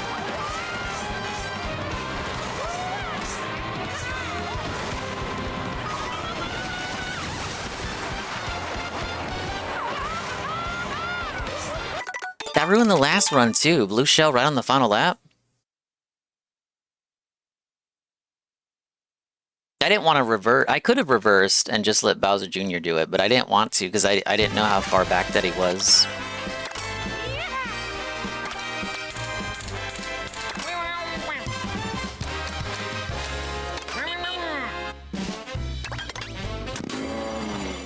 I give this one more shot.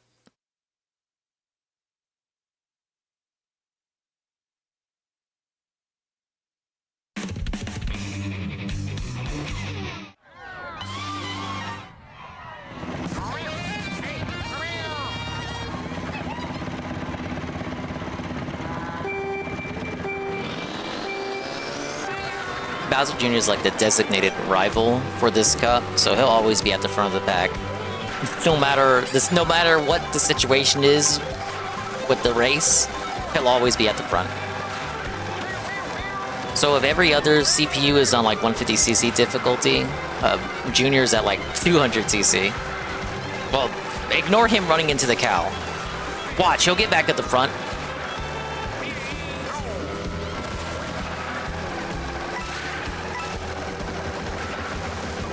No!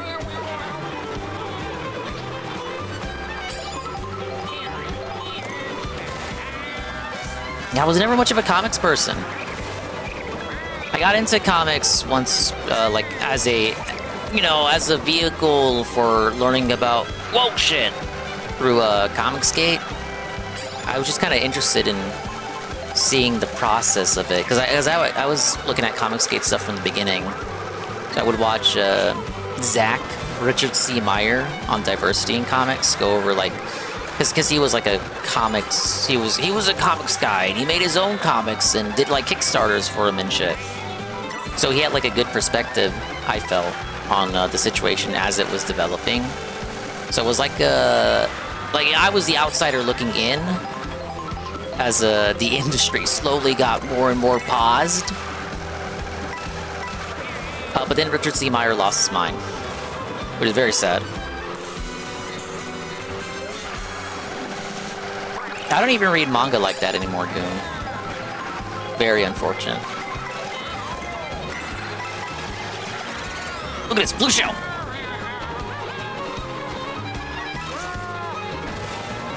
Yeah, they gave you the Kraven movie because they didn't want to lose the Spider-Man license.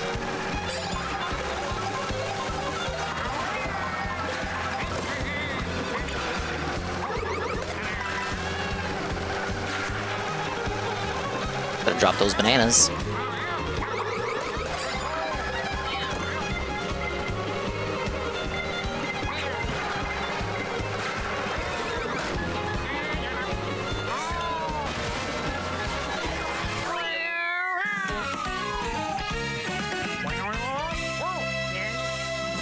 What the fuck is wrong with Shy Guy? I love him.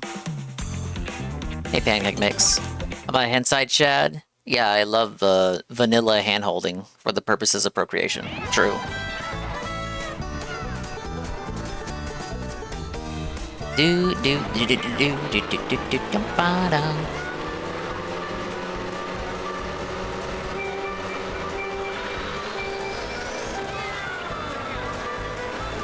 How do you film a dude Kurt Cobaining at the end? Sopranos, except he's shooting himself rather than being shot at. Just like hard cut to black.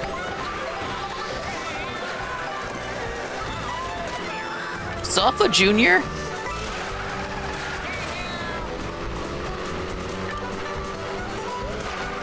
Or you could do like a Simpsons with Poochie.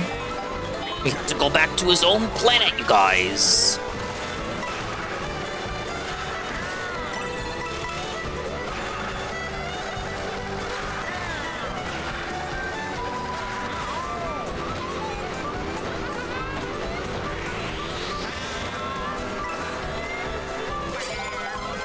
I let that guy get in front of me so I could cheese the slipstream.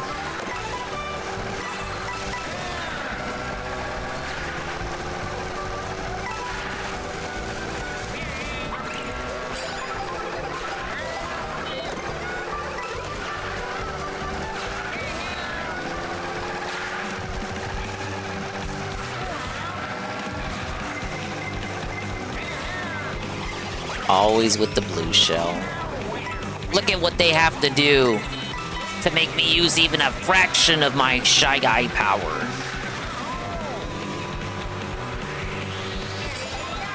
And look, what I tell you is always Bowser Jr. at the front. He always finds a way. It's that rubber banding, I tell you.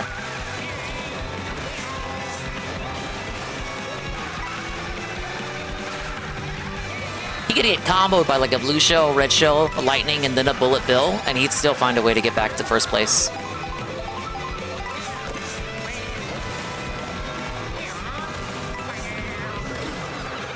My banana! My banana! Look! There he is again!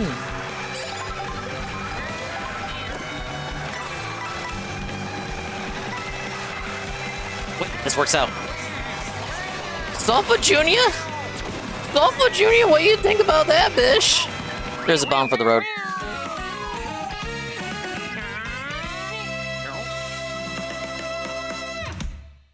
Look at him spinning around. How does he do that without falling off the bike?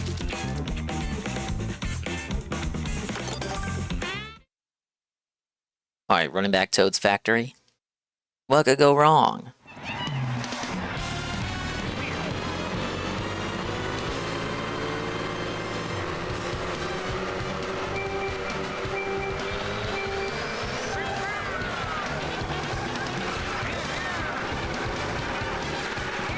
Oh, dude, this is, the underwater pipe fucking track from Mario Kart 7. Piranha Plant Pipeway. I played so much of Mario Kart 7, dude.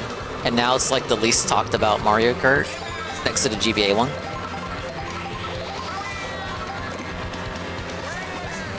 I used to join all the 4chan lobbies for that game. Met a lot of people on my friends list that way. And they're still on my friends list to this day. Like the dog guy I brought up the other week. I met that dog guy while playing on 3DS. I never talked to him a single day in my life. But we're on each other's friend lists.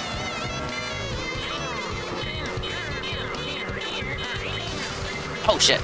Gotta stop flicking around.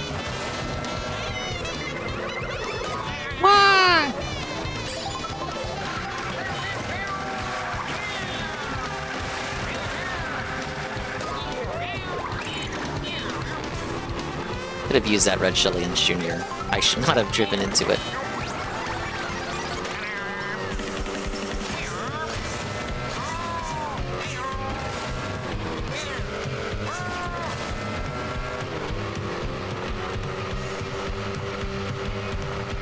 DS, I only ever played on the bus, because another kid had it, and we would do download play.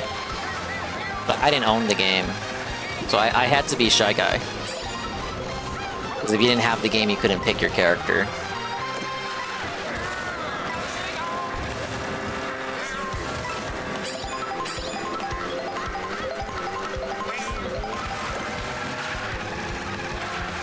Alright, someone hit him with the blue shell.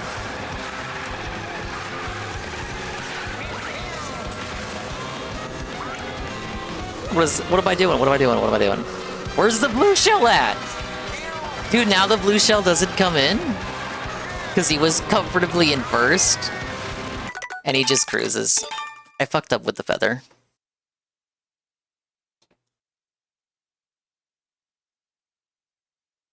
Sometimes I wish there was just like a way for you to ditch items that you don't need at that moment. Because like, if you're trying to be a Drift King, but you also need to bag an item to shield, but you're stuck with the feather, but you still want to be a Drift King in a tight, an area like that, like with tight corridors, you use the feather or you fucking drive into a wall. If I could ditch the feather and switch to like a banana, that'd be better. You used to be able to switch your items back in Double Dash on GameCube. Hey, look, you just brought it up. Yeah, you could swap in Double Dash. Only in Double Dash.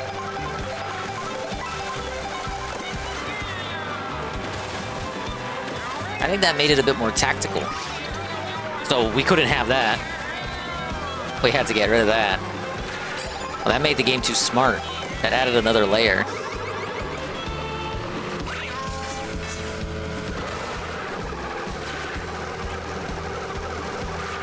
It's like an onion.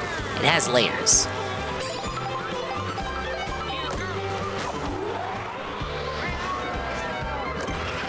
The one thing that Boo does that didn't allow you to do in last game is when you drive off-road with Boo, you don't get slowed down anymore. Which used to be the case in Mario Kart DS, but then they took it away. But now that feature is back. That's why this Yoshi fucking got in front of me out of nowhere.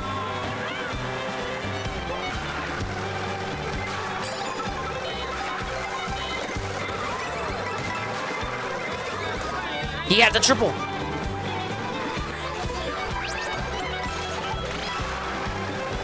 I'm Bitty Bud. Muggin' Bitty Bud has almost all the world records for certain courses. It's like him and Toadette, Bowser for a couple of courses. The current plans for Street Fighter 6. Due to my stance on Game Key cards, Goon, I believe I will not be picking up Street Fighter 6. I must protest Capcom's awful, cucked decision to sell me a version of the game that I am forced to download from the internet, and it comes with a code for the series, the first 2 years of DLC. However, the code is limited time, and it doesn't last forever. So what if I buy the game, but I don't play it for 2 years? Okay, now the code for the DLC is now useless because I waited too long. I must protest Capcom's idiocy. Well, not kneel. Bow down and cuck to cuck calm.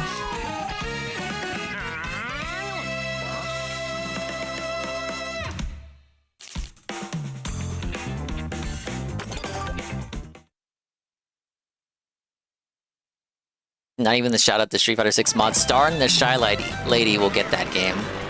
I shouted out the mod. I don't know if he's updated it since then. I think he's focusing on Dave AI. I did shout that out too. He sent me a memo thanking me for shouting it out. Like he said after I shouted it out, and I think he sent it elsewhere too for people to show it. But he got over like 1,000 questions submitted in from people. So thank you if you took a moment to submit a question to the Dave AI to train it. Your questions help improve the AI.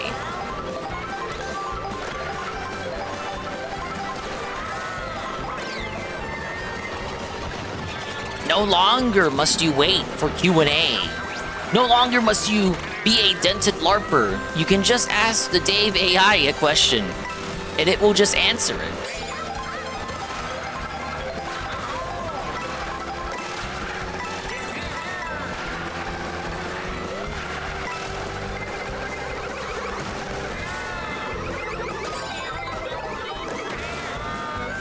Alright, got my speed back.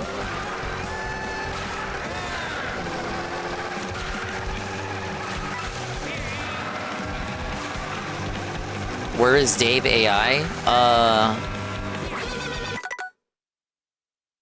See if I can pull up his DMs with me. If Discord will load. Where is this dude at? I got so many friends on here.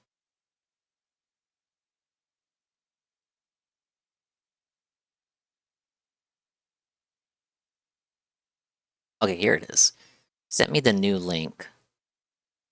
This was on the 8th. This should still work. Let me test it out just in case. Oh no, he did take it offline. Okay. He sent me an updated link, but it seems he took this one offline as well. He might be asleep. Let me ask him for the updated link.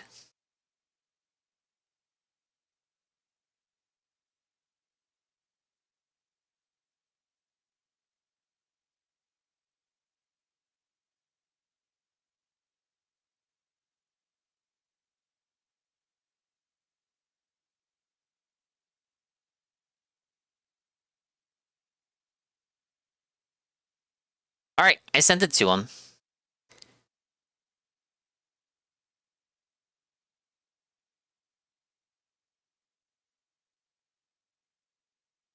I don't think he'll get back to me right away. He's usually more active in the morning.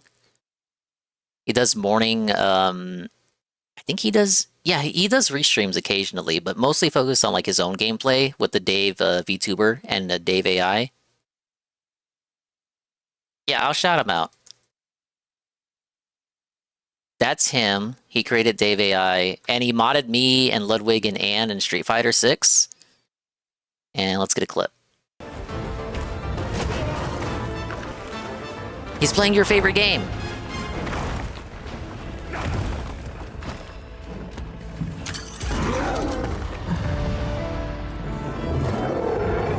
Did I kill it?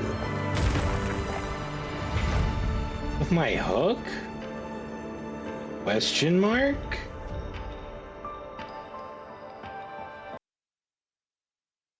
And then... Do I have the video of him modding me?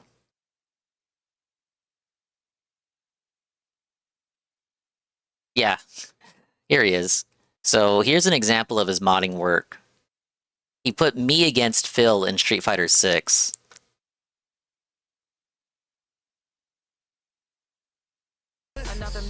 So there I am! And there's Phil! He has me as the dancing one. Phil is Cammy. Yeah, I'm Mano. Mano.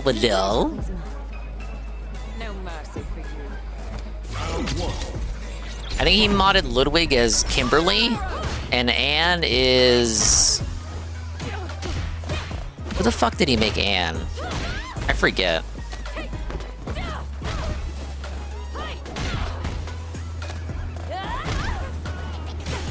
Isn't it fitting?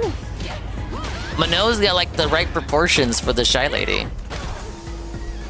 He's a grappler.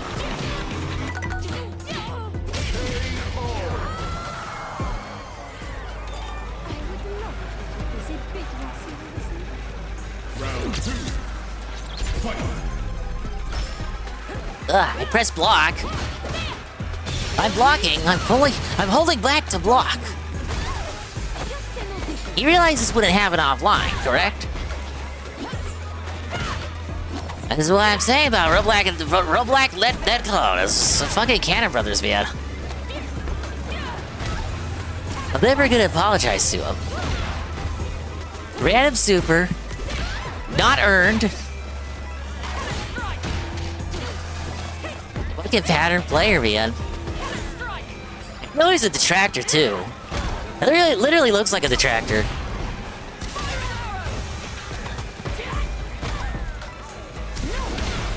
Oh, that was mine.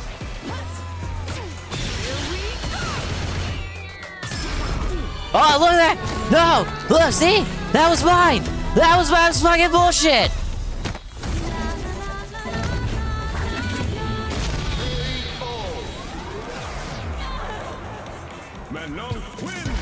That's what I'm saying about this game. You guys say, oh, where's Street Fighter 6? Why would you go back to Street Fighter 6?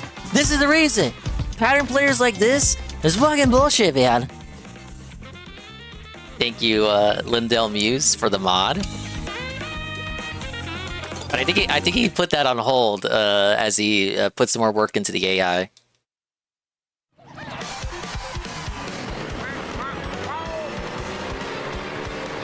Alright, we're running back Toad's Factory again. But yeah, he does stream every morning, from what I see. I'm not able to be there as often as I would like, because I'm always working in the morning. Sometimes I'll put it on for background noise.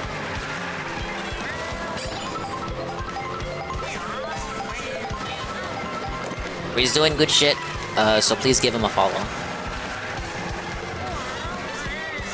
Look at this, now we got baby Daisy in the front. So something's wrong with this picture. You're like 5 years old and your parents bought you a go-kart? What's wrong with this picture?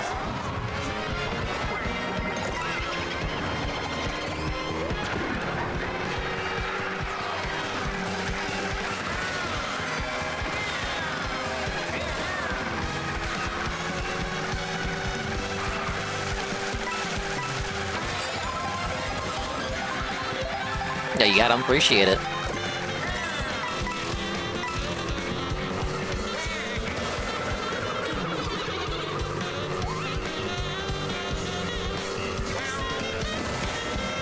He was also doing other projects like that Dave model. So Pixar Animations loaned it to him, and he first used it for Beat Saber, the game where you can like that VR game. He loaded Tevin songs and Darksea the Flow songs, and then like did a stream where he was doing Beat Saber to the beats of those beats, to the tune of those beats. That was pretty funny. Oh, and he did Liquid Richard as well.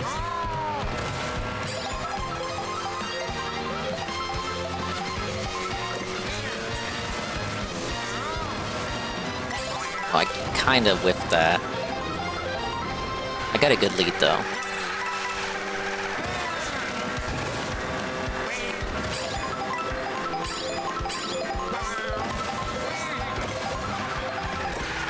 He just plays safe. As long as Bowser Jr. isn't anywhere nearby. He's in third, he's coming. Looney's magically in second.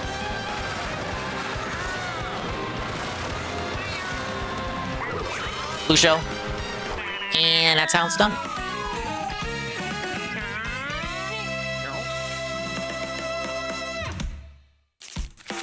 Okay, game put Bowser Jr. in third.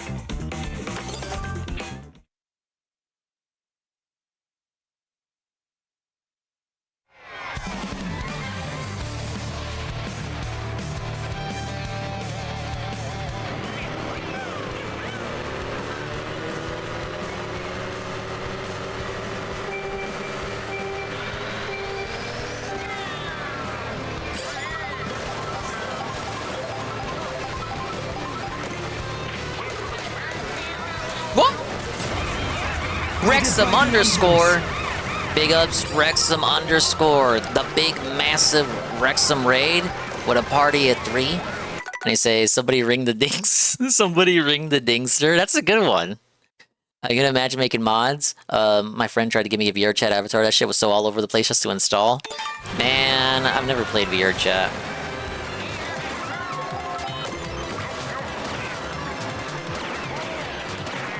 I feel like if I played that game, I'd get an urge to, like, punch kids or something. Well, I would have punched that kid in real life if they came up to me like that. Yeah, thank you for the raid, Wrexham. Hello, Jezzy. Wiggle bottom, we're doing mirror mode. Got like 1 cup to go. Your raid will reinvigorate my energy to complete the cups that remain.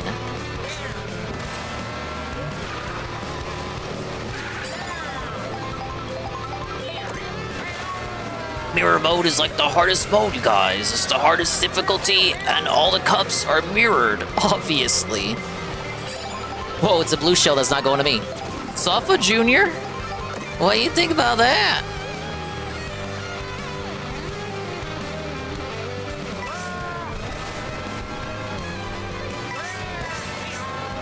Now, I don't know if you know Wrexham, but DSP fucking rage quit the fishing game.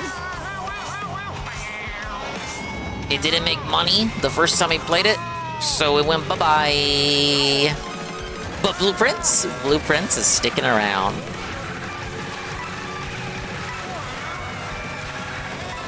Blueprints prints money, so of course it's not gonna go away.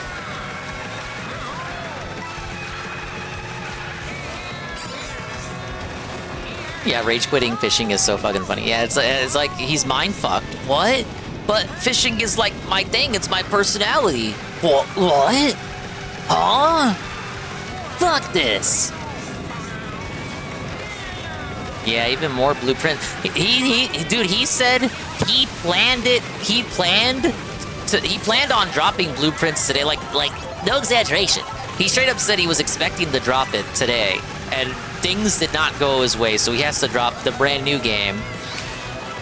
I recall someone on the pre-stream was like, "Where's the new games at? Play the new games, Phil." And he was like, "We got new games. The new games come out today. They coming out this week. We're playing the fishing game. That's a brand new game." And he plays it, and and then it goes away. It doesn't stick around. Yeah, he wore a hat. He wore a hat for you. He could have ditched the hat. He's gonna put those hats away forever. Even knowing that, he still put on the hat, knowing that he's gonna put the hats away forever, you guys. He did it for you. So where's the funds at? All right, Junior lost. Get fell to Junior. We got one cup to go. Can we hit it? We're gonna no life mirror mode in one stream. It's pretty good.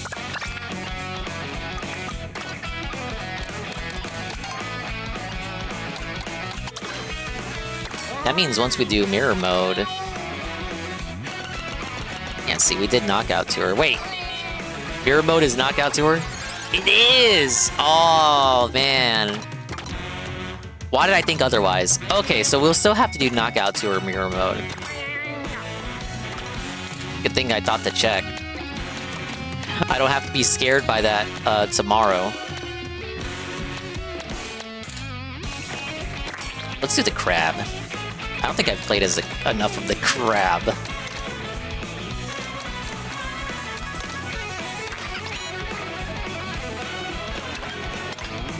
We can at least finish the cups tonight. Could you see the guy go through all the things to unlock mirror mode? He claimed to beat everything. He beat everything, you guys! Even though the game has an indicator to indicate whether you've actually beaten everything. Yes, fishing is dropped. I'm not joking. No exaggeration, he officially dropped fishing.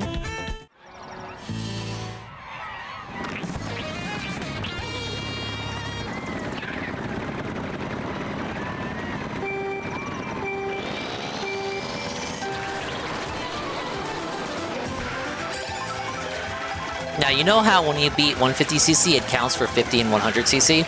That counts for mirror mode, too. So you could technically unlock mirror mode without 3-starring everything, and then just 3-star on mirror mode, and it will count for 50, 100, and 150cc. Then you don't have to do as many replays. I did not know this until a day or two ago, because I am not a smart man.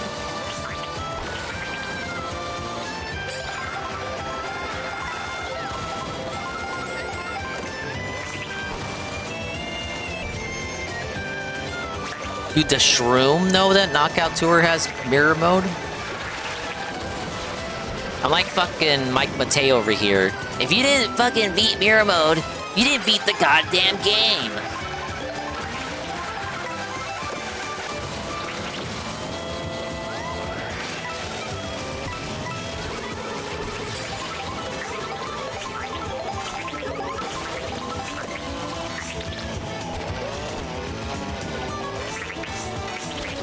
Alright, where's this shortcut I can never get through?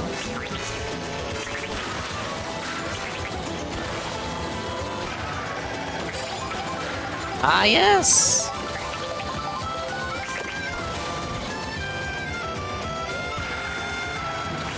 No!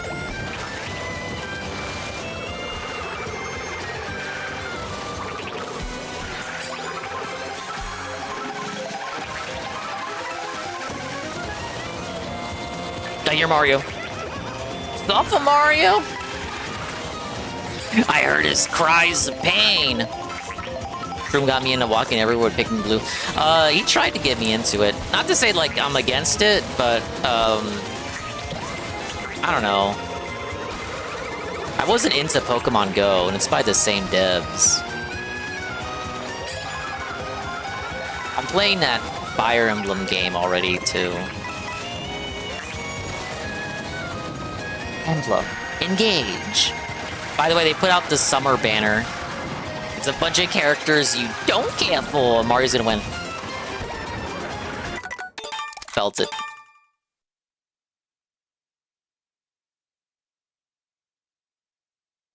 Yeah, it's got hats. You put your...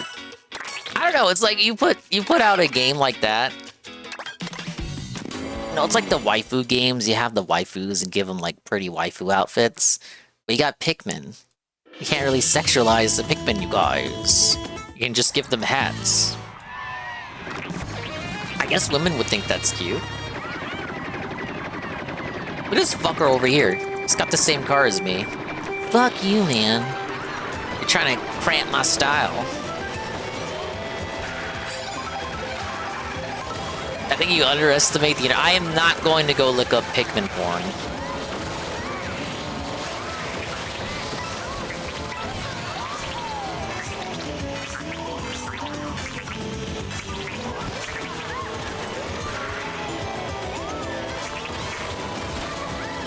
Broke down, bought a Switch Lite. Now I need to get more games in the new Gal Guardian.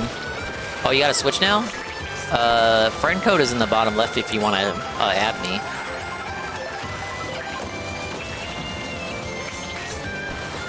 Then, once you break down even more and get a Switch 2, you can stock the Mario Kart lobbies.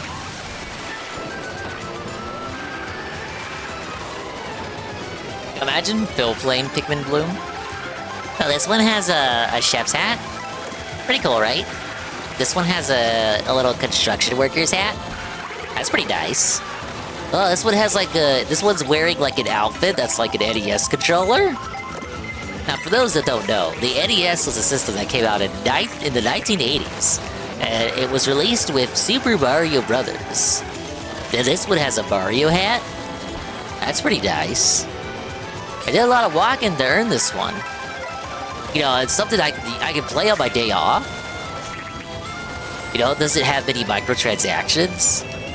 It's something that I play as I walk. You know, the only bad part is it takes up a lot of battery. Even when it's in the background, it's like it's eating up so much battery. I might have to get a new phone, guys.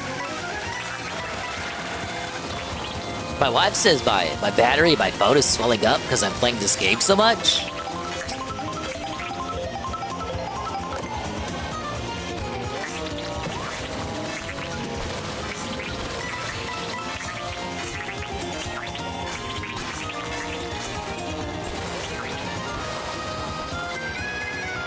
No! Daisy, no! Dingus Bros, here's how we can still win.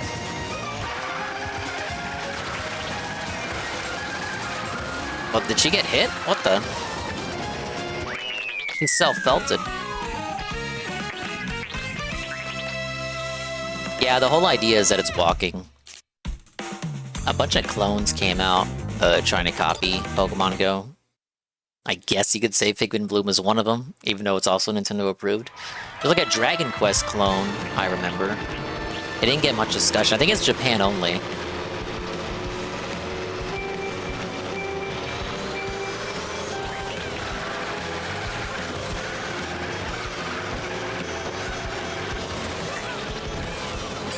Hey, Phil likes Dragon Quest. He should have played that one.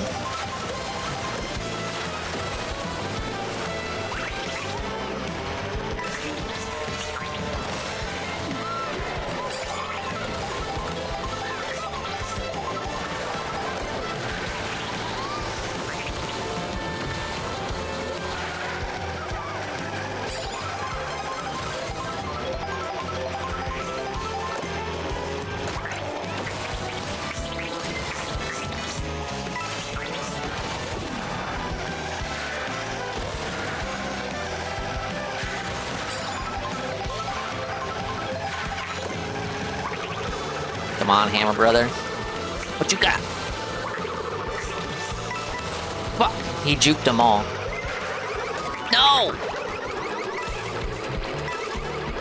Yeah, they were really shilling the Monster Hunter one. I think Phil talked about it too?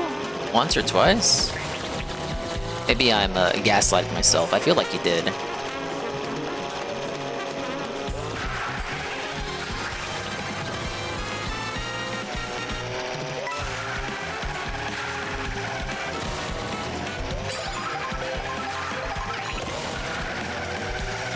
Look at him, look at him, look at him.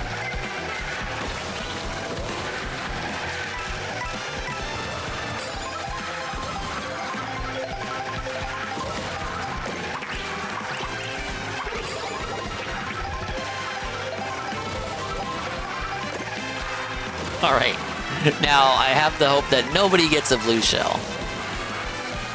And I got like 23 motherfuckers behind me. Some pretty bum odds, I gotta say.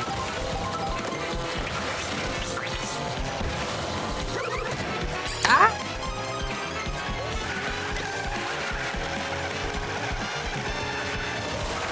Dude, how did he get a hit? Look, he's right. How?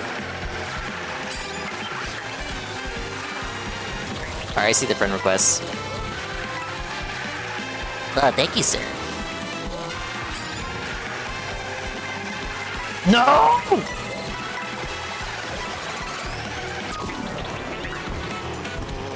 It's over. Right at the end. There he is.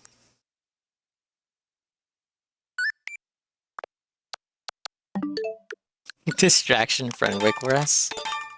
Yeah, that was a distraction, wasn't it? He was LARPing as Junior. You had the same card as him. That was like the easiest course in the game, too. Oh, this is that one song from Odyssey. This one is so good, it's got 2 remixes in this game.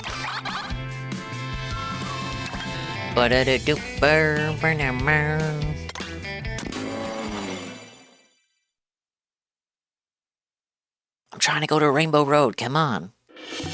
It's called the road, it's called the Rainbow Road. It's the road that I go to die.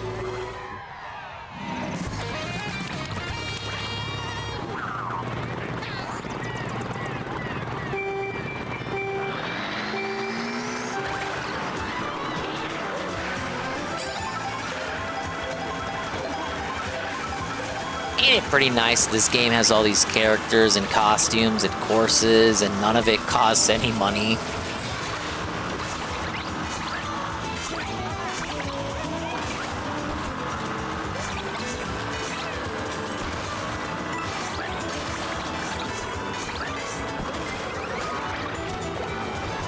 Well, I mean, it costs $80, but like after that, after you paid the cost of admission, you don't have to pay any more money. Yeah, I rushed to Rainbow Road. I didn't beat Phil, though. I wasn't able to stream when I wanted to that day. If things went my way, I would have wanted to race him.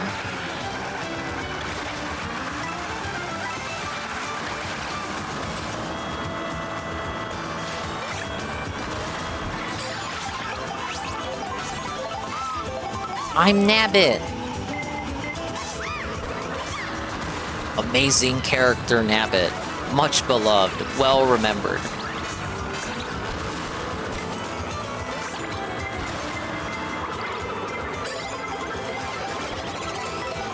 What? I wasn't in first. I wasn't in first. I wasn't in first. Don't make an excuse.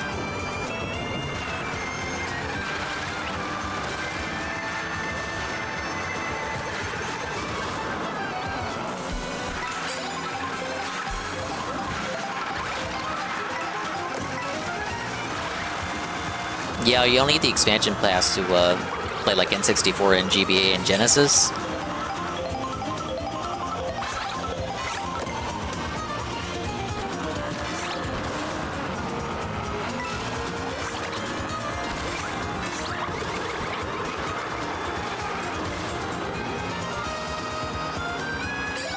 Probably should have saved the mushroom for the shortcut. Another blue shell might be coming my way.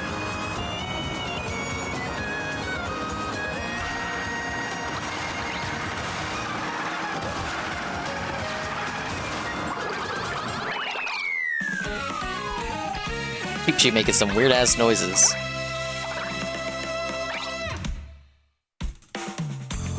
How is the fish even alive?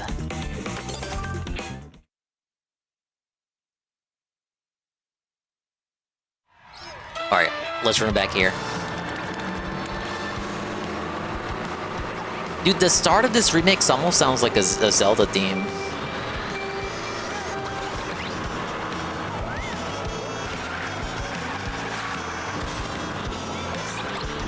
There's a lot of outfits from Tour that they could bring back to this game. Some of them are in this game, but not all of them.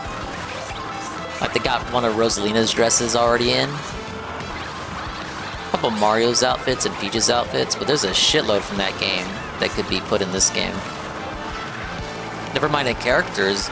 Mario Kart Tour, you can play as Poochie, the dog from Yoshi's Island. They made the dog playable. Why isn't he playable in this game? Where's King Babam? King Babam's playable in that game. I want to play as King Babam. Who was my main in Mario Golf. Mario Golf? Yeah, Donkey Kong Jr.? They gotta bring Jr. back. Jr. should be in Bonanza.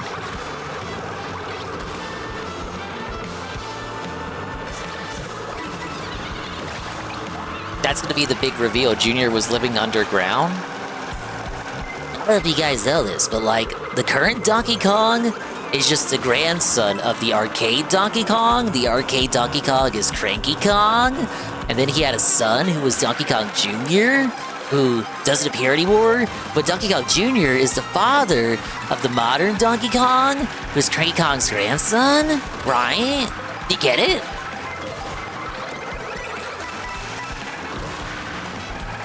Anyway, you got DK and Cranky now, but where the fuck is Junior? DK got daddy issues?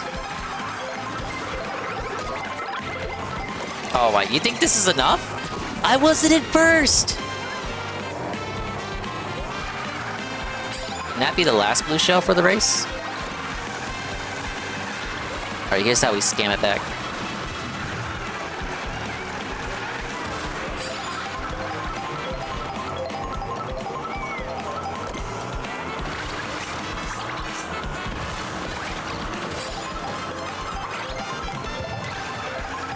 Did that hit her? It didn't.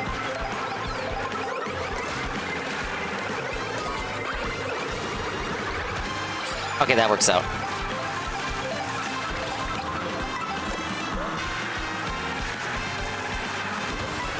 Very tight corner. I should have saved the mushroom for this cut. Alright, we good. Suppa! He hit the bomb. Nah, Diddy Kong's not in. They're saving Diddy for the Bonanza update. They could toss in Diddy and Cranky and Funky Kong and Dixie Kong.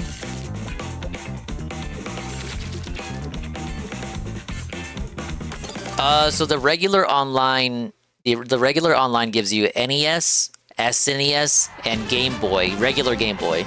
If you need anything above that, you need the expansion.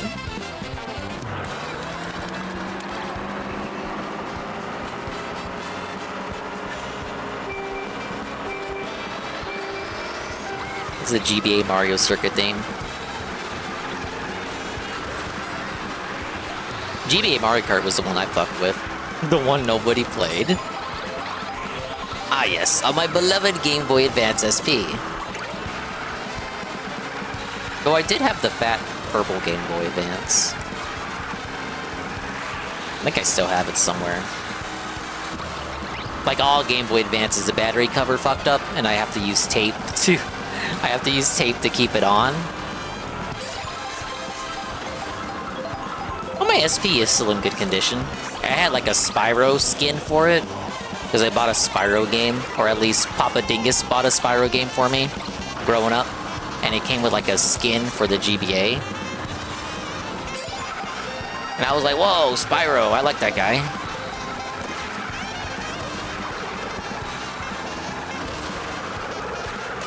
Never had the Game Boy Micro.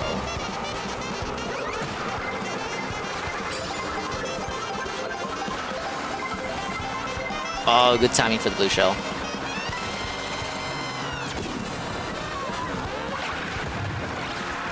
And I hit her again. Suffa women.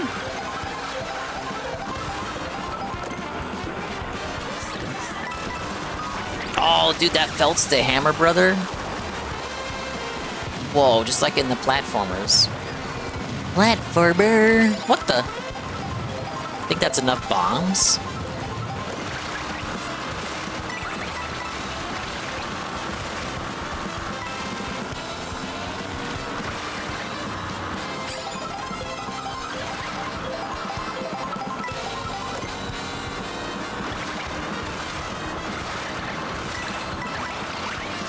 Yeah, I thought this shit was made of Nintendium. Why was the hinge so fragile? We'll never know. Blue shell. I'll eat this now if I don't have to eat one later.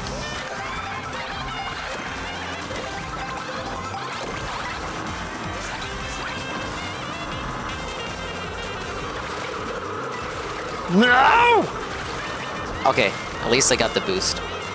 I gotta catch up. Why? He was right there! My AI money! What? I got this fucking baby back.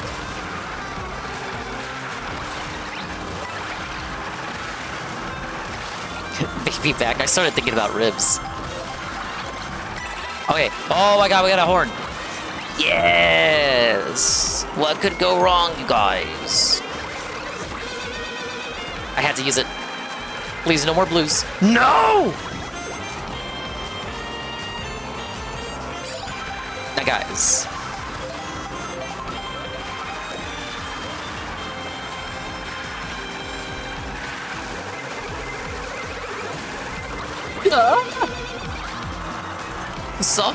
Suffer, baby. What do you think about that? They tried.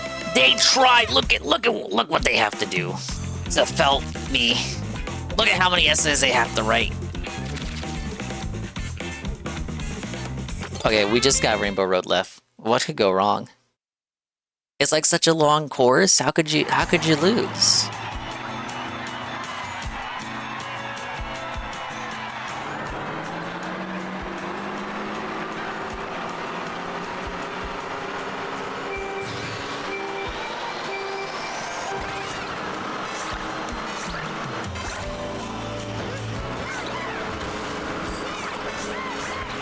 They stole my item. That was mine.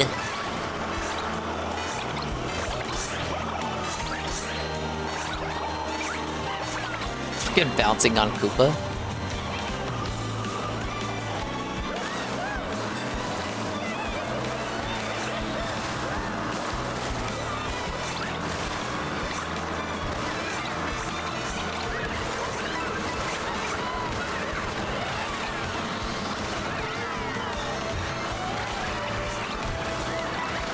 I think this is a remix of one of the Rainbow Roads. I'm pretty sure it is. It's like either Wii or DS Rainbow Road.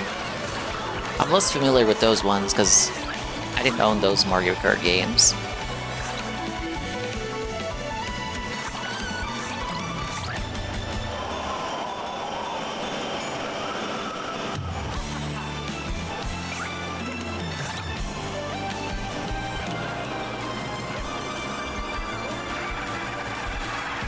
I believe every Rainbow Road from the past games got a remix for this one. That's cool. It's a nice little acknowledgement.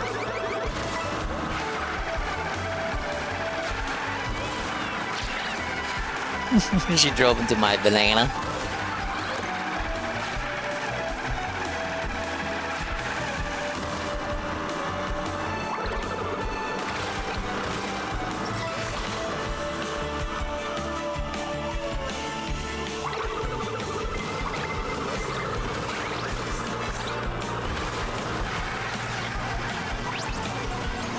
Oh, what am I doing?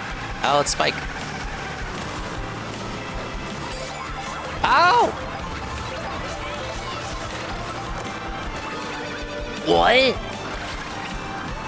So she gets a random horde out of nowhere, obviously. How was she supposed to know she would get a horde, right? And now I get hit by lightning! Oh, what is this game? Ah!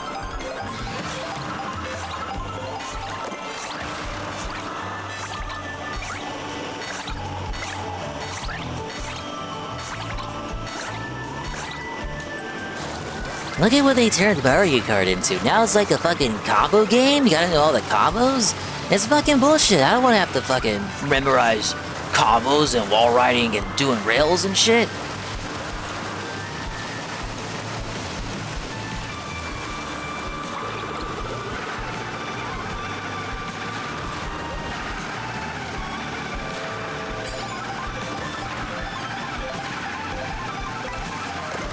These two are neck and neck.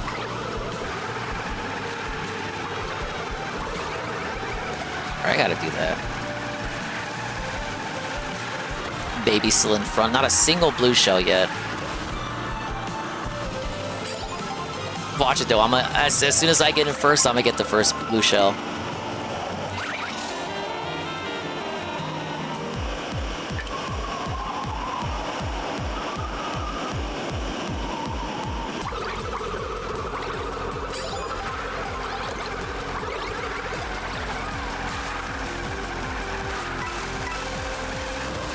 Alright, blue shell right here. I'm waiting for it.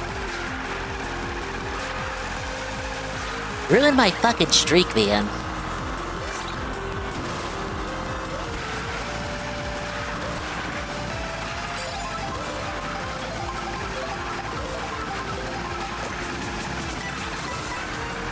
At least get me up to 20 coins, so I'm at max speed.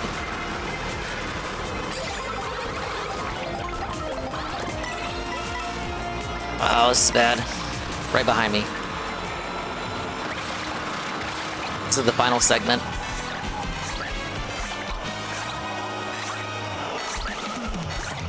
Fucking skill-based blue shell, right? How'd she get ahead of me? What?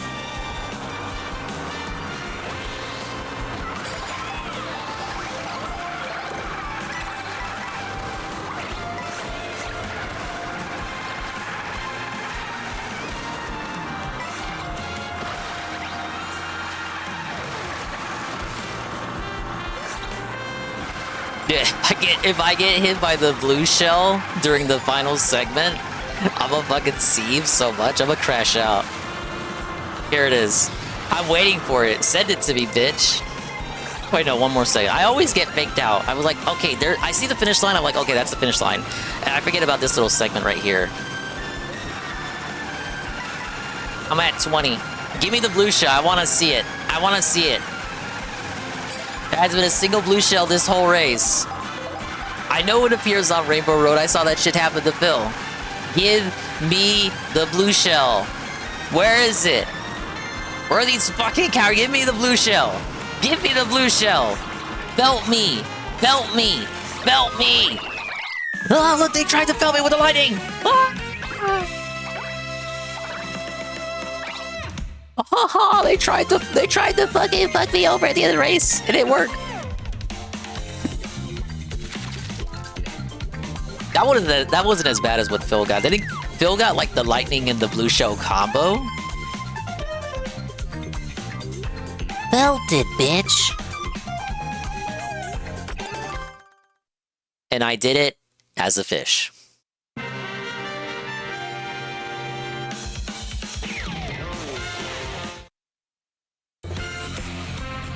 Alright, triple stars for every cup in mirror mode in one stream. There you go. And I'm still not done. I gotta do Knockout Tour too, but that'll be for next time.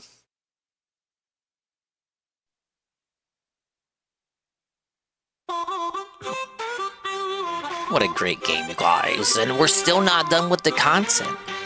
Knockout Tour mirror mode. Then we do time trials. We do some free roam. There's so many missions in free roam I'm not even done yet. And then the prospect of DLC.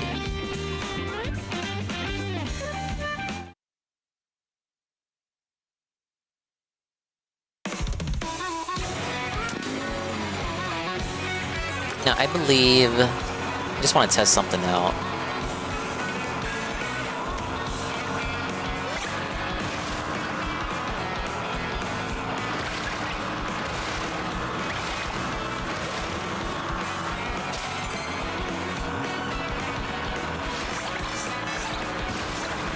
So many areas at this level that you don't even go to.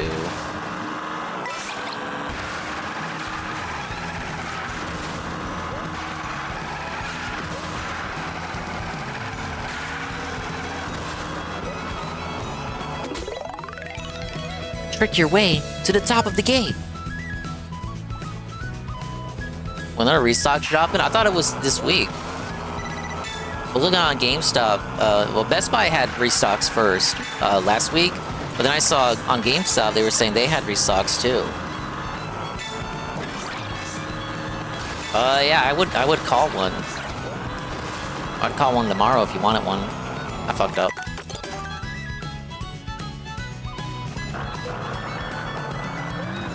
Oh, I'm just trying to get to the top of the castle.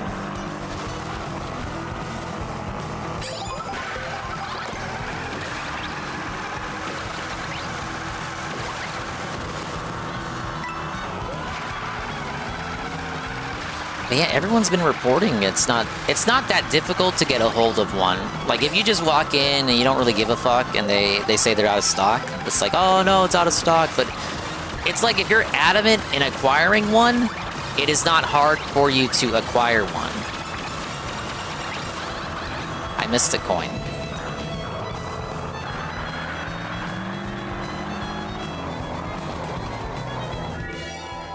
Whoa, it did the thing. Ba ba ba ba ba ba. And that's how you do mirror mode free roam. Pretty cool, right?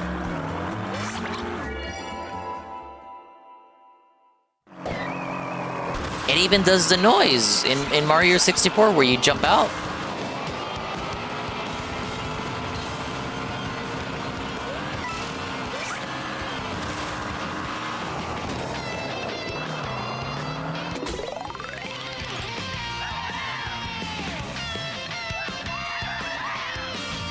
Look at them little toads. Acting like I wouldn't run over them if I could.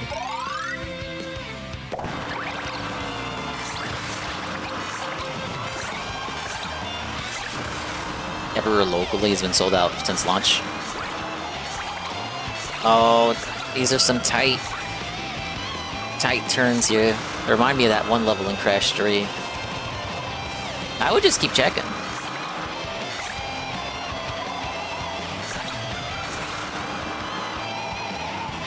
Oh, there's a panel right there, too.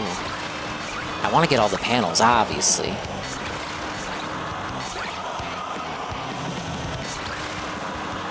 Look, it's a flagpole like in the other game. What? No!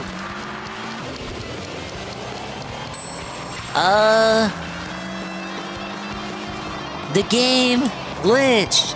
So wait a minute. Just because I missed that itty-bitty, teeny-weeny polka dot bikini hitbox, I lost? What the fuck is this bullshit?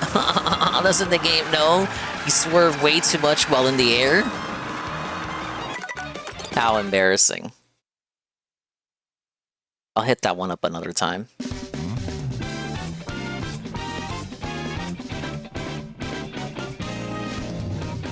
Cheap Cheap on the pipe cart is funny. Cheap Cheap on any cart is funny.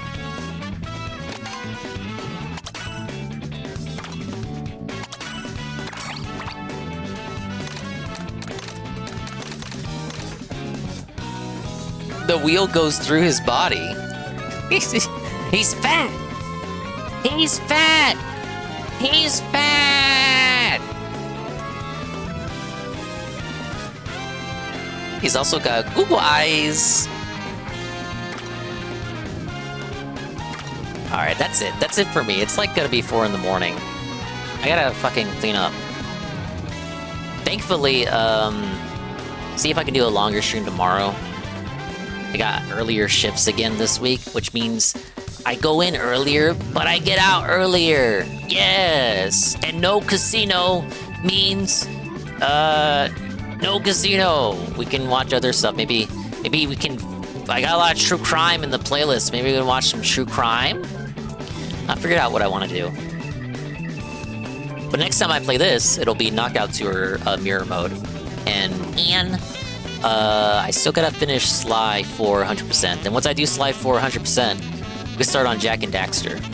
And wrapping up Xenoblade. Discord?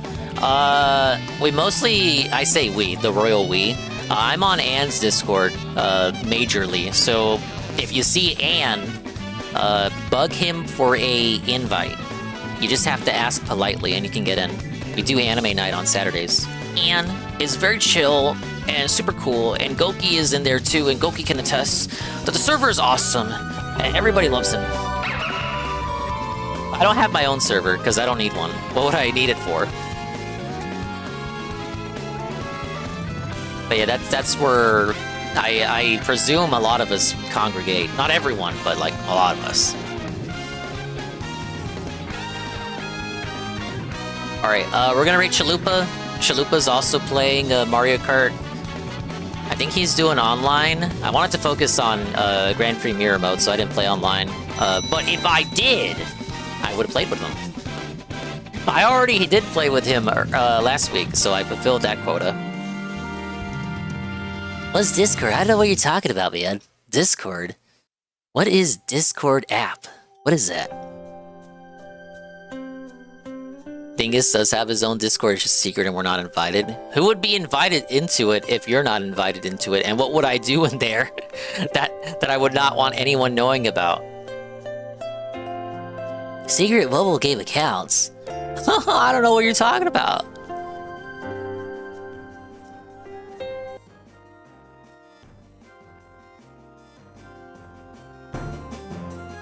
What is this, Wind Waker music? I love Wind Waker. Palutena and Cougar Picks? Well, that's just you inserting your own bias for that first one. Though Palutena is she is purty.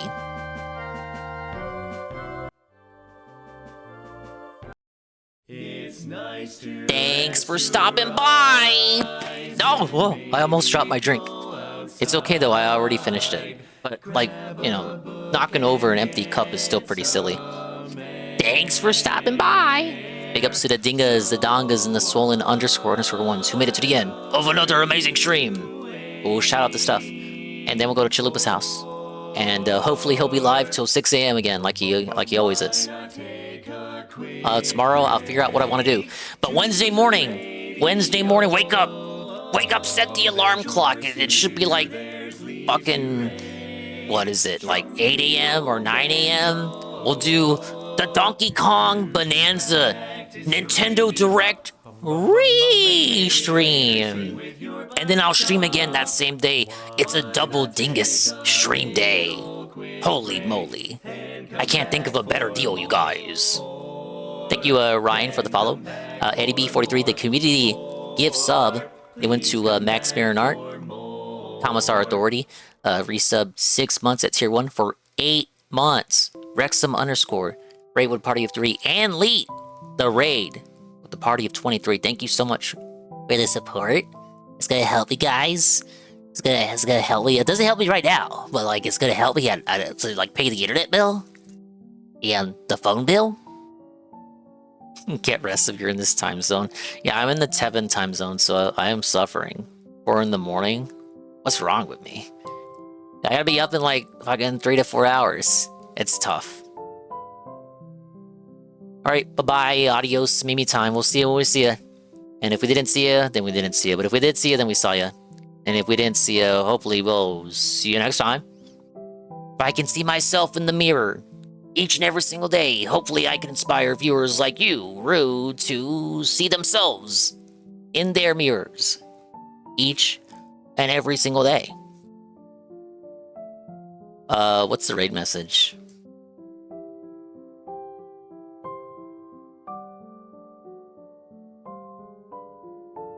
Chalupa Kart, vroom vroom?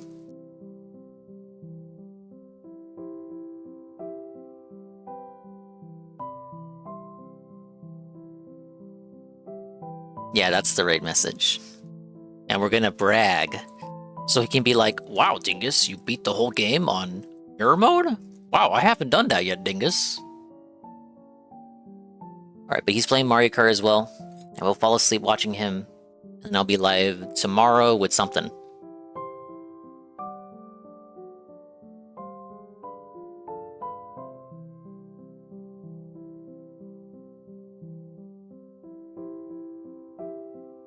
Alright, 5 seconds. Bye-bye! Get out of here! Get out of my... Get out of here! Make me sick! Take care.